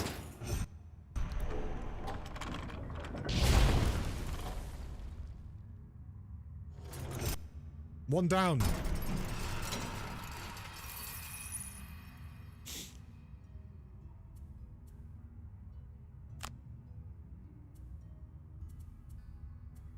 So we don't have our elements or anything like that.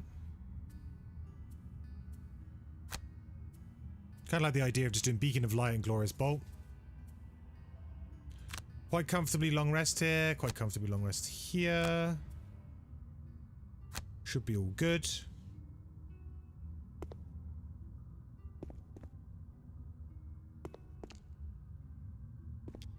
That's kind of awkward. Now you're in range. I wasn't expecting that. Okay, well.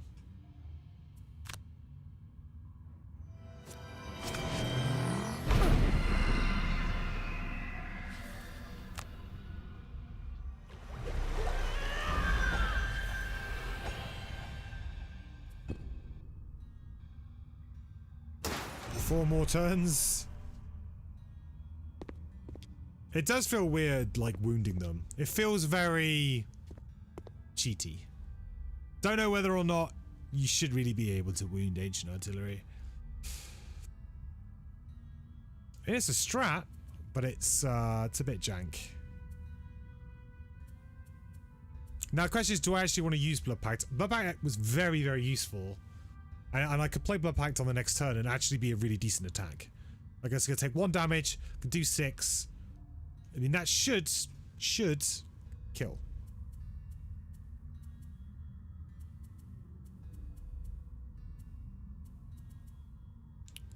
Probably anything that doesn't really move a decent amount is going to be what we're going to get rid of now.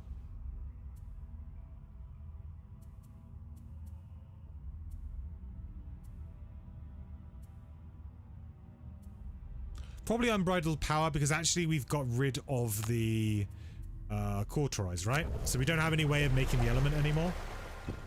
So that is purely just an attack 2, which is still very good, don't get me wrong. But I think we can maybe get rid of it. Yeah. Get rid of that. Not doing a lot of blessing.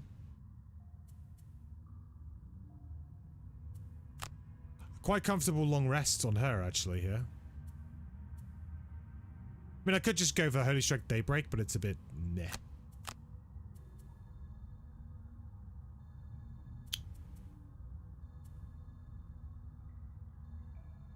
I guess it gets a kill, but I could long rest next turn. Okay, so definitely going to do the top of Blood Pact here. And probably the bottom of Bounce Back to get a heal off. I want to use the bottom of Soothing Lullaby here, I think, to get the heal after the fact.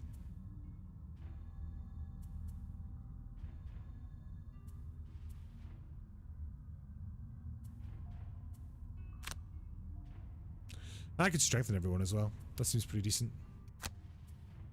Strengthen to ensure that we actually get what we want here. Oh no, I just don't want it. Well, now I lose all of my health, right? Duh. Yeah. Definitely still wanted to go after him. After her. Because now we're going to lose, what? 4 health?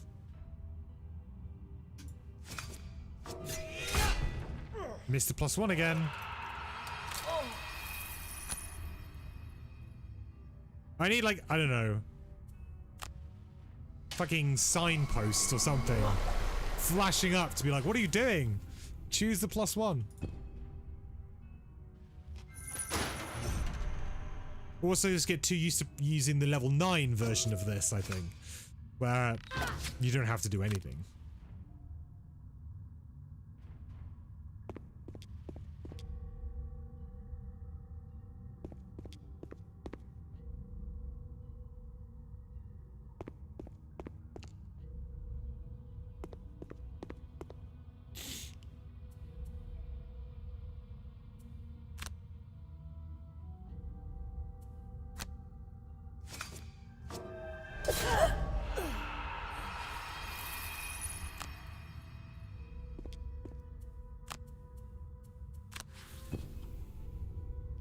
We got sweet gold. Okay, so we got a long rest. So we got a nice like funnel here as well. Eventually they may split off and go this way. Could happen. If we were to block this up, they would have to.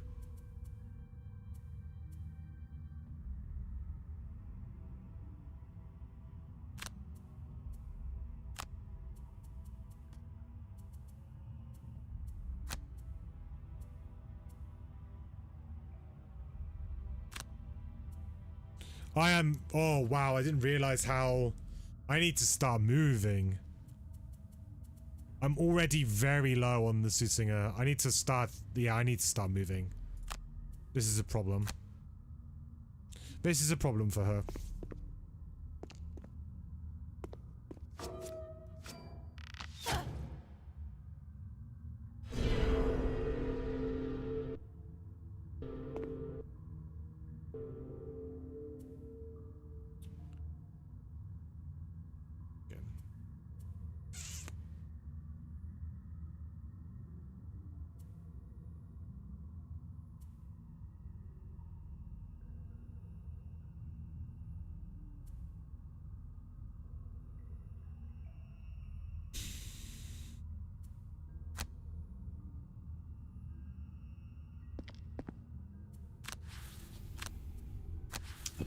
Kind of sucks now, without having decent lay initiative, it's very difficult for us to do much.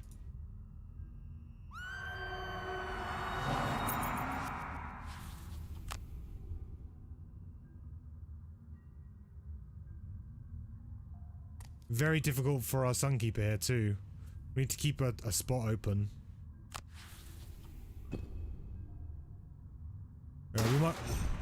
We might not actually be able to get the Sootsinger out, because she's quite slow. She's only got like 1 move forward, that's it.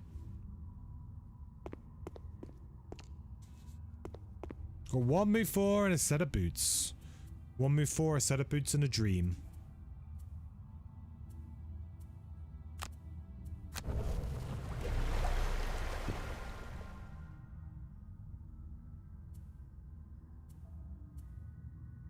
I mean, I've got other ways, like... I mean, if I had Tactical Order, that could have really worked well. But unfortunately, I do not have.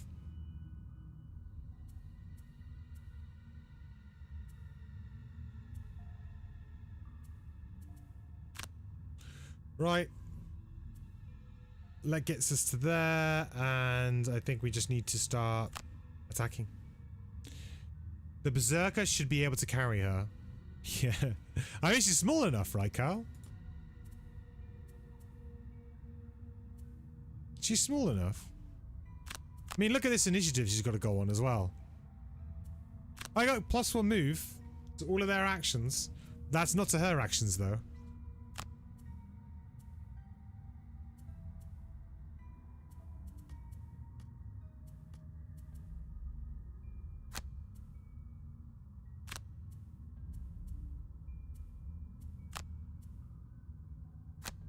Oh my god.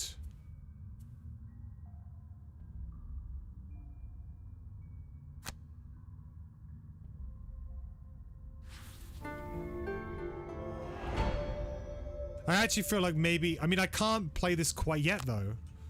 Because if I do, we're not going to have enough damage to get through these guys. This might be like the slow death, you know?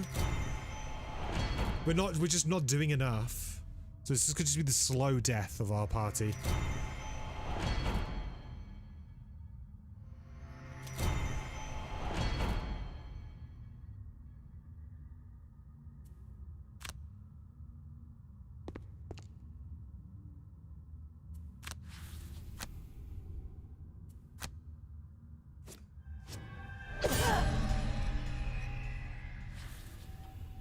If I gotta escape, you don't see a victory here, Steve. Yeah. I think it's possible, but I'm gonna have to like take damage through traps or something. Like I'm gonna have to let my Sunkeeper like move through traps, free everything up, and we're just gonna have to go. You know? Because at the moment, nothing that I'm doing seems to be like working. I mean, the other thing is I could use the bottom of Defiance of Death, and I could just walk through those traps. That's one way to get rid of them.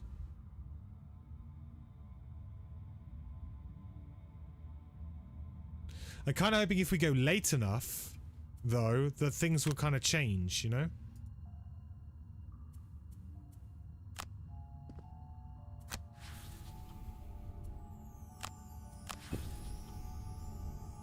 All run and no attack? I think so. We need to create a path. Once we have the path, I think we'll be good.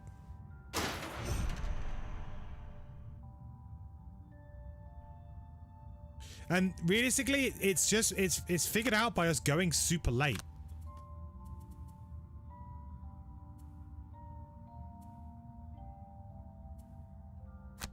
You know, we go as pretty late. We try and get these guys to actually walk.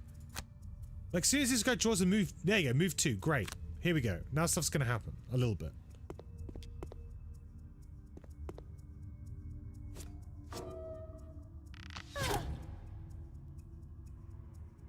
At least one of those traps is going. Well, we got rid of the artillery.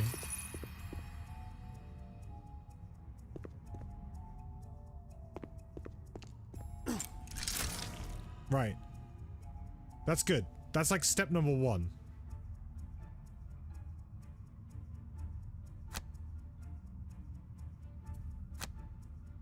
Right, +1, please. +1.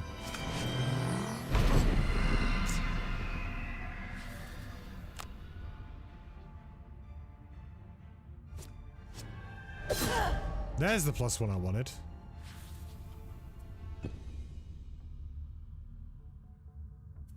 I think I'm gonna have to get rid of Blood Pact because it doesn't do anything apart from attack stuff, which we ain't gonna be doing much attacking.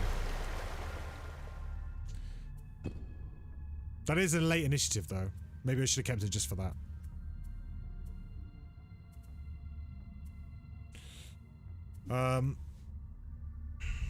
I need to keep this because this is going to be like our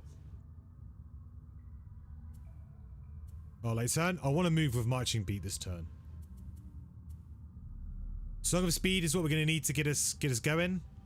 Defensive Ditty is not a bad one to put in when we're like trying desperately to get out and maybe we get in trouble.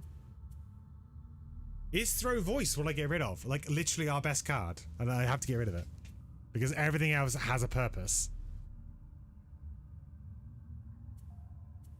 I guess Defensive Ditty isn't moving at all, but it is in 9 initiative versus 11. Well, 9 versus 11 in this situation doesn't matter because neither of these 2 enemies can go before that. So I guess Soothing Lullaby is more useful. So in that instance, well, actually, no, it's not more useful. Defensive Ditty is more useful. Then I may just want to like spam a heal 3 at some point. Whereas I'm kind of unlikely to use this. Oh, I don't know. This is really... I guess Defensive Ditty is better because of the shield 1 is on every attack, whereas this is only a heal 1. Alright. I hate that we're having to play our characters really weird. The new street terrain is really nice. I really like it too, Steve. I think it's possibly the best one they've done. The only other one that I really, really like is the... some of the cave ones I really like. And I really like the... I I don't know how to like explain it, but it's like the graveyardy one. It's like red. It's kind of like a red color to it. That one I think is awesome. It's got kind of like a reddy hue to it. It's usually got like cultists and stuff.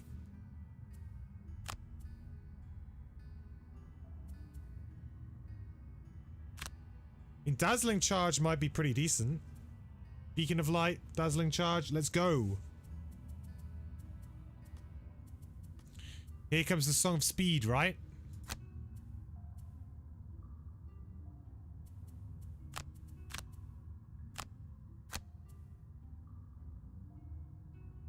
Not quite yet. We'll get Song of Speed up in a bit. Next turn. Oh, it's awesome. Yeah, it's really cool. If you wanted to see it, I'm pretty sure that I have a YouTube video.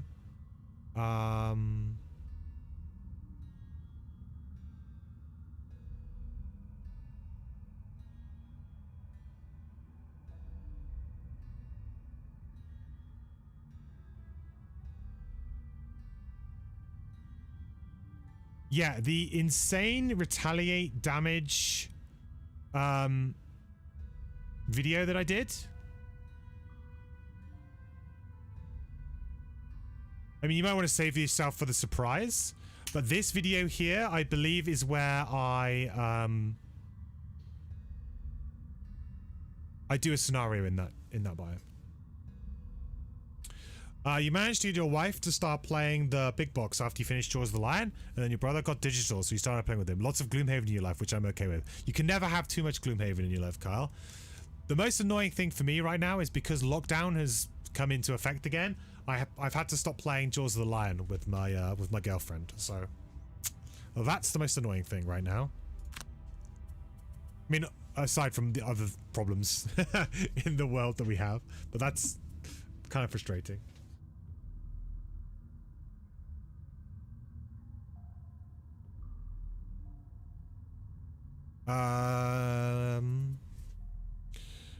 Right, I don't have a great turn here, do I? Strength and Agony is where we're at, but again, we want to go late and we want to...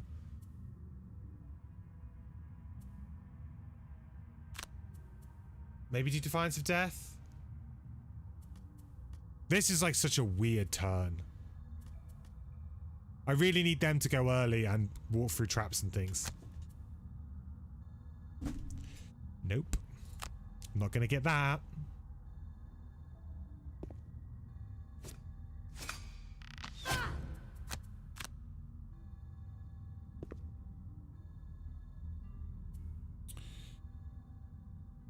Oh, bollocks.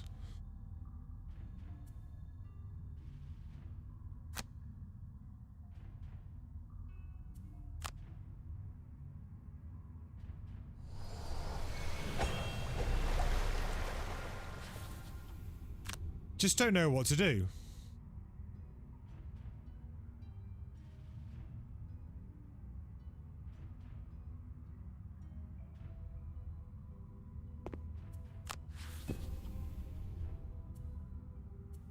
You know, it feels like I should just move into that trap and just do Defiance of Death on this guy. And just say, you know, throw caution to the wind. Because he will move on to this trap. But I'm also just feeling like, I'm just... what am I doing here, you know?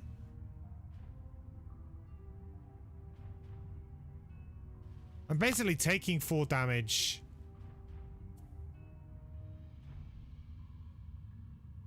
to move 1 hex. Which doesn't feel great.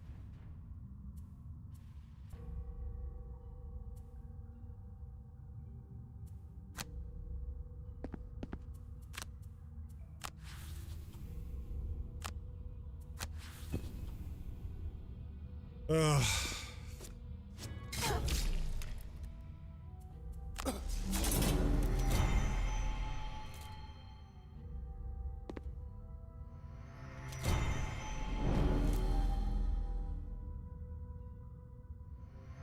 There's also, there's some biomes I've noticed in this, like, there's some, biomes that you only kind of, like, encounter, like, once in the game, which is kind of weird. But they're, like, hybrid ones. They're kind of, like, just, like, more like they're, like, a purposeful level, you know?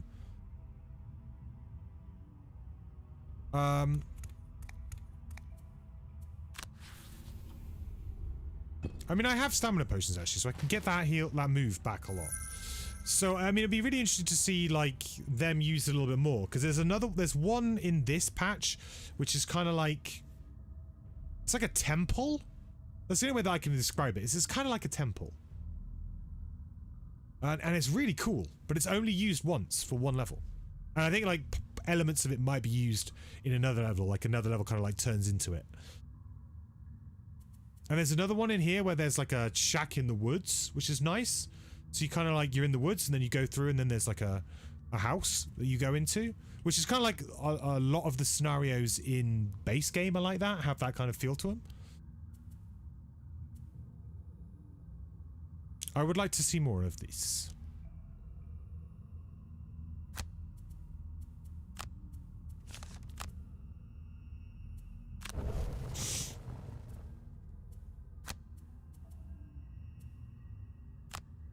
We need to move. We need to move. Right, we go there. We push that guy. We stun him. We push him. We can't do both. We bounce back. Right? Then we go. We Song of Speed. We move 2.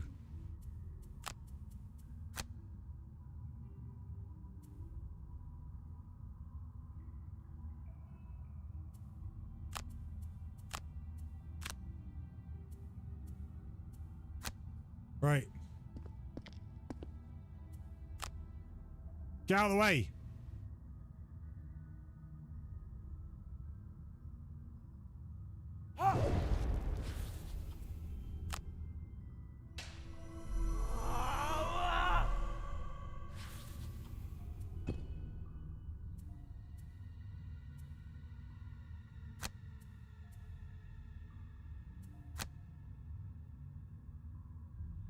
Do I go here to secure the door?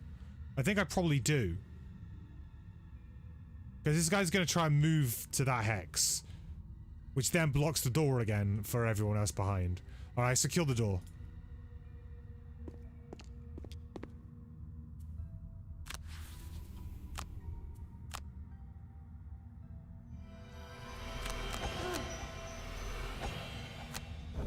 Get your 3 cards back. We're going.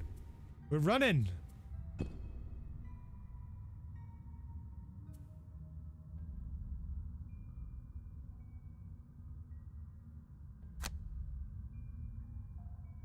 Here we go.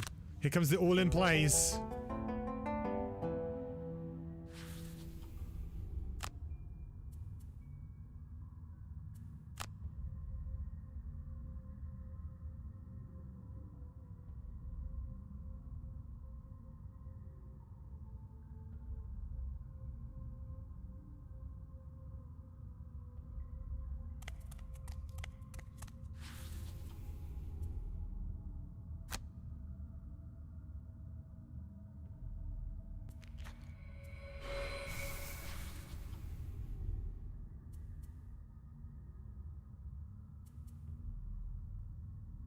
We think we long rest on this spot.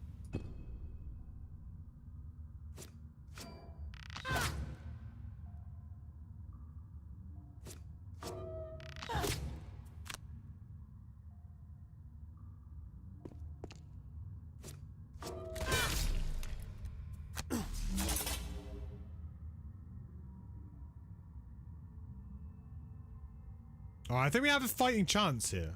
I do think we have a fighting chance. I can now do a big move and go and stun something, which is really important. I can also just do a huge amount of movement with Strength and Agony right now, like a crazy amount. We can move 7, 8, 9, 10 because of the Song of Speed. That's just nuts, right?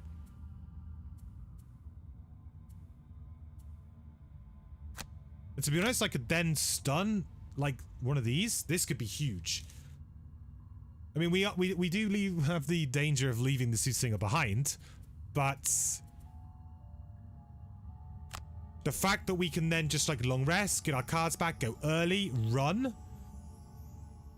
Get our cards back, go early, run. I think we might be okay.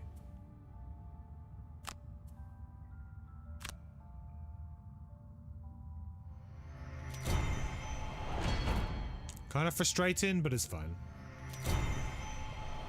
The most important thing is we're going before the archers. Because they are fucking immobilizing us. Which is a bit of a problem.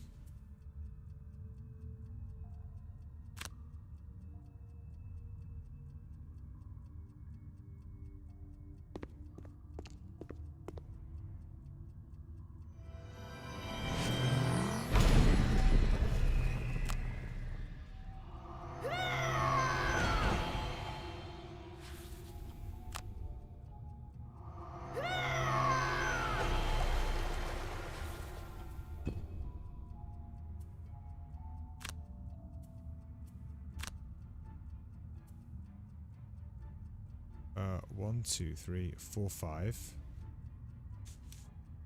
Hang on. Is this broken? 1, 2, 3, 4, 5. Okay. No, no, it's not 4, 5. Yeah. Why can't I go there?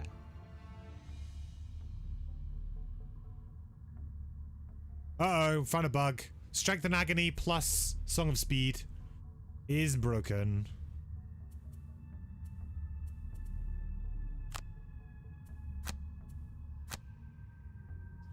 So if I was to add, I mean, how much damage do I add now? I mean, I'm going to attack for... I mean, I just add it all. Fuck it. Yeah, this is not right. Come on, game. Why can't I go this way? Why can't I go here and, like, to there? This is 1, 2, 3, 4, 5, 6, 7, 8. And I've paid for 4, 5, 6, 7, 8, 9, 10. I should be able to move 10. You missed the beginning of the scenario. Was it just a slow start? Well, the thing with this one, Carl, is that you have to split your party. So we had 2 people start here, and we had the Sun and Music Note start here, and we had the Berserker start on her own over here. And you have to kill 2 artillery in the middle, which we managed to do. But then everybody needs to get out on this exit. So we kind of... The game's a bit wonky 3-player in this situation because the game doesn't do a great job of balancing the threat in the 2 rooms. So you end up kind of having to just speed run one to the other. So we speed ran our Berserker over here, and then we're just going to push our way back, basically. So we kind of had to like reset. Are those 2 hexes difficult terrain? These 2 are difficult terrain, yes. But from what I have, right, for my movement, I should be able to go 1, 2, 3, 4, 5, 6, 7, 8, 9, 10. I should be able to get here. And for some reason, Song of Speed is bugging it. Now, if I was to get rid of Song of Speed at this point in time, would that fix it? The thing is that I've already kind of like paid it. So they kind of screwed me.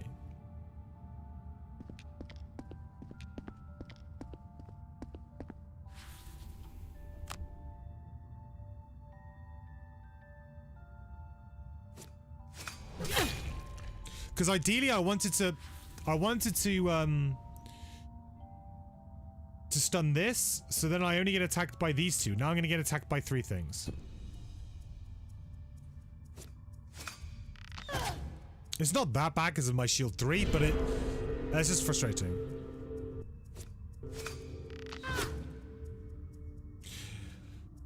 Can I click on the difficult terrain to look in the path? I did try that, Josh, and I don't think it seemed to work. I think it's just some sort of, it will definitely be a bug relating to Song of Speed. Like 9 times out of 10, these things is usually because just one ability is not working very well with another. And it's something to do with like this adding the +1 is just messing up the math somehow. That's all. So it's a bit awkward, but. You found some cases where the game wasn't able to find some paths, but if you do waypoints, it actually let you do the move. I did try that, but it didn't, like I clicked on the waypoint, but then this didn't highlight. So maybe I should have just tried clicking on this X. I don't know. Maybe.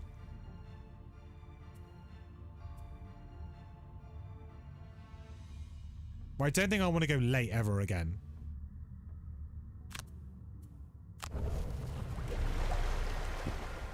We are early now.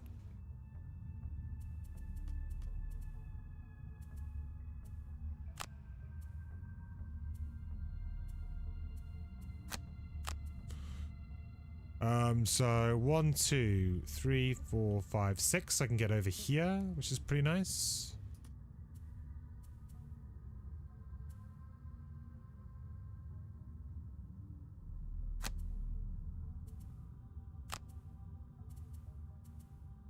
Don't have Defiance of Death at the moment, unfortunately.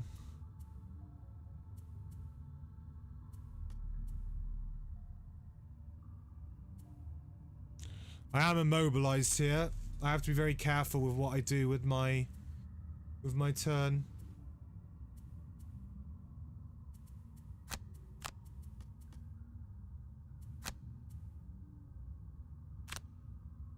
Might have to drop the defensive ditty this turn.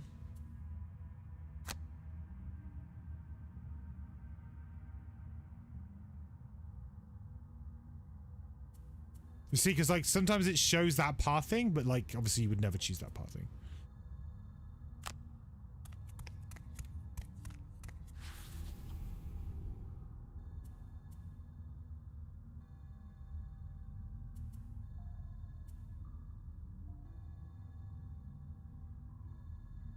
What initiative is Song of Speed? 5. Model everything. I mean, now would be a good time to change over because it doesn't really do anything.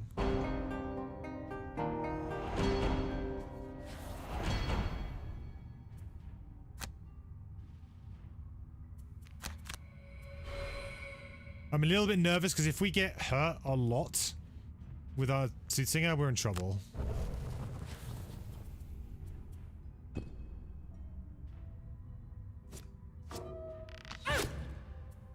We get attacked here as well. Come on, man.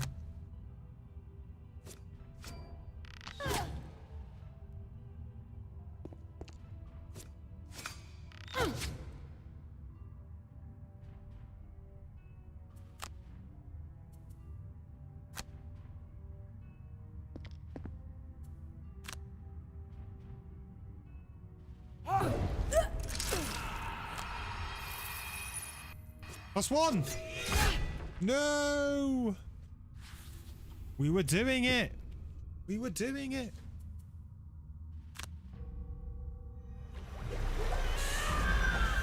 I don't think I can afford to burn any cards, so we'll just do a little cheeky move too.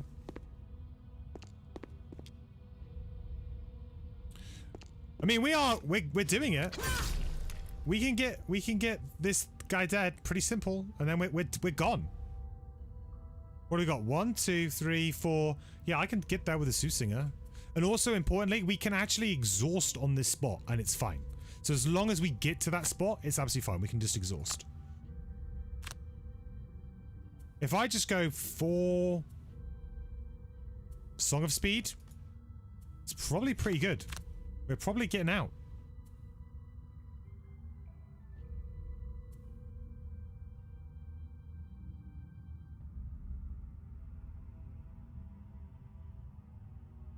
I think we can burn that. Because we have like a move 3 here anyway, right?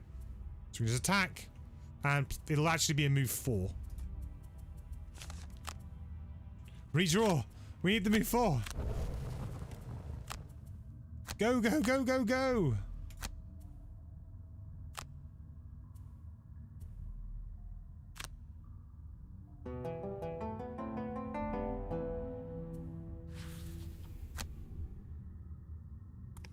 Run! I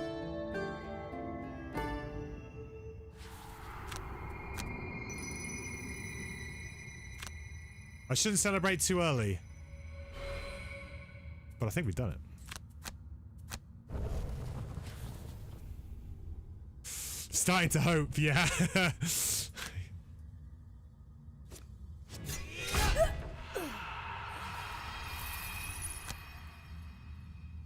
I don't think we've earned much experience points though.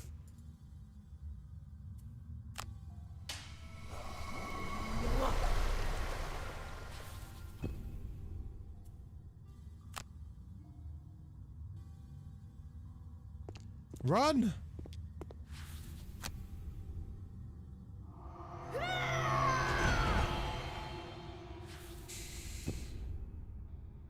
Look at that, perfect. Those running away strats. those running away strats. We played in.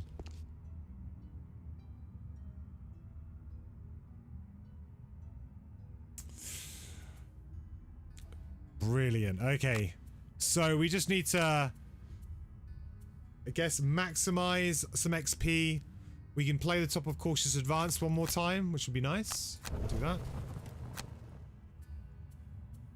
And we will just casually wander in. I can play the top of From the Brink. And I'll move out of the way, so I'm nice and out of the way.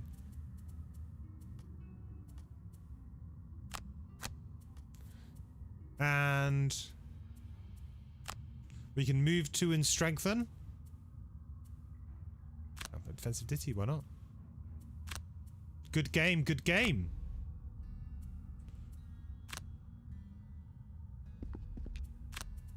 Never give up.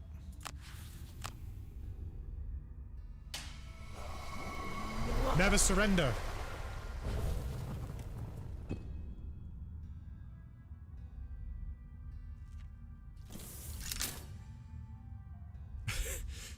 Sometimes you just like, if you've got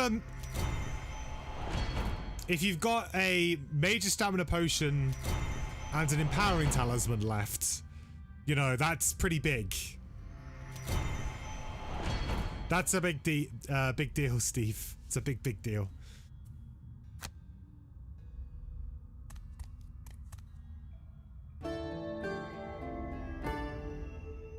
I need to keep strengthening because I need to get the strengthened enhancement. What are the best enhancements to get? And I don't have it on this playthrough yet.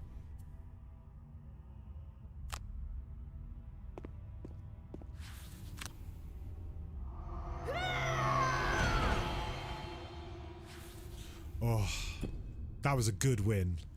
That was a hard-earned victory there. Tough, but we did it.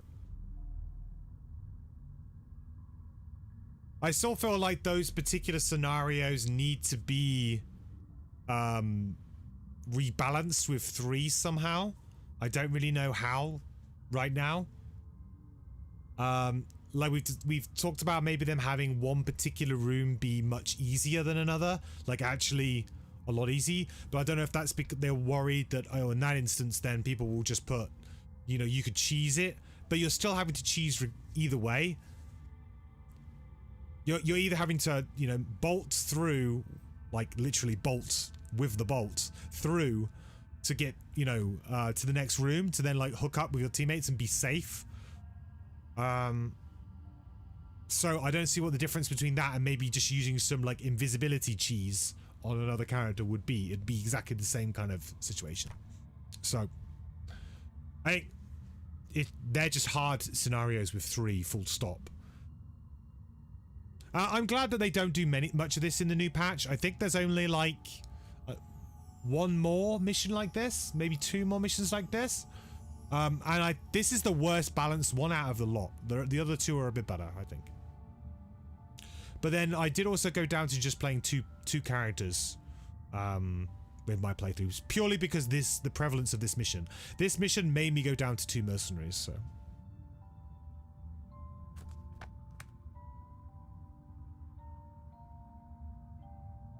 20 XP. This is pretty lame. That means we haven't leveled up, right? I'm pretty sure that means we haven't leveled up. We needed quite a bit, I think. See, long scenarios really do benefit the Soothing a lot. Oh, we got 5 XP though. Maybe. Reaping Scythe is amazing. But for 40 gold, it's a lot of money.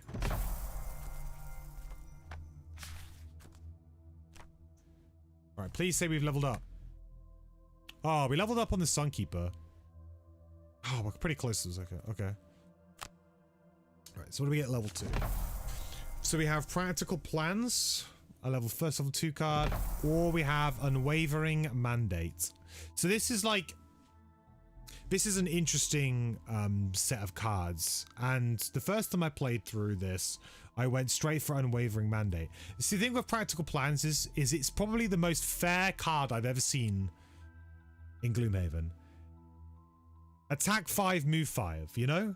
It's just... It's unbelievably fair. It doesn't have any experience points on it. Doesn't do anything glamorous. It's just decent. And the power level is just good. You're never going to be sad to have a move 5. You're never going to be sad to have an attack 5. The only, you know, even the initiative is middle of the road 56, you know? If this was an early initiative card, I think it would be, you know, very favorable to take. And I think on balance between these two cards, this is the best card between the two. However, I really like the repeatable heals that we can do on the bottom of Unwavering Mandate. And the top has some fun combo potential with some of the other cards, right? Sunkeeper needs the movement. Yes. Yes. That's the thing. It's just, as a player who enjoys doing silly things in Gloomhaven, this is not a card I'm very excited to take, but it's a very good, like, there's no way that I couldn't, you know, suggest this card over this card. Even though I think that the top of this card has some, like, we've done stupid things with this with the Berserker before. Like, you can do very stupid things with this. And the bottom heal gives you so much sustain. It's one of the best heals, I think, in the that I've come across in the game. I mean, imagine having like this as the Tinkerer, right? The Tinkerer is very sad to not have a card like this. Very sad. So, yeah, it's whether or not I go for the fun card or I go for the strictly better card. You know me, I'm going for the fun card.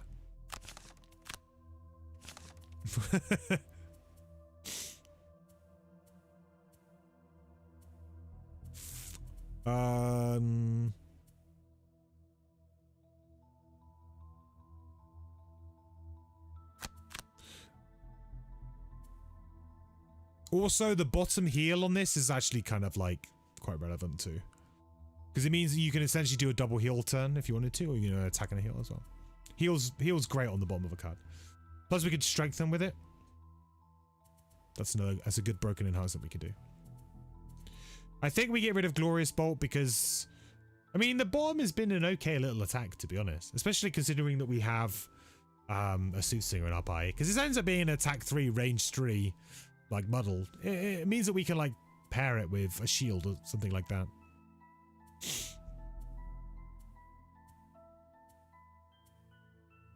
I mean, Daybreak's pretty weak.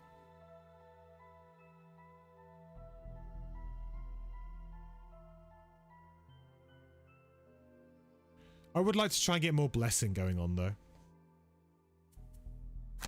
Maybe we get rid of Daybreak instead. Let's keep Glorious Bolt in for a little while. We'll take Consistency, as you always should, as your first perk. And oh, actually, shit. No, we should have done this. Well, actually, I haven't bought any items. I don't have much gold, so I'm okay with that. How close am I to doing one of my achievements? I forgot that she's got one of the negative item effects that sometimes does pip it. Usually you want to take the negative item perk either first or second.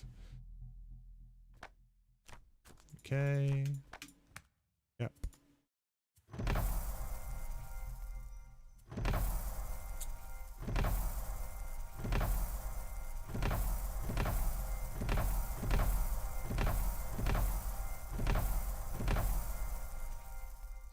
Sorry, chat. I probably just destroyed all your ears.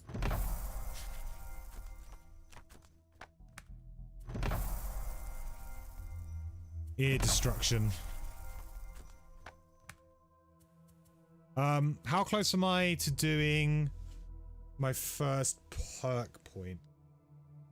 150 health. Right. Consuming light. 40. I should be doing that way more. That's bad. Only 12 times in like 3 scenarios? That's shocking, actually.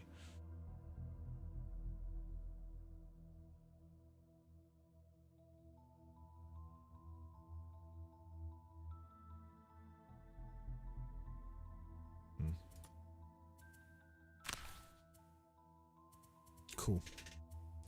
How much gold do we have? 35. Is that enough to put jump on Strength and Agony? Let's find out.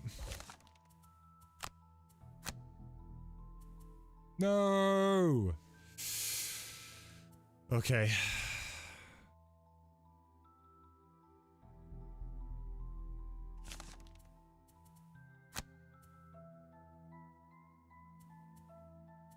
Extra range on this is super good as well.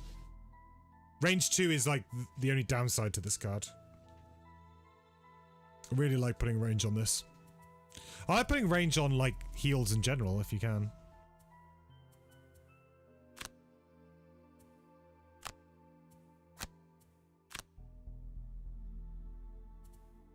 Alright, well, I think we're gonna have to bank the gold.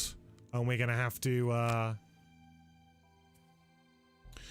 pick this up next time, I think. Get some more gold. See what we can do. Alright, guys. Well, thank you all so much for watching. A bit of a different experience streaming on Steam and on YouTube tonight. I know we had the technical issues to begin the stream. Apologies. I'm not quite sure what's going on with that. Hopefully we've got it fixed now. It's really surprising to me that YouTube had problems with the same settings that I use for Twitch, so that was interesting. So I'll do some reading up. I will be back streaming again tomorrow, starting from 6 p.m. GMT, same place. So here on Steam and on YouTube tomorrow. If you are watching on Steam, come on over to my YouTube channel, where I do guides for Gloomhaven Digital. I have lots of like Gloomhaven Digital content on there, so come and check it out.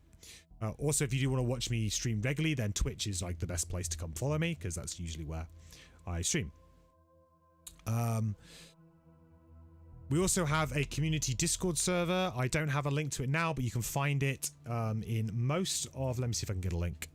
Let me get the link to the Discord server and post it in chat. We have like a community Discord server that's always like a good place to go if you are interested in finding more people to play Gloomhaven with, or if you just want to like, you know, chat about Gloomhaven, whatever. So I'll post it in chat now. So feel free to join it if you like. But yeah, I hope you guys enjoyed it. Thank you all so much for hanging out with me, playing Gloomhaven. I really appreciate it. And yeah, have a great rest of your day. If you've got any of it left, have a good Saturday. And hopefully I will catch you guys tomorrow, where we'll be back again with this party. Hopefully get to level 2 pretty quick with the lightning bolt, I think. And we'll push on from there.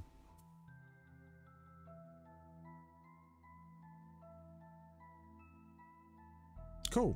All right. All right then, guys. Good night. Sleep well. I'll catch you next time. Bye.